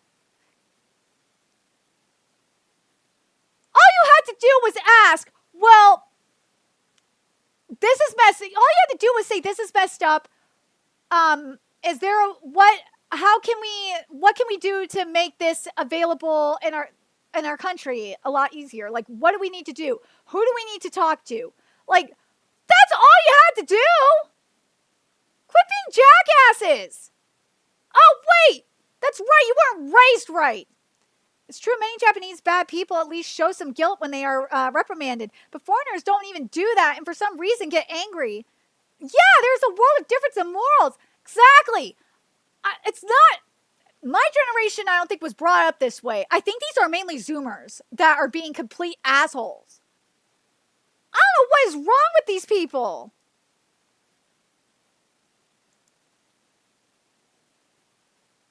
I really hope that I was hoping that I wasn't fucking screaming into the void.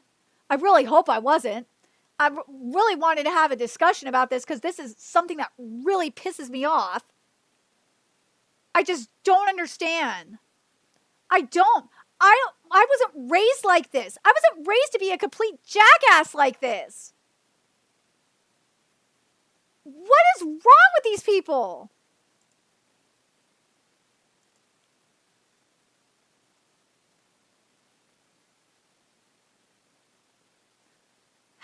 How is this... This retard literally said, threatening legal action against overzealous fans is one of the most retarded things I've ever seen a Japanese company do, and that's a hype. How is this retarded? They have every right to do that. You're fucking retarded for thinking you can get away with it. Look at this. Fuck you, fuck you, fuck you, fuck you from the bottom of my heart. Fuck you, fuck off and fuck you. Your useless milking movie deserves no respect. Fuck cynical compilation movies. Fuck a corporation. Pirate everything. You shouldn't be saying this to the actual account. You should be saying, you could screenshot it and say this. But don't say, like, what the fuck is wrong with you?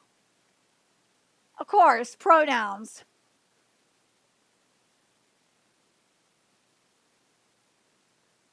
It's only, you know what? It's never bigotry when you attack a Japanese company, I guess. Let's see what's going on with this.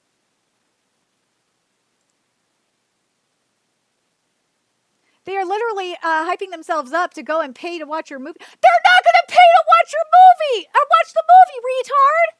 They're not! They're going to pirate it! Doing the same thing for a 60-second trailer. Holy shit, what is wrong with it? Mofo! These people are not going to pay to watch the movie. They are going to pirate it. That's what they're doing.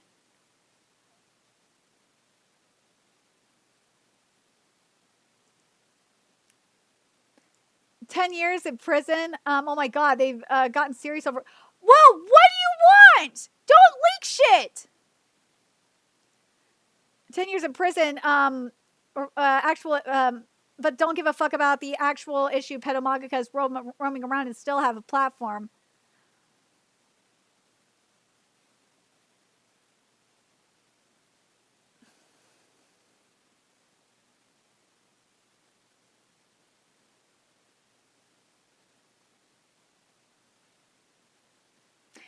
This deflection is so fucking stupid. I'm so tired of this deflection. I'm going to see what this person says here. People overseas, thank you! People overseas are really low class. In many countries, taking pictures secretly in movie theaters is prohibited. If you're a fan, follow the rules, which is true. It is prohibited to take pictures and shit in movie theaters, even in the U.S. Some people have commented that it's their fault for not screening the film simultaneously around the world, but it takes about a year for foreign films to... Look at this! It takes about a year for foreign films to be released in Japan. I think the aim is to advertise it as a big hit overseas and attract customers. These people are fucking jackasses. And then this person pointed out here, the Jujutsu Kaisen movie has nothing to do with pedophilia. Exactly. What the fuck is wrong with you? Like, the Japanese people are looking at you like a bunch of entitled assholes. What's wrong with you?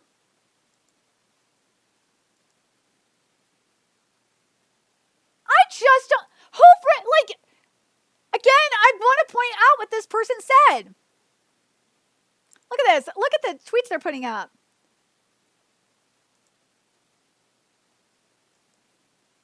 You can go to jail longer for leaking the JJK movie than the pedo mangaka that had so much CSEM, aka Watsuki, that they're talking about. And they're still talking about that. That's what they're talking about. But yeah, this is true. In many countries, taking pictures secretly in movie theaters is prohibited. Yeah, it's only okay. It's only okay to do that when it's Japan, though. To these people. But this, though. Some people have commented that it's their fault for not screening the film simultaneously around the world. But it takes about a year for foreign films to be released in Japan. Bunch of entitled motherfuckers. Swear. Swear.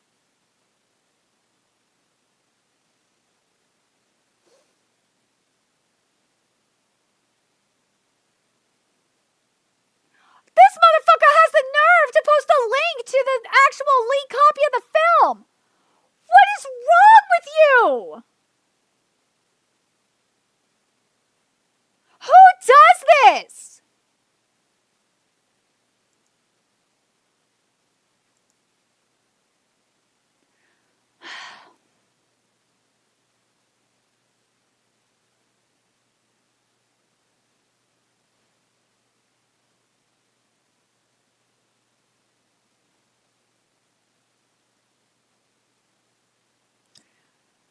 I know, I'm screaming into the goddamn void. I know.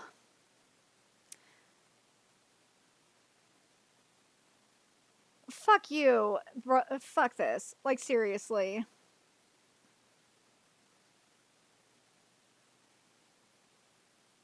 Pull up to Steam moderation energy for pirating, but go YouTube moderation mode on sex offenders. Ah! That was good. Pull up Steam moderation energy for pirating, but go YouTube moderation mode on its sex offenders. Ah, that was good. That was good. Jesus Christ, these fuckers are stupid. You know what? They don't mention they only go after Watsuki. You notice that? They don't go after the Act Age mangaka. They never do, because they're fucking tourists and they don't know any better.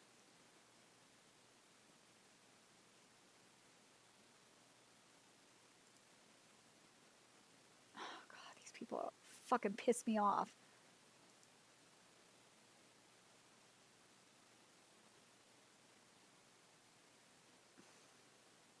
People are fucking stupid. They are.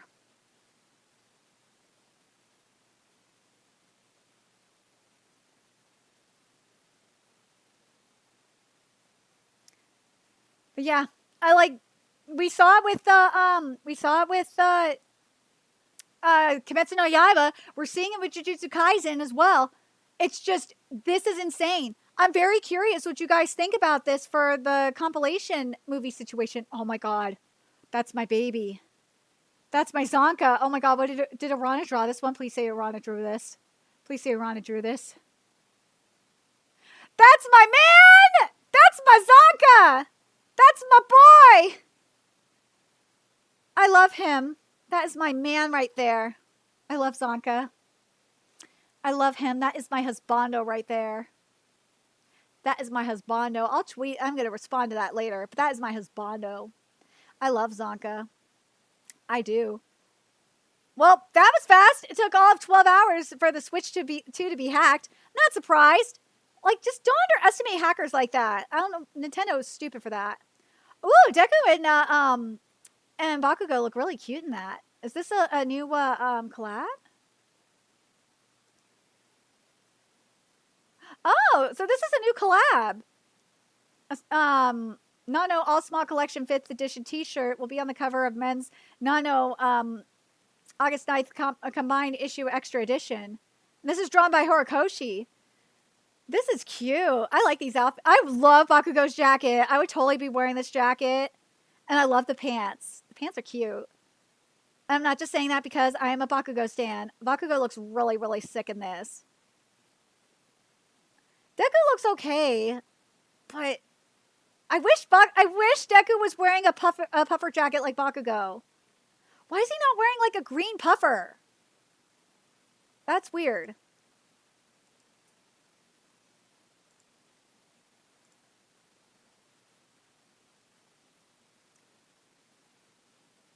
This. If I had a nickel for every past GFC winner who made a second series in 2025, I'd have 2 nickels. Oh, yeah, I forgot about that. I forgot Kawaguchi won GFC. But there was something interesting that that they said, and they work for Project Vinland as well, and they're really, really sick. Whoa, whoa, whoa. We got epic announcements tomorrow from Viz. But, ooh, I didn't. So this year in general seems to be the year of GFC. And Star Beethoven is written by a GFC nominee. Interesting. Oh,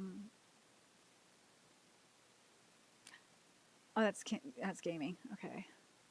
There was something that he said, or something that they said here that I thought was interesting.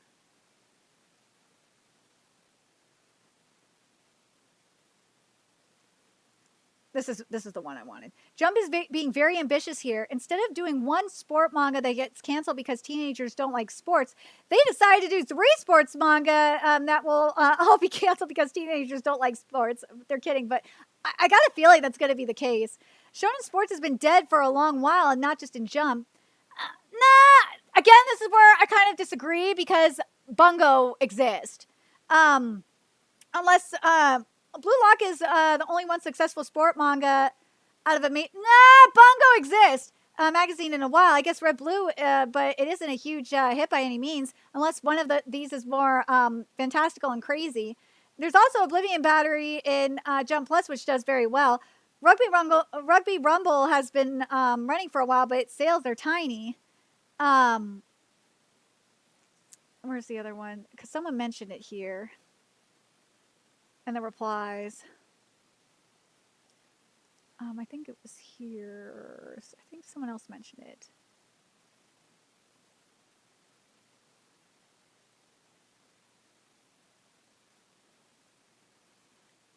Here, I think they mentioned the 4 series here. Yeah, it's baseball. Yeah, so it's baseball, relay race, and ping pong are the sports that are coming in. Relay race is something that I don't think we've really seen in manga in a minute. So that should be very interesting. I love that someone said more kindling to keep Kyoshi alive. But Kyoshi is going to end. There's no doubt. But as I said, look at that. Bungo exists. Bungo is peak. I fucking love Bungo. Yeah, there's Diamond no Kuzai. I don't count Dog's Red, but yeah, Diamond no Kuzai as well. Yeah, there's Ako Samaro, Aoba no Basketball, Irregulars, and Duraichi as well. But yeah, but Bungo is peak. Bungo is life. I love Bungo. I do. I can preach about Bungo forever. God, I've been going for over 4 hours. I'm still sober. I'm not even close to being able to pay my rent, and I am really scared. I really do not want to be homeless. God damn it. There was something else that I wanted to go over. as well. We're having fun going through my Twitter feed, aren't we? We see a lot of shenanigans up in here. We already went over Gachi Akuda. Freyren's still not back yet.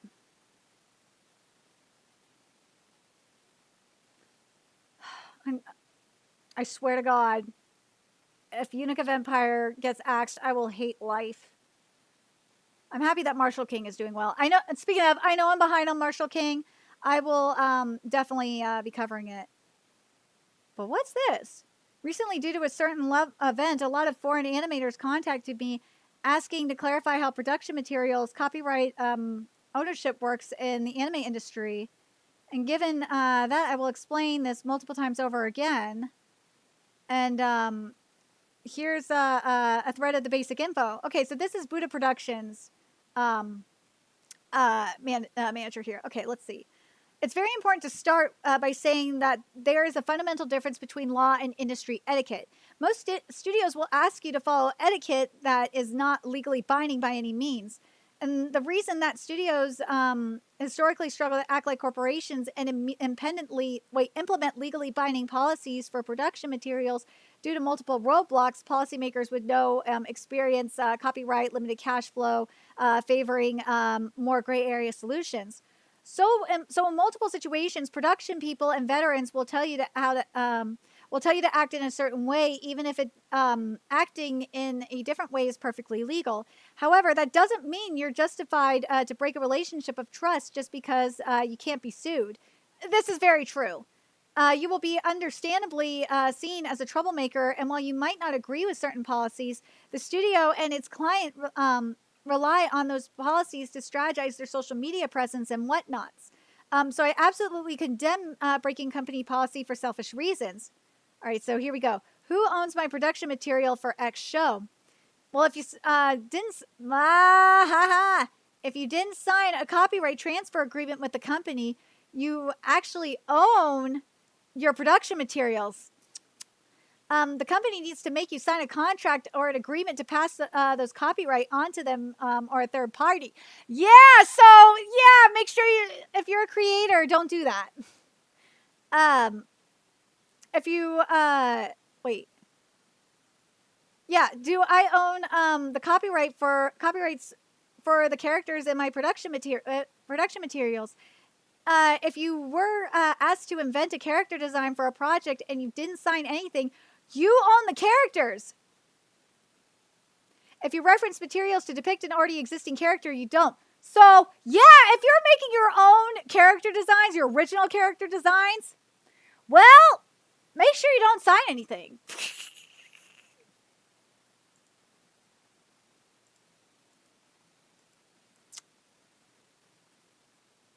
Let's see. In practice, this means that you don't own your character. In practice, this means that you own your character sheets and concepts in absence of a CTA. All right. You would also own the mob characters you put in a shot as an animator, given that you came up with them autonomously. Okay, now this is getting interesting. All right, let's see what this is. God, I hate that I'm still sober. I hate that I'm screaming into the void. And I hate that I'm still short for rent. And I hate that I'm probably going to be homeless. This sucks. Especially since I'm actually covering something very interesting. See, this is why I like doing this. Because my Twitter feed has really interesting shit on it. And I think that... Oh, God, my camera is weird. And I think that, like... I figure that people would like to at least see the shit on my Twitter feed. But I guess not. Especially since people are more interested in about Elon and Trump breaking up than anything else. Which, I guess, I don't give I somewhat care, but at the same time, I kind of don't.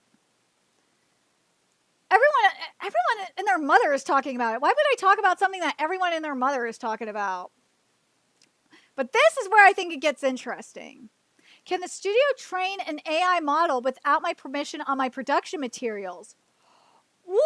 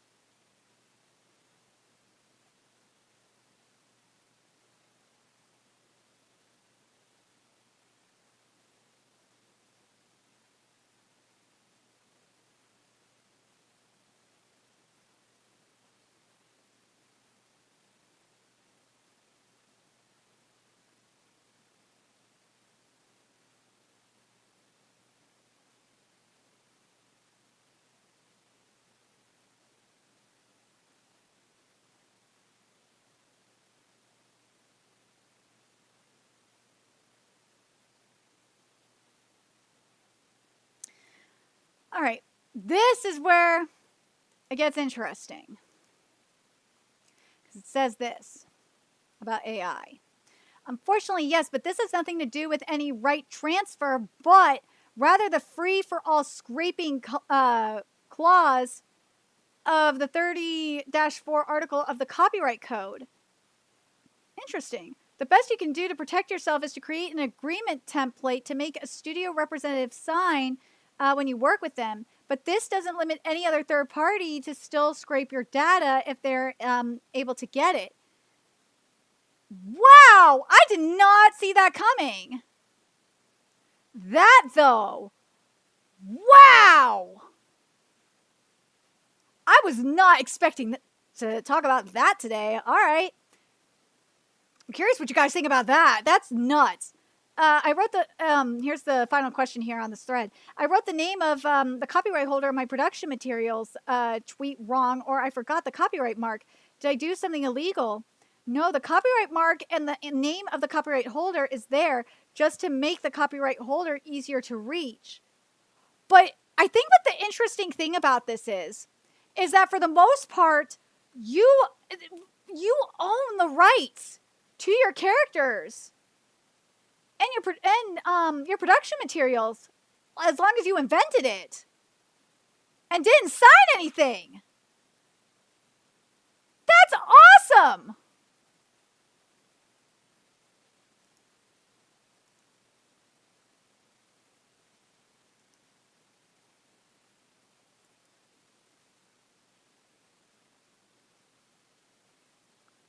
What's going on here with Inagaki?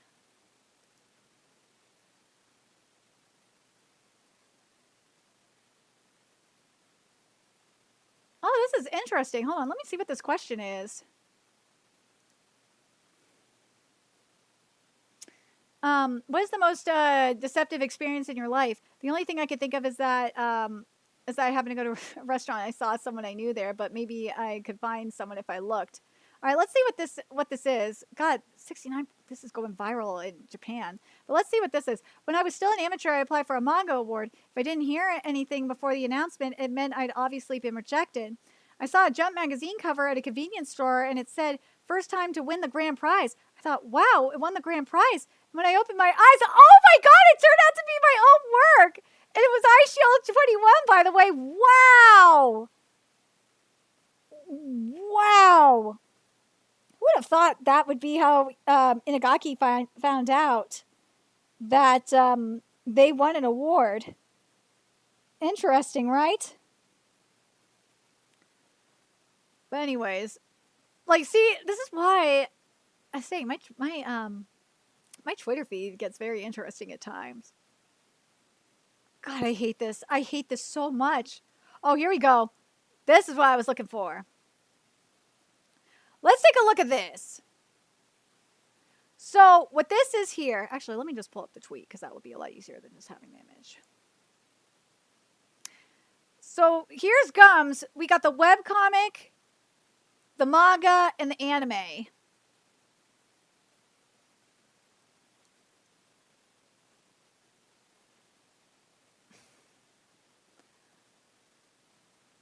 I know you could make the argument that Gums is looking more like the webcomic Gums, but at the same time, like, it looks like a mishmash between the webcomic and the manga, kinda, but I feel like the anime just doesn't know what it wants to be an adaptation of. If it wants to be an adaptation, the design wants to be an adaptation of the webcomic or the manga. But God, yeah, I don't know what the fuck that is, but that is not evil mineral water. That is not him. Like, at least with Gums, like, you could make the argument that it's like kind of like a fusion of the webcomic and the manga. Like, you could kind of make that argument, but no, ma'am. That is not evil mineral water. That is not it.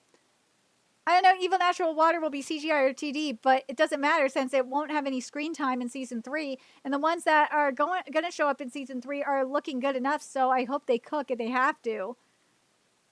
All right, but that I don't give a shit. That is not evil mineral water. That is not it. That is not evil mineral water. I mean, look at what Murata did with Evil Mineral Water. Like if Evil Mineral Water was going for like what the manga was doing, it would look exactly like water. And that's why, as I said with Gums, like Gums, it's kind of like a fusion of the webcomic and the manga. I feel like Evil Mineral Water is kind of trying to do the same thing, but it's like failing at it. I know it's not going to be in season 3, but God, I worry. Like, seriously, Shueisha, you need to get this out. You need to get One Punch Man into a different studio. This is no good. This is no good. Now, of course, I'm talking to myself, but whatever. What else is new? I'm always talking to myself. I'm just ready for fucking Amane to get here.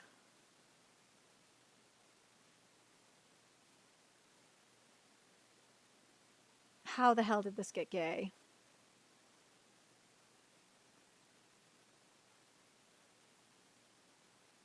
Let's see.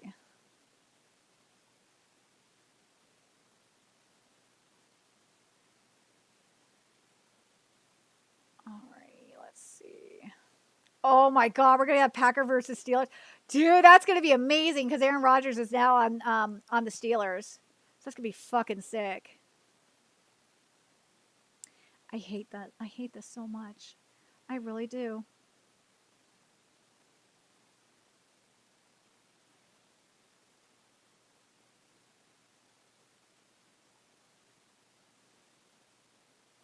Oh. Let's see. Do I want to? Do I want to do Pride stuff? Kind of already did Pride a little bit, or do I want to go? Let me see what's going on. If I missed anything else here on air. Become ordinary. All you need is kill. You talked about mineral water and gums.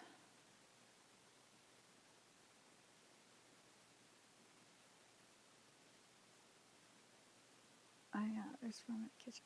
Oh no, I know what I could do. Oh, I know what we need to talk about. There's a couple of things in the West that I really do want to talk about. Because it pissed me off when I saw this. Where is it? I'm excited for Phineas and Ferb, for one thing, but that's not what I wanted to talk about. I'm not talking about that.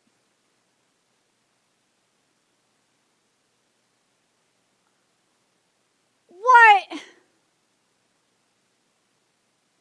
Walton Goggins is going to be Bison? No. And I'm not talking about Camp Rock 3, which I don't think anyone wanted. Where is it? Where are you? Fucking. Wait, what's that? Oh, no, that's not what it was. There was. Wait, this.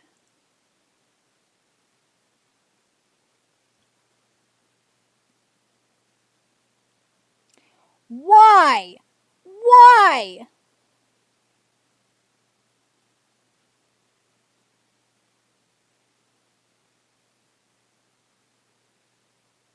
There's also a live action Monster High, another live action Monster High movie, by the way. I'm not optimistic for it.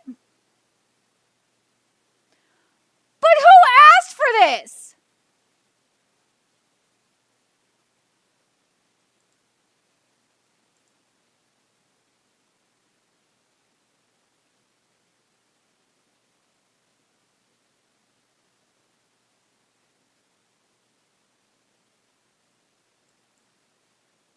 Who asked for this? Who asked for a live action Care Bears?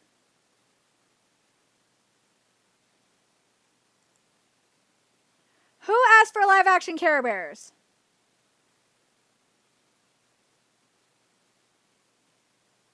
This is going to be like a hot mess, isn't it? Oh, now I remember the other thing I was going to show. I was going to cover. I needed to cover Perini. That's what it was. I knew I was going to remember it. We already talked about, for those of you that are just coming in, we already talked about this. We did mention Kaiju number 8 ending in 2 chapters, which is very sad. And I'm annoyed that it is ending in 2 chapters, because what this means is it's ending with the fight against Kaiju number 9. And unless there's going to be a sequel that goes into talking about the monsters in space, then that's it. So there is that. I talked about Call of the Night manga coming back. It's basically what's going on with that is that it is a sequel. It is not a midquel like it should be, but whatever, it is what it is.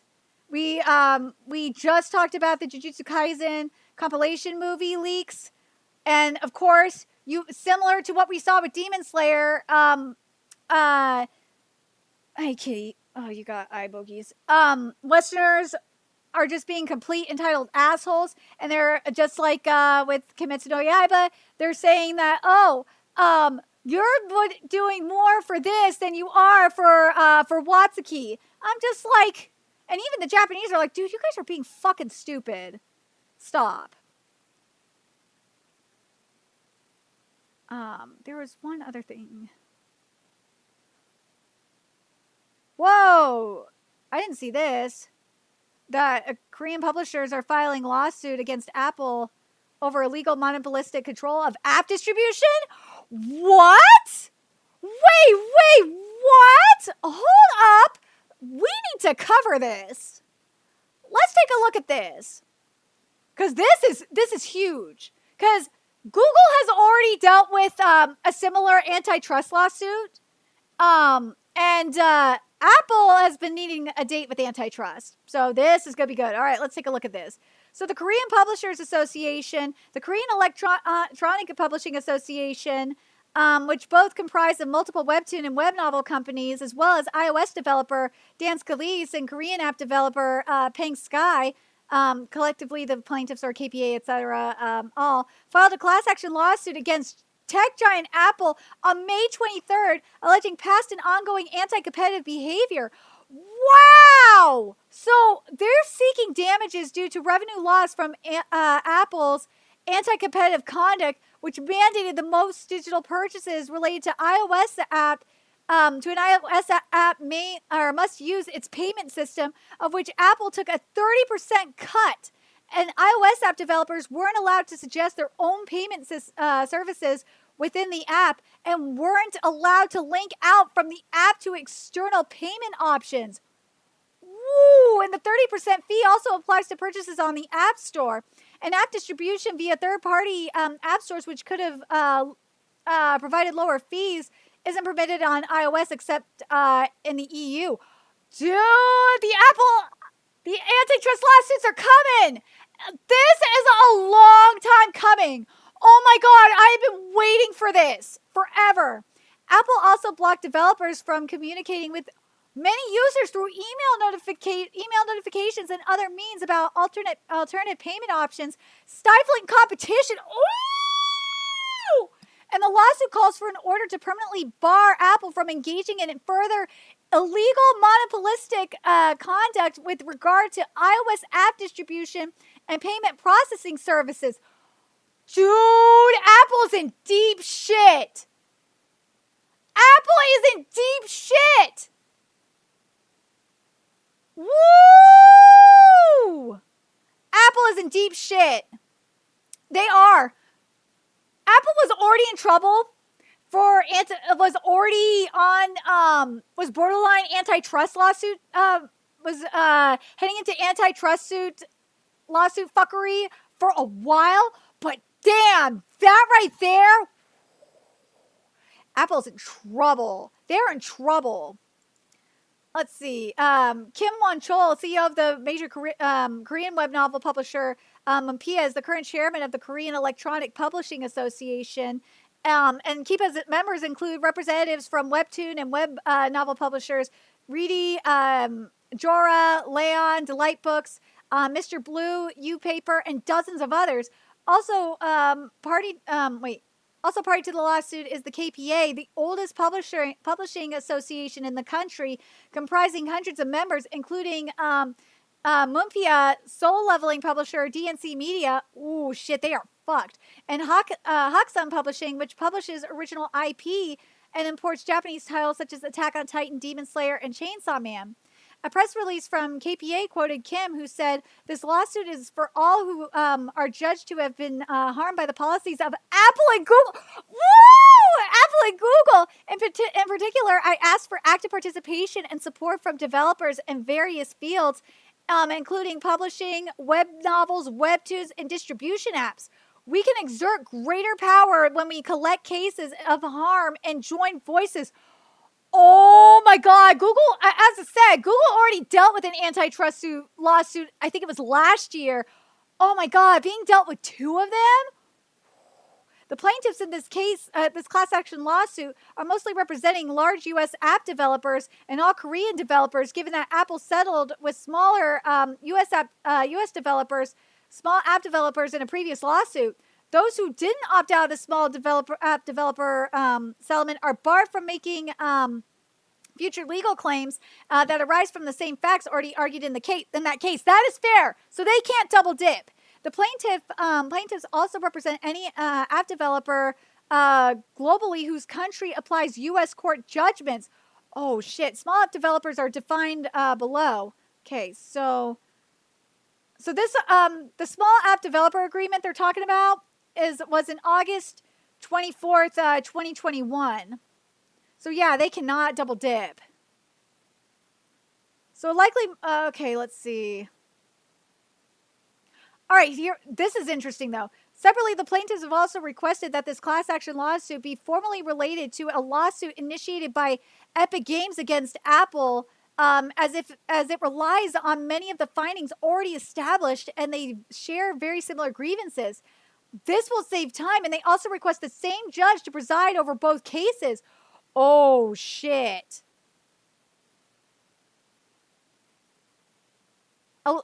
Yeah, a likely motivation for having the same judge is that in the Epic lawsuit, Apple was already found to have broken California law by not allowing app developers to communicate with many users about other payment options. And the judge also commented that Apple's 30% fees may be anti-competitive, but did not rule on this, in part because because Epic didn't pursue arguments on the specific fee. So what they're going to do is they're going to basically continue where Epic Games left off. Oh, shit. This is huge. This is huge. Apple's in trouble. Apple is in deep shit. Let's see.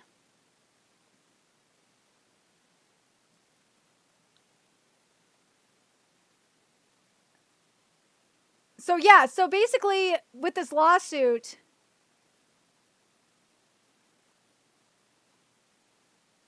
ooh.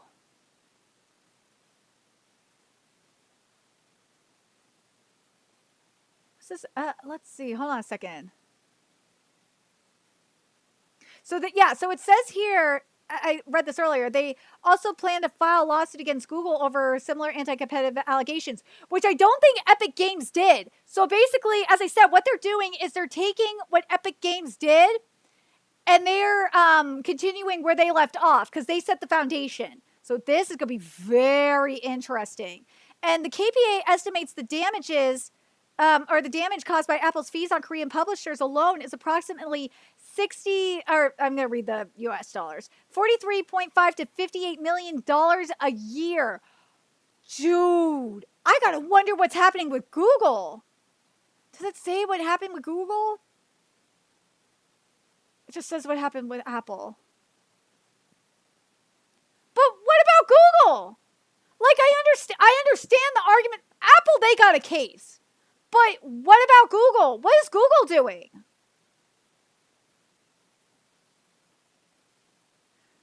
But like, don't understand. Like, what is Google doing? If Google is doing something similar, then that's go for it. But I don't see anything that Google is doing. But damn, Apple's in deep shit. They are. But there was something else that I needed here. But let me know what you guys think about this lawsuit. This is wild. This is wild, man. Oh, yes, this is I wanted to cover this. But this is insane. Apple is in deep shit. Because, as I said, Apple's been pushing their luck for a long time. And what the Korean publishers are, what they're doing, this could be I'm not going to, Apple is just, I think what will happen with Apple is what happened with Google with with Android not too long ago with all products being required to install Android. It's going to be something like that. I think that's what's going to happen. Do I think Apple's going to be broken up? No, I don't think so. I think it's just going to be something along the lines of them having to. I think it's going to be the start of it, though. I think this is just the tip of the iceberg of what's going to happen to Apple. I really do. But let me know what you guys think. And we're going to get to the Crunchyroll story now because I got things to say about this. I've been having things to say about this. As I said, I've been on the stream for almost, have I been on it for 5 hours? For almost 5 hours. I'm trying to raise $300 to pay my rent, which is due, and I really do not want to be homeless. What we have here is for, please donate to our Cash App and PayPal, which is in the pinned message. In the chat, for $1, I'll get my kitty to do an adorable dance. Hi, kitty. For $5, I will take a shot. For $10, and answer a question. Whether it be related to what we've covered in the stream thus far or just in general. $10, you get 2 questions, and I will do a double shot of vodka. And $20, I'll do a double shot, and I will tell you a story. I'll tell you one of my insane escapades. Like, I'm talking about maybe one of my escapades where I probably should have died, because there are many times that I should have probably fucking died. Right, kitty? I have a nice big bottle of vodka right there staring at me. And I'm not drinking any of it until there are donations that come in. Right, cat? What? Why are you looking at me funny? And we've talked about a lot of things so far. We've talked about K-Mangas, bizarre censorship.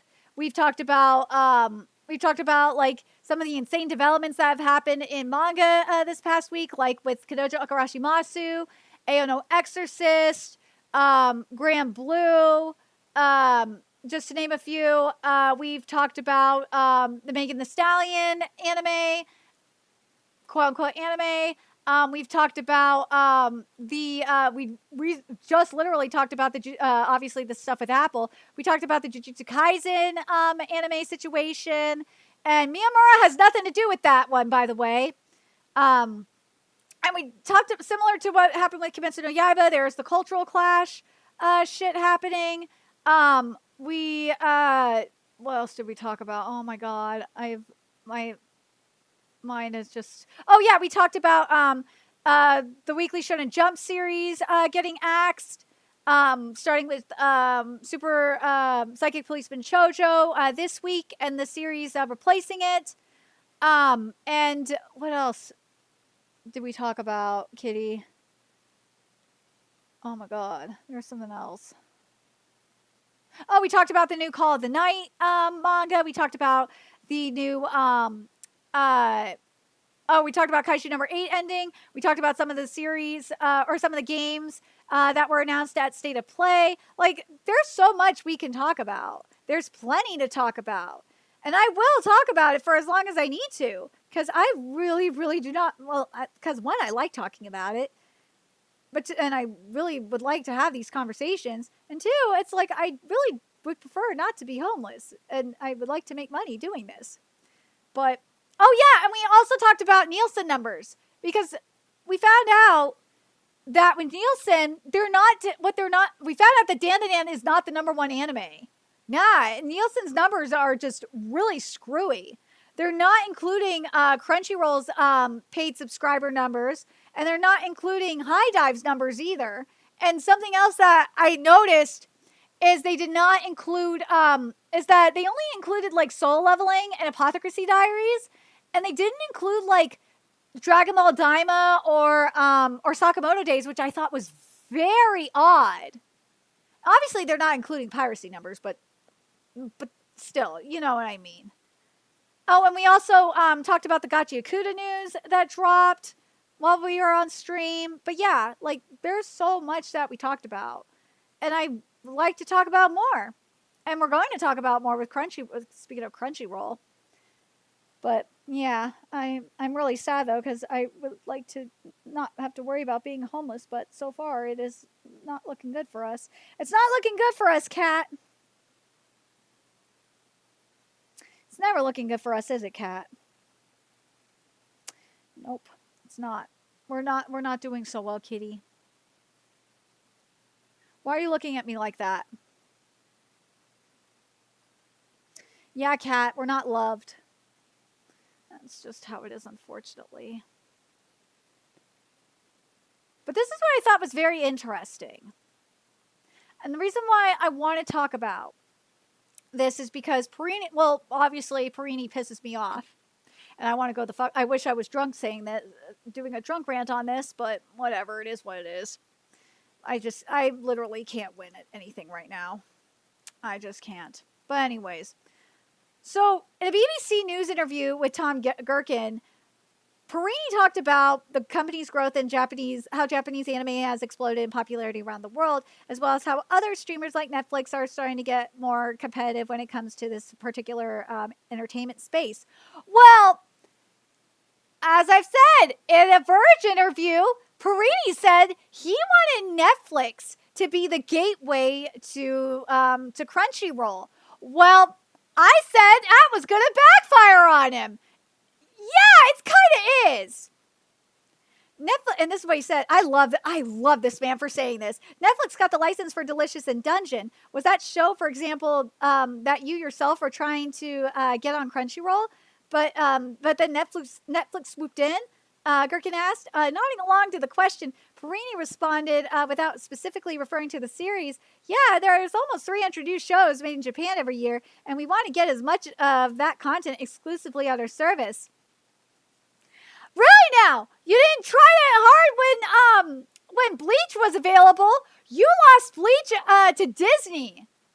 You lost one of the series that made Crunchyroll what it was to fucking Disney, you retard. You lost exclusivity for Boku no Hero Academia. I think you lost the rights for Jujutsu Kaisen, the theatrical rights for Jujutsu Kaisen. Hey, knock it off. You are stupid. You are full of shit. Just saying. You lost Black Clover to Netflix, for fuck's sake. Netflix, here we go. Gherkin compared the anime licensing to a football club and signing players from overseas, and Perini laughed and agreed. You're right, it is somewhat similar. When it came down to licensing Delicious in Dungeon, one of 2024's biggest anime titles, particularly within the fantasy genre, Netflix came out on top. Why did you ask about Bleach? Zeno, get out of there. If I were this guy, I would have asked about Bleach. I would have asked, I'm going to go back to this. I would have asked, instead of Netflix got the license for Delicious the Dungeon, you lost the license for one of the series that made Crunchyroll what it was, Bleach, to Disney/Hulu.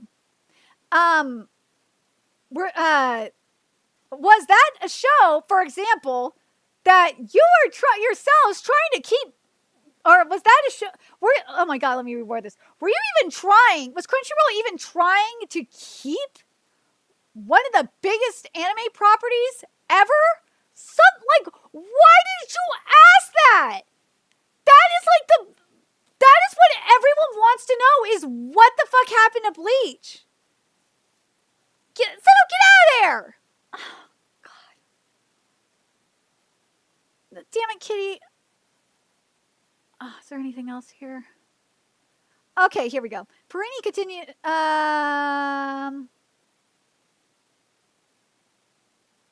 Wait, hold on.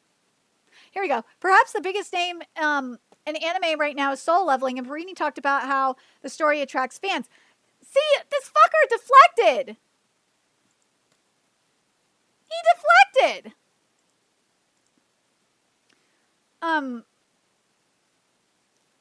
Soul Leveling, fucking A. Zeno, you're making me lose my train of thought. Stop doing that.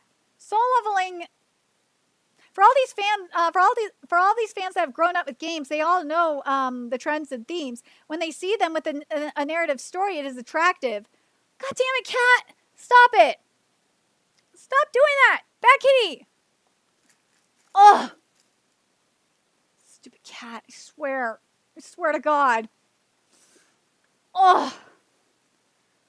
Anyways, Priyan continued to talk about the show's massive success, stating Soul Leveling is a great example. This is a show that we brought last year in January to our fans. It was a big hit. It was a #1 show on the platform for in most of our regions we were in. This year in January, we released season 2 and it has broken all records. You fucking retard! If you would have brought Bleach back, you would have broken even more records. But no, you're stupid and you lost it to Disney. What, kitty? My cat is mad at me. My cat is mad that I'm trying to somehow make sure that we're not homeless. But whatever. Kitty, you have to deal with it. I'm trying to make sure we're not homeless, cat. Is there anything else that I missed here? Okay, I don't think so. I don't think I missed anything here. Oh, yeah, we did mention this, too, that Toho accuses anime accounts of stealing its content. Yeah, we mentioned that. So, yeah, Toho is really putting out the subpoenas right now. Toho is not fucking around. Kitty, I'm not fucking around either. You're being a dumbass kitty. Oh.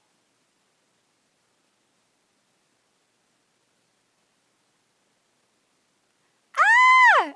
It's Engine! Wait, did Hideyoshi make this? Wait, what is this? Hold on. Okay, that's the first. Hold on. Let's see. Let's go on One Punch Man Anime's Twitter and see if we actually have an official release date. This makes me really depressed. I'm sorry. I can't. Zeno, knock it off! I can't fucking win. I can't win. Like, why am I... Zeno, knock it off. Zeno, knock it off! Why am I even streaming anymore? Hold on, I gotta take care of this kitty. Because he is pissing me off at this very second. Let me deal with this. Hold on. I'm not going to smack him. I'm not. I'm going to take whatever is in what he's chewing on away from him. Well, Jay Blitzen, I'm like really on my last nerve because I just can't goddamn win. I mean, my fellow content creators don't help me. I started streaming on Thursdays because I thought that people would watch my content because people asked me to do it. And now it's not, people aren't watching the content. So what am I supposed to do? I'm really just goddamn annoyed. Stop it.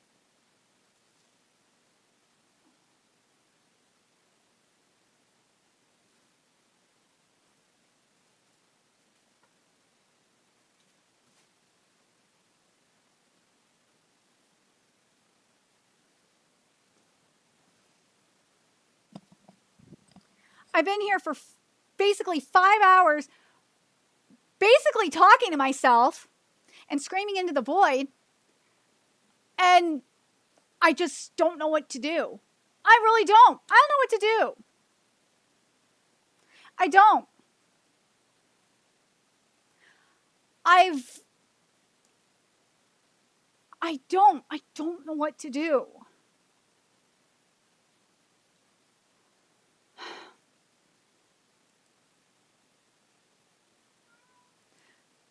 I know, Kitty. I don't know what to do. What do we do, Kat?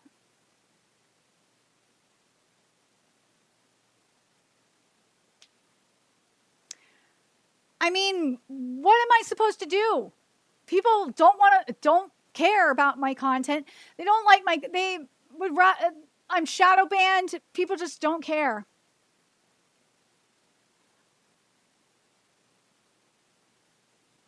What do you think, Kitty? I spent hours prepping for this. And I know I should just be like, whatever, just do what I need to do. Or just do it because, but it's like, and just forget the numbers. But it's like, why am I doing this then? Like, why am I doing this? If no one's watching this, why am I doing this? Why? What's the point?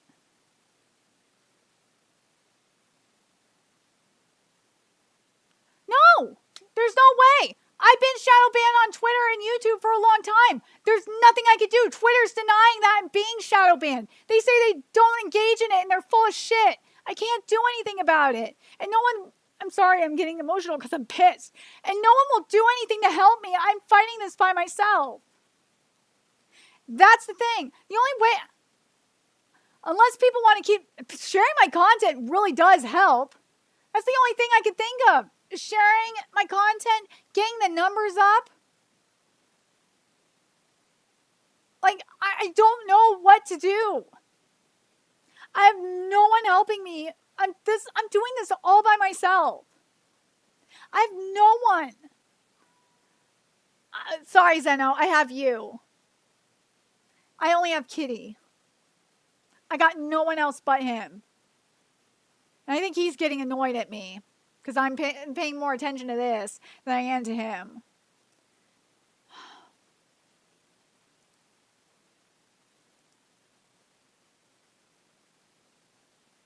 I honestly don't know what to do.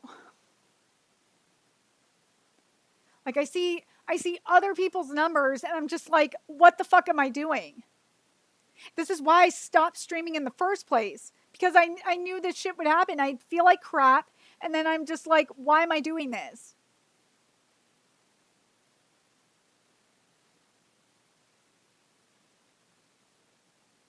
And then I'm just thinking to myself, well, now I'm just thinking to myself, watch, people are going to steal my shit again, not give me any credit for any of the shit that I do, and they're going to go viral for covering it. And then I'm going to resent doing this. And I really don't want to feel like that at all. God, I really hate feeling like this. I do. I really hate it.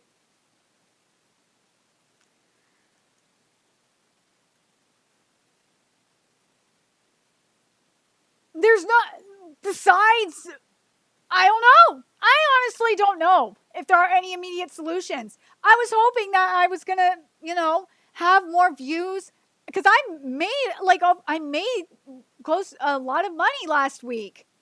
Probably because it was my birthday. But I made a lot of money last week and I was hoping this was going to be the case here. Good luck with that. If I could collab, people will say they will collab with me and then they'll bail. I've been burned so many times from collaborations that I don't want to do it anymore.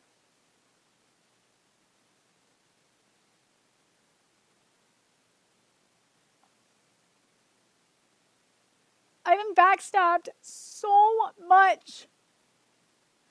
That's why I've lost it. Sorry, I'm just so frustrated. I've been backstabbed so much that I just don't know what. I just can't. I can't trust anybody anymore. God, me like freaking losing my shit is not even.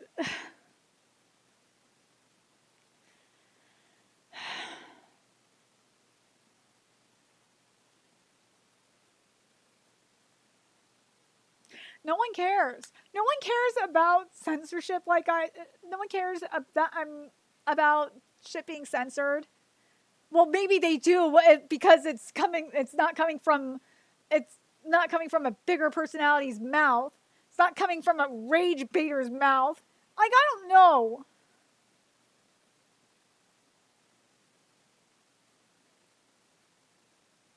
I don't know what to do. I just don't know what to do. What? Kat, what do you want?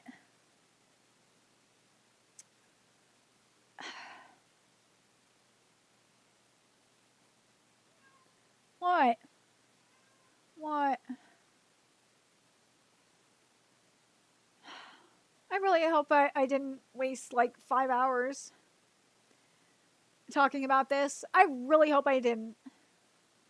Because this is something that I actually care about.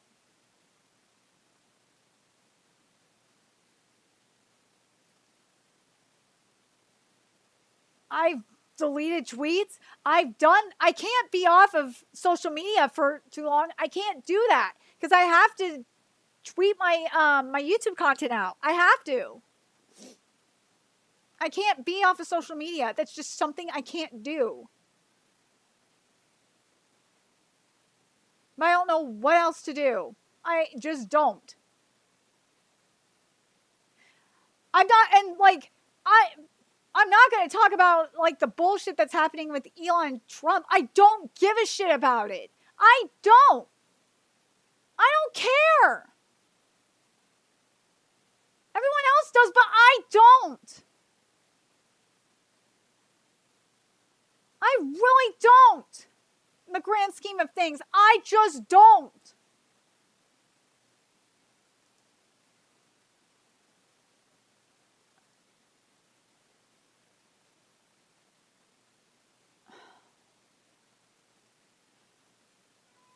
Kitty, be quiet. Yeah, and I only have 5 viewers. No one cares. I've only got 118 views on this stream. I've been on here for 5 hours. I'm not even close to raising the money I need for my rent. I'm probably going to be homeless this month because no one can see me. I'm fucking talking into the void. I know I'm going to get thumbs down, but I don't even care at this point. I'm just so goddamn annoyed. I'm so annoyed. I don't know what to do. I don't know if I'm going to keep doing this anymore. Fuck, I don't even know if I can do this anymore because I might not even have a place to live.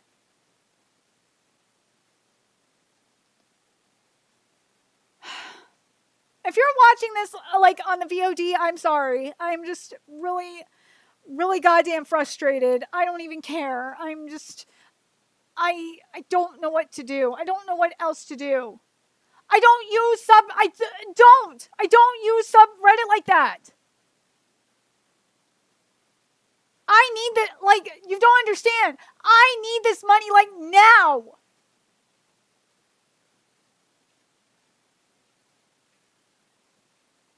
I was lucky to get a freaking extension. I got no other options right now. I was hoping that all I wanted to do was just have a fun stream, like just talk about the censorship that's happening, maybe have some shots, raise the money I need, and like have fun. I can't even do that.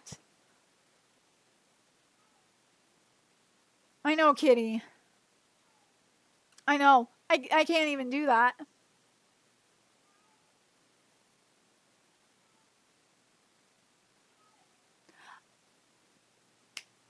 I've tried. I've said this multiple times. I've tried and I get rejected. I don't know how many times I have to repeat myself. Now I'm just fucking mad. I'm more mad than anything else. I hate repeating myself. I'm not gonna do Kick because that shit is ass, and I'm not gonna get my info stolen. And also, I like people like Asmon and Tectone. They have contracts, so that's why they get paid. It's a goddamn scheme. Rumble is a scheme. CCP runs TikTok, so I'm not giving them my info. Instagram will just take my shit down because they consider manga porn.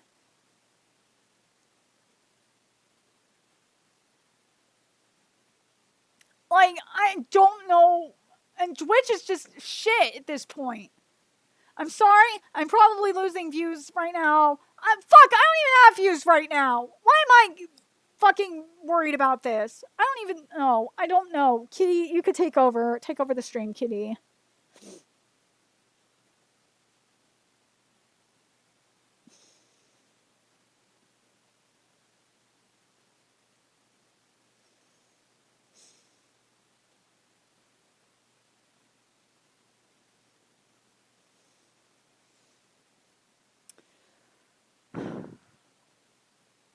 Kitty, take over. Maybe you could bring in people because you're cute.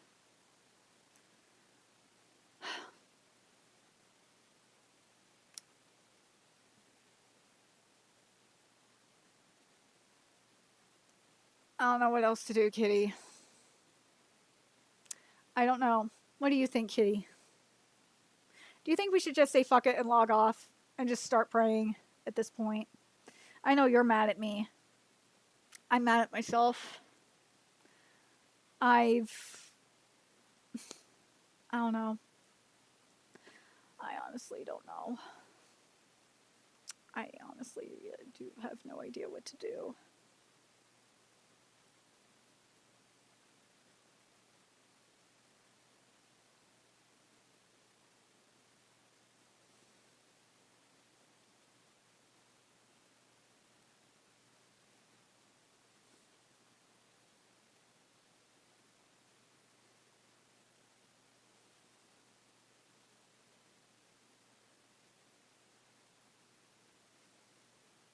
I really don't.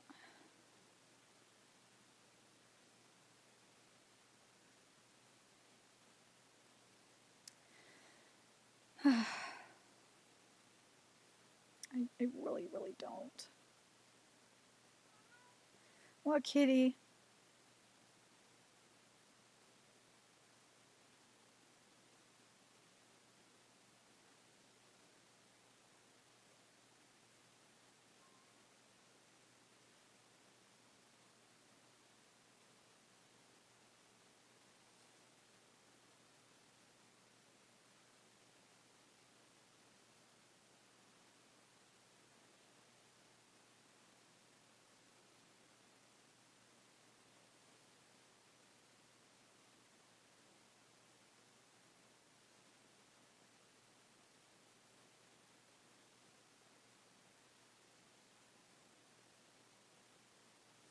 Zeno, knock it off.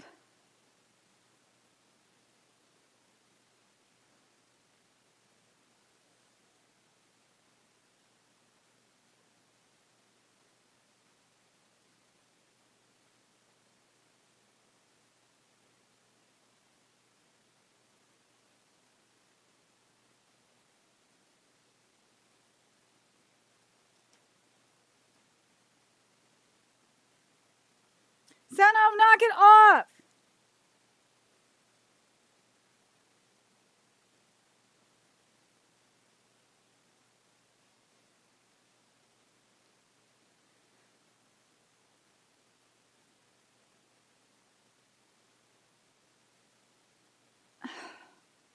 I don't know. I just don't know. I wish it was. I wish it was easier. I wish that Zeno wasn't being a freaking brat. I wish that I could just, have fun. But it just never is that easy. Zeno, what do you think? Do you think we should just say fuck it at this point? Or do you think we'll wait I'll give it another 15 minutes. I'm trying to do what I can, but it looks like right now I'm not going to have a place to live. Oh wait, we'll stream a little longer.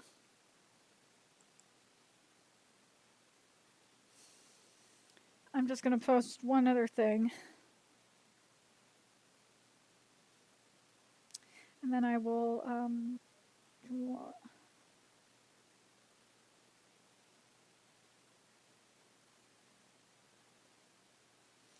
and then I'll I'll see if there's anything else I need to cover.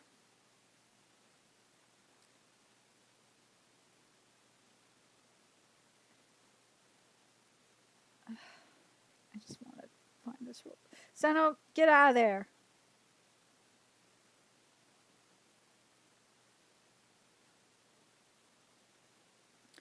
I'm not sorry for going the fuck off. I'm not.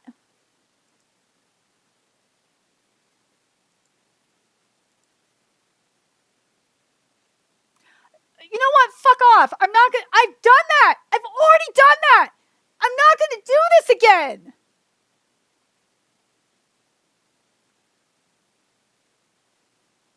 Like, what the fuck, man?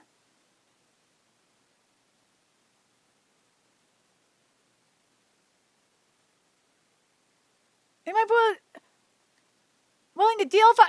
You know what? No! Like, why does it have to be me that has to do it? Why doesn't no one else have to? Why? Why does it have to be only me? And also, I get constantly rejected all the fucking time. It's not fair. I'm sorry. I'm just... Ugh. I'm just annoyed. I'm just so fucking annoyed. I'm just tired of this. I'm tired of this shit. Kitty, I'm tired of your fuckery too. It's always me that has to fucking do all this stupid shit. No one else has to do it, but I have to.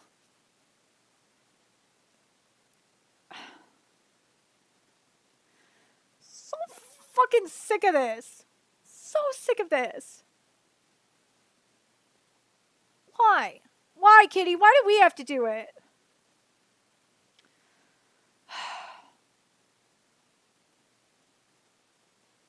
Why?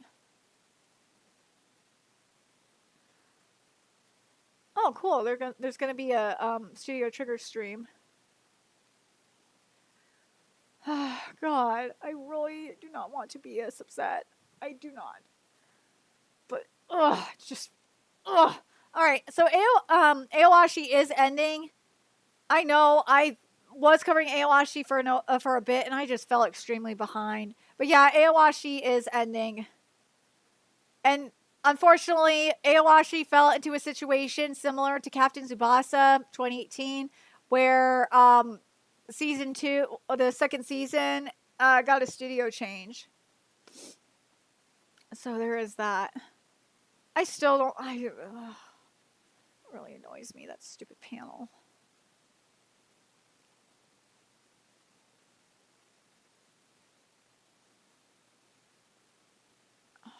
What's this? Oh.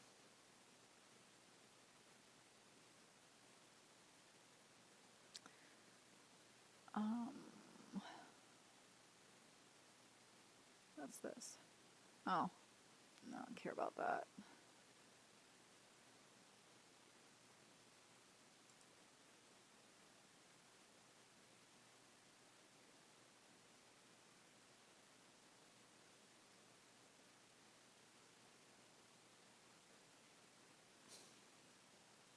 I never had the support. I never did. I'm not saying I don't have any support. I do have some support from my audience. I'm not saying I never did, but I just don't have... I've never had the same kind of support that other people have. That's what I'm saying. And I'm grateful for all the support that I do have. I'm grateful for it. Especially with what we've had, like, recently. I'm so grateful for it. But like, what I'm saying is, I'm just so tired from all the other fuckery I've had to deal with. I've had so much. I've had to put up with so much shit. And I just, I've had so many people take advantage of me. I've been backstabbed so much by people who I thought were my friends, people who, like, other people in this space that said they would help me.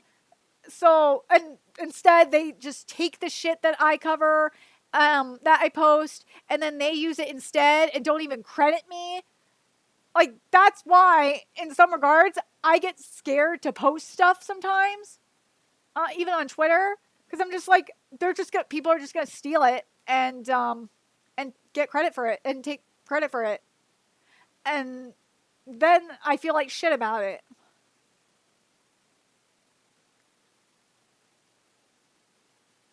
Oh God, and I hate that. I hate that feeling like that. No one should ever feel like that. Ever. I hope none of you ever have to deal with that. Have to deal with I've had to deal with. Never. Don't let anyone take advantage of you. No. Put a stop to it before it even starts.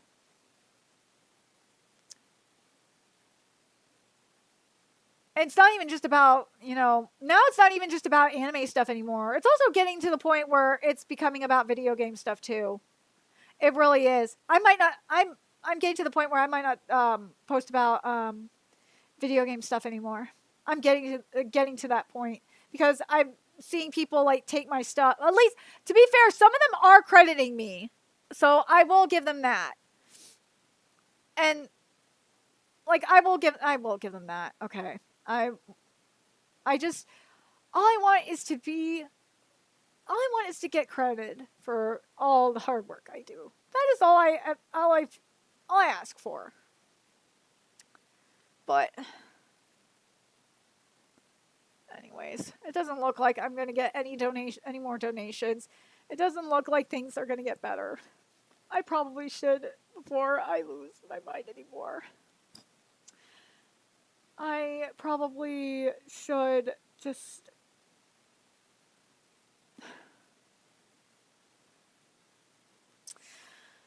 I'm getting to the point where I should just say fuck it. And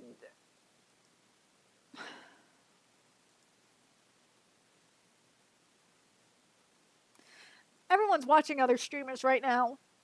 There's no...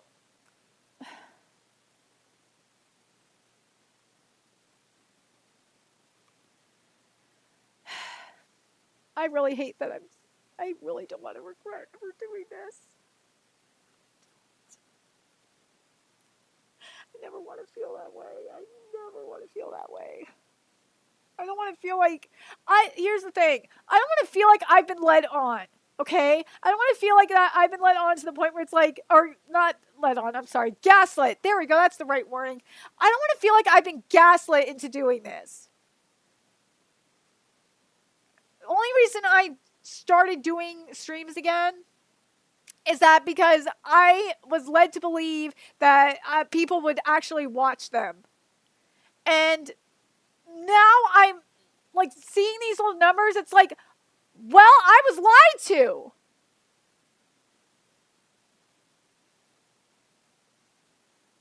But,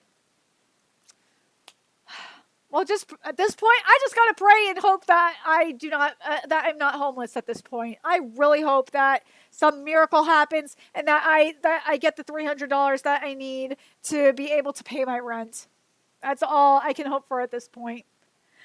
God, some like way to start off year 36, right? But anyways, I'm just, before I make a complete ass out of myself again on stream. Well, fuck, I'm talking to who am I kidding? I'm basically talking to myself at this point. I was basically talking to myself for this whole goddamn time. But anyways, God, I gotta record like 2 things for Patreon. 2 episodes. So tomorrow we will have 2 episodes of, we're gonna have like a long ass video for Fire Force, Season 3 will have the episode from last week and the episode from this week in one video for Fire Force Season 3 on Patreon. And that will be available for $5 members. Sunday we'll be doing the same for Witch Watch. And then Monday we'll be doing the same thing for Vigilante Boku no Hero Academia Legals. I don't know what I'm going to do with this stream. I honestly don't. I need something. I need a sign, okay? I need a sign that I should be still doing this. I really do. I need a goddamn sign. Because right now it does not look good for me. And also I need to be able to pay my rent somehow. Like, I just don't know. But anyways, make sure to hit the like. Make sure to comment, of course. Oh, Summer Games is tomorrow? Do you guys want me to go live for Summer Games?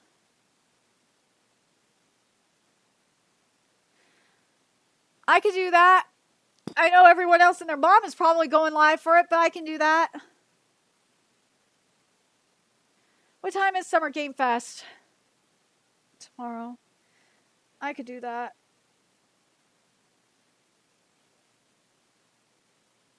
Let's see what time is Summer Game Fest. It's 2 p.m. Pacific Standard Time.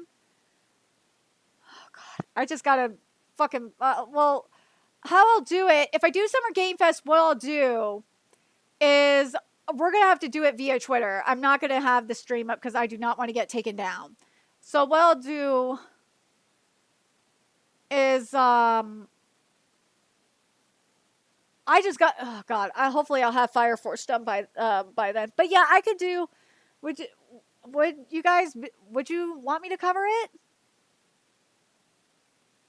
Would you guys want me to go live would you guys even watch that? Watch me do a live for Summerfest?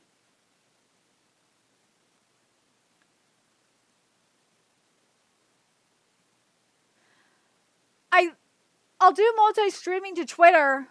But I'm not going to do multi-streaming to Kick. I'm not. I refuse to use Kick. I do not trust that.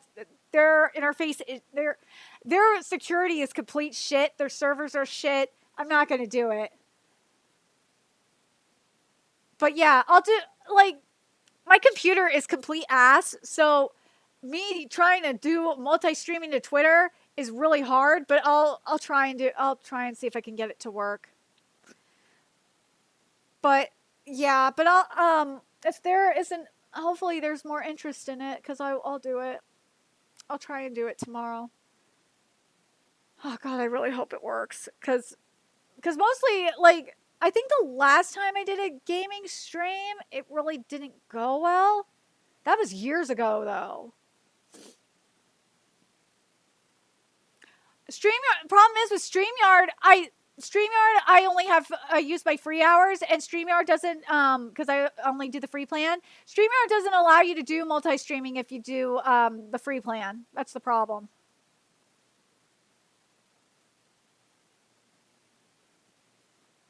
I have OBS. I said I would do it. I'd have to do it through OBS / Stream Elements.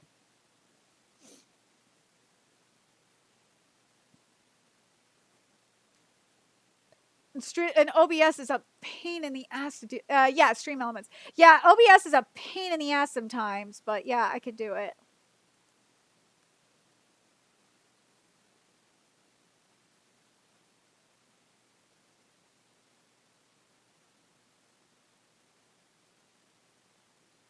What about Streamlab? I've tried Streamlab and it's not the best.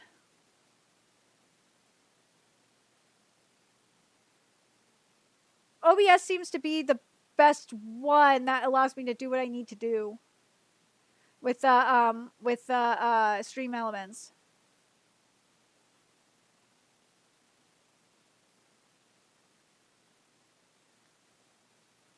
Yeah, Restream is the one that I'm out of hours. Well, it should be reset by now. Hold on a second. Let me see what's going on with StreamYard. Oh yeah, I gotta do it this way. See what's going on and see if StreamYard's reset. But I still, even so, StreamYard I would not be able to do multi-stream for. But yeah, I could otherwise I could do StreamYard. Yeah, my hours reset. So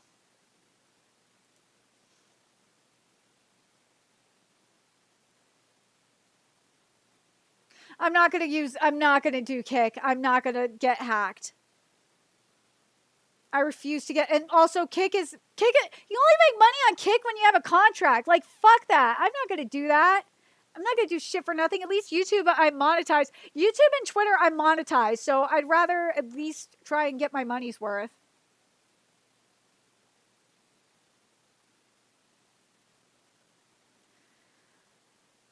But I gotta raise $300 somehow right now.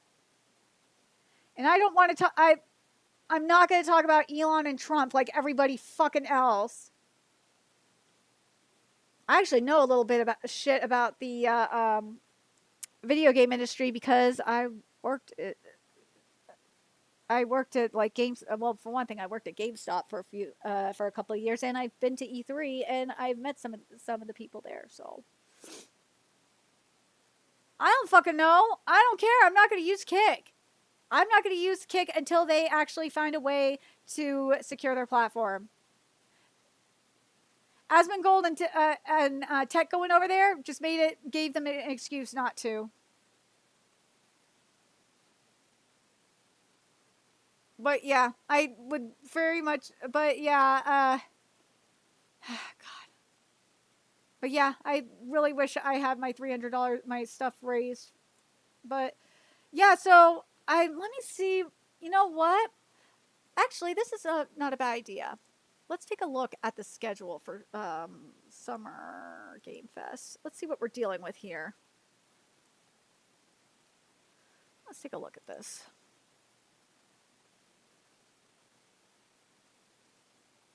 Let's see what we're dealing with here. Let's take a look and see what we're dealing with here. So we had State of Play. We don't want to do that.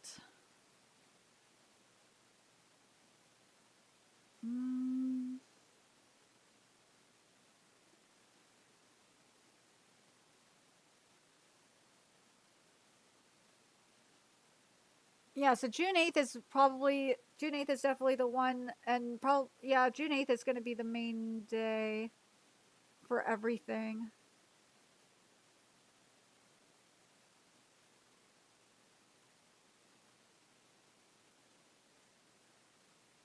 Let's see what's going on here for June 6th. What? Because to me it seems like the best one is June 8th.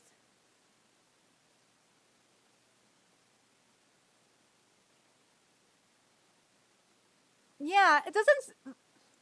Come on, at least give me an idea of what's supposed to be here.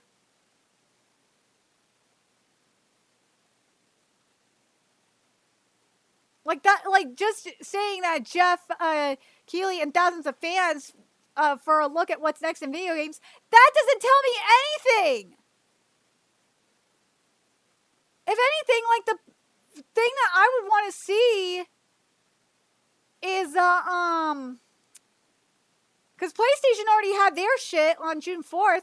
The thing I would want to go to, I'd watch is June 8th with the Xbox and probably and maybe even the PC gaming show and Kojima.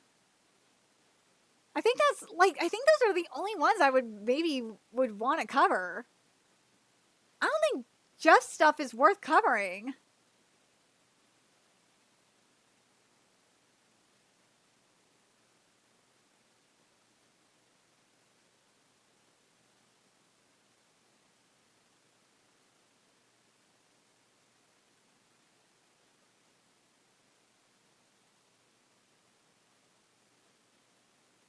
Oh, my birthday stream still didn't even get that many views.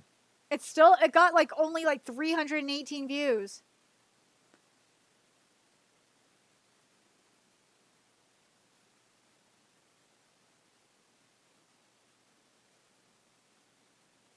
My fellow content creators don't really do anything. I've tried. They really don't give me advice anymore.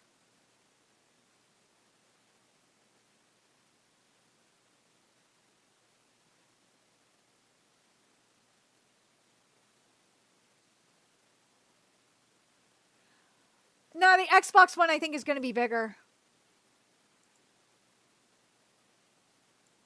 Of all of them, the Xbox One will probably be the biggest. But this, I'm curious what this is going to be.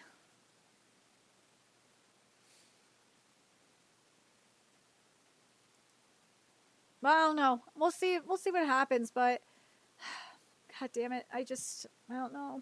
I do not know what I'm going to do otherwise. But we'll see. I mean, like, this stream only has 127 views. So it goes to show you how much YouTube and Twitter care about censorship.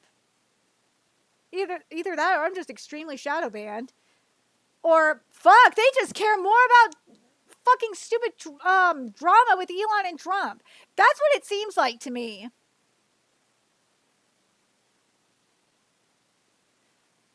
I promoted this shit yesterday. I promoted it, like, I let people know that this shit was happening, like, on, I promoted this shit yesterday. I did. But it is what it is. I'm gonna just have to pray and hope that, a miracle happens. And I know my cat is pissed at me. I'm mad at myself right now. I don't know. I do not know what to do. I don't know. I don't know if I will keep doing these streams anymore. I just don't know. I don't know what to do. I don't know if I need to start these streams earlier. I don't know. Like, I thought starting the stream later would help. Yeah, then YouTube is shadow banning me too.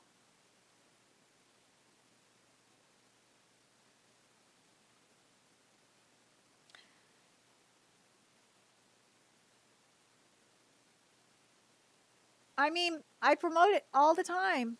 So, what can I say? I don't know. I really don't know what to do. Just gotta pray at this point. And I just gotta, make the decision if I'm gonna keep doing these streams or not. But let me know what you guys think in the comments. Like, hit me up on Twitter, of course, my Discord. All that's in, you want me to game stream? I tried game streaming before. No one watched it. Everything I've done has gotten, like, when it comes to streaming, has gotten less views than my live reactions. Like, I don't know what to tell you. It's weird. And people have told me to do news stories. My news videos get nothing, even if it's stories that only I cover. I'm that shadow banned. I guess I gotta wonder, do I have to be a complete bitch and just rage bait? I don't fucking know. I don't want to be that person. I don't want to be a rage baiter. I don't like it. But I've been on here for almost 6 hours. I didn't think that this was going to happen. I didn't think that I would only have in 6 hours, or almost 6 hours, only have 127 views. This is sad. This is sad. This is depressing. I just don't know what to do. I don't. I don't know what to do. But, again, let me... and of course, none of my fellow content creators who know I'm shadow banned will do shit to help. They'll announce that I'm shadow banned, they'll talk about it, but they won't do shit to help me. And that's another reason why I'm mad. It all comes down to like, what? Yeah, mentioning that I'm shadow banned is great, but why not help me?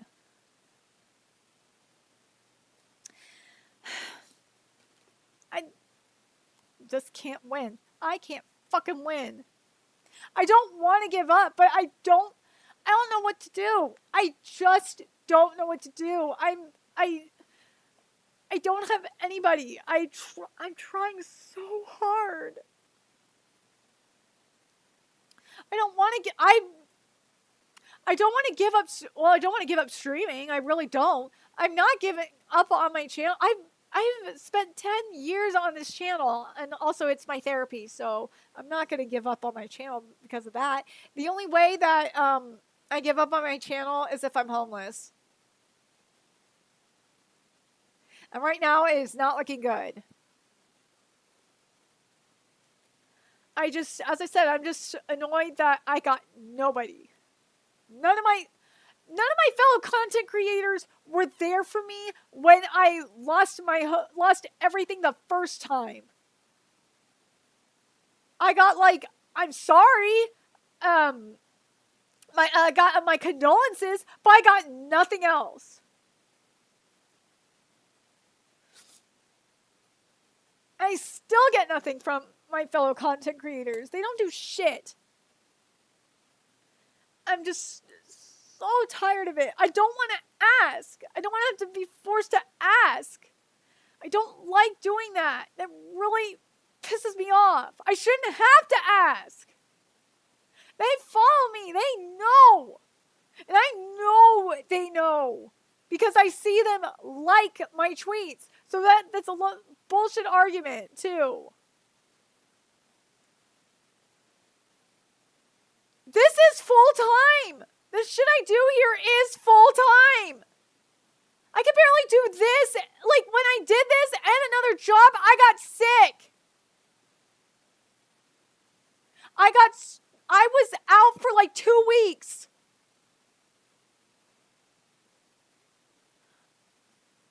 And I am doing this and writing for Bounding too, by the way. So if I add a third thing to this, I will get sick.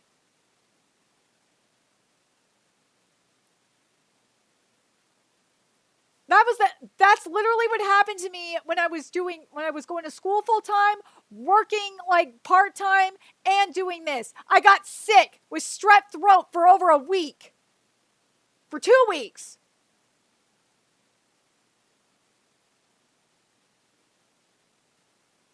So if I'm doing that, I would have to give up something.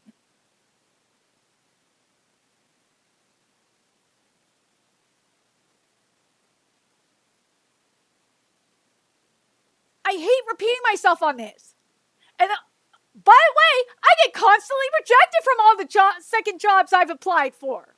So yeah, that makes me feel fucking fantastic too. It's been like that for 2 years, by the way. So if you want to know, for those of you that are saying, get another job, I've been getting rejected for over 2 years. So what do you want from me? What? What do you want from me? I don't have it. I just literally can't win. I just can't. I've said this multiple times. I just can't. I don't want to end this on a very frustrated note, but I hate that I have to repeat myself constantly. But whatever. I basically just about talked to myself about what I actually wanted to talk about for like almost fucking 6 hours. And this last part has been about like my shit and getting basically lectured now. Now I'm really even more annoyed. And now I'm just gonna log and I'm even more annoyed than I was before. And now I just gotta fucking pray and hope that I somehow get $300. I am, and no one cares. Almost no one cares. And that's just how the story of my life. No one cares. And I'm just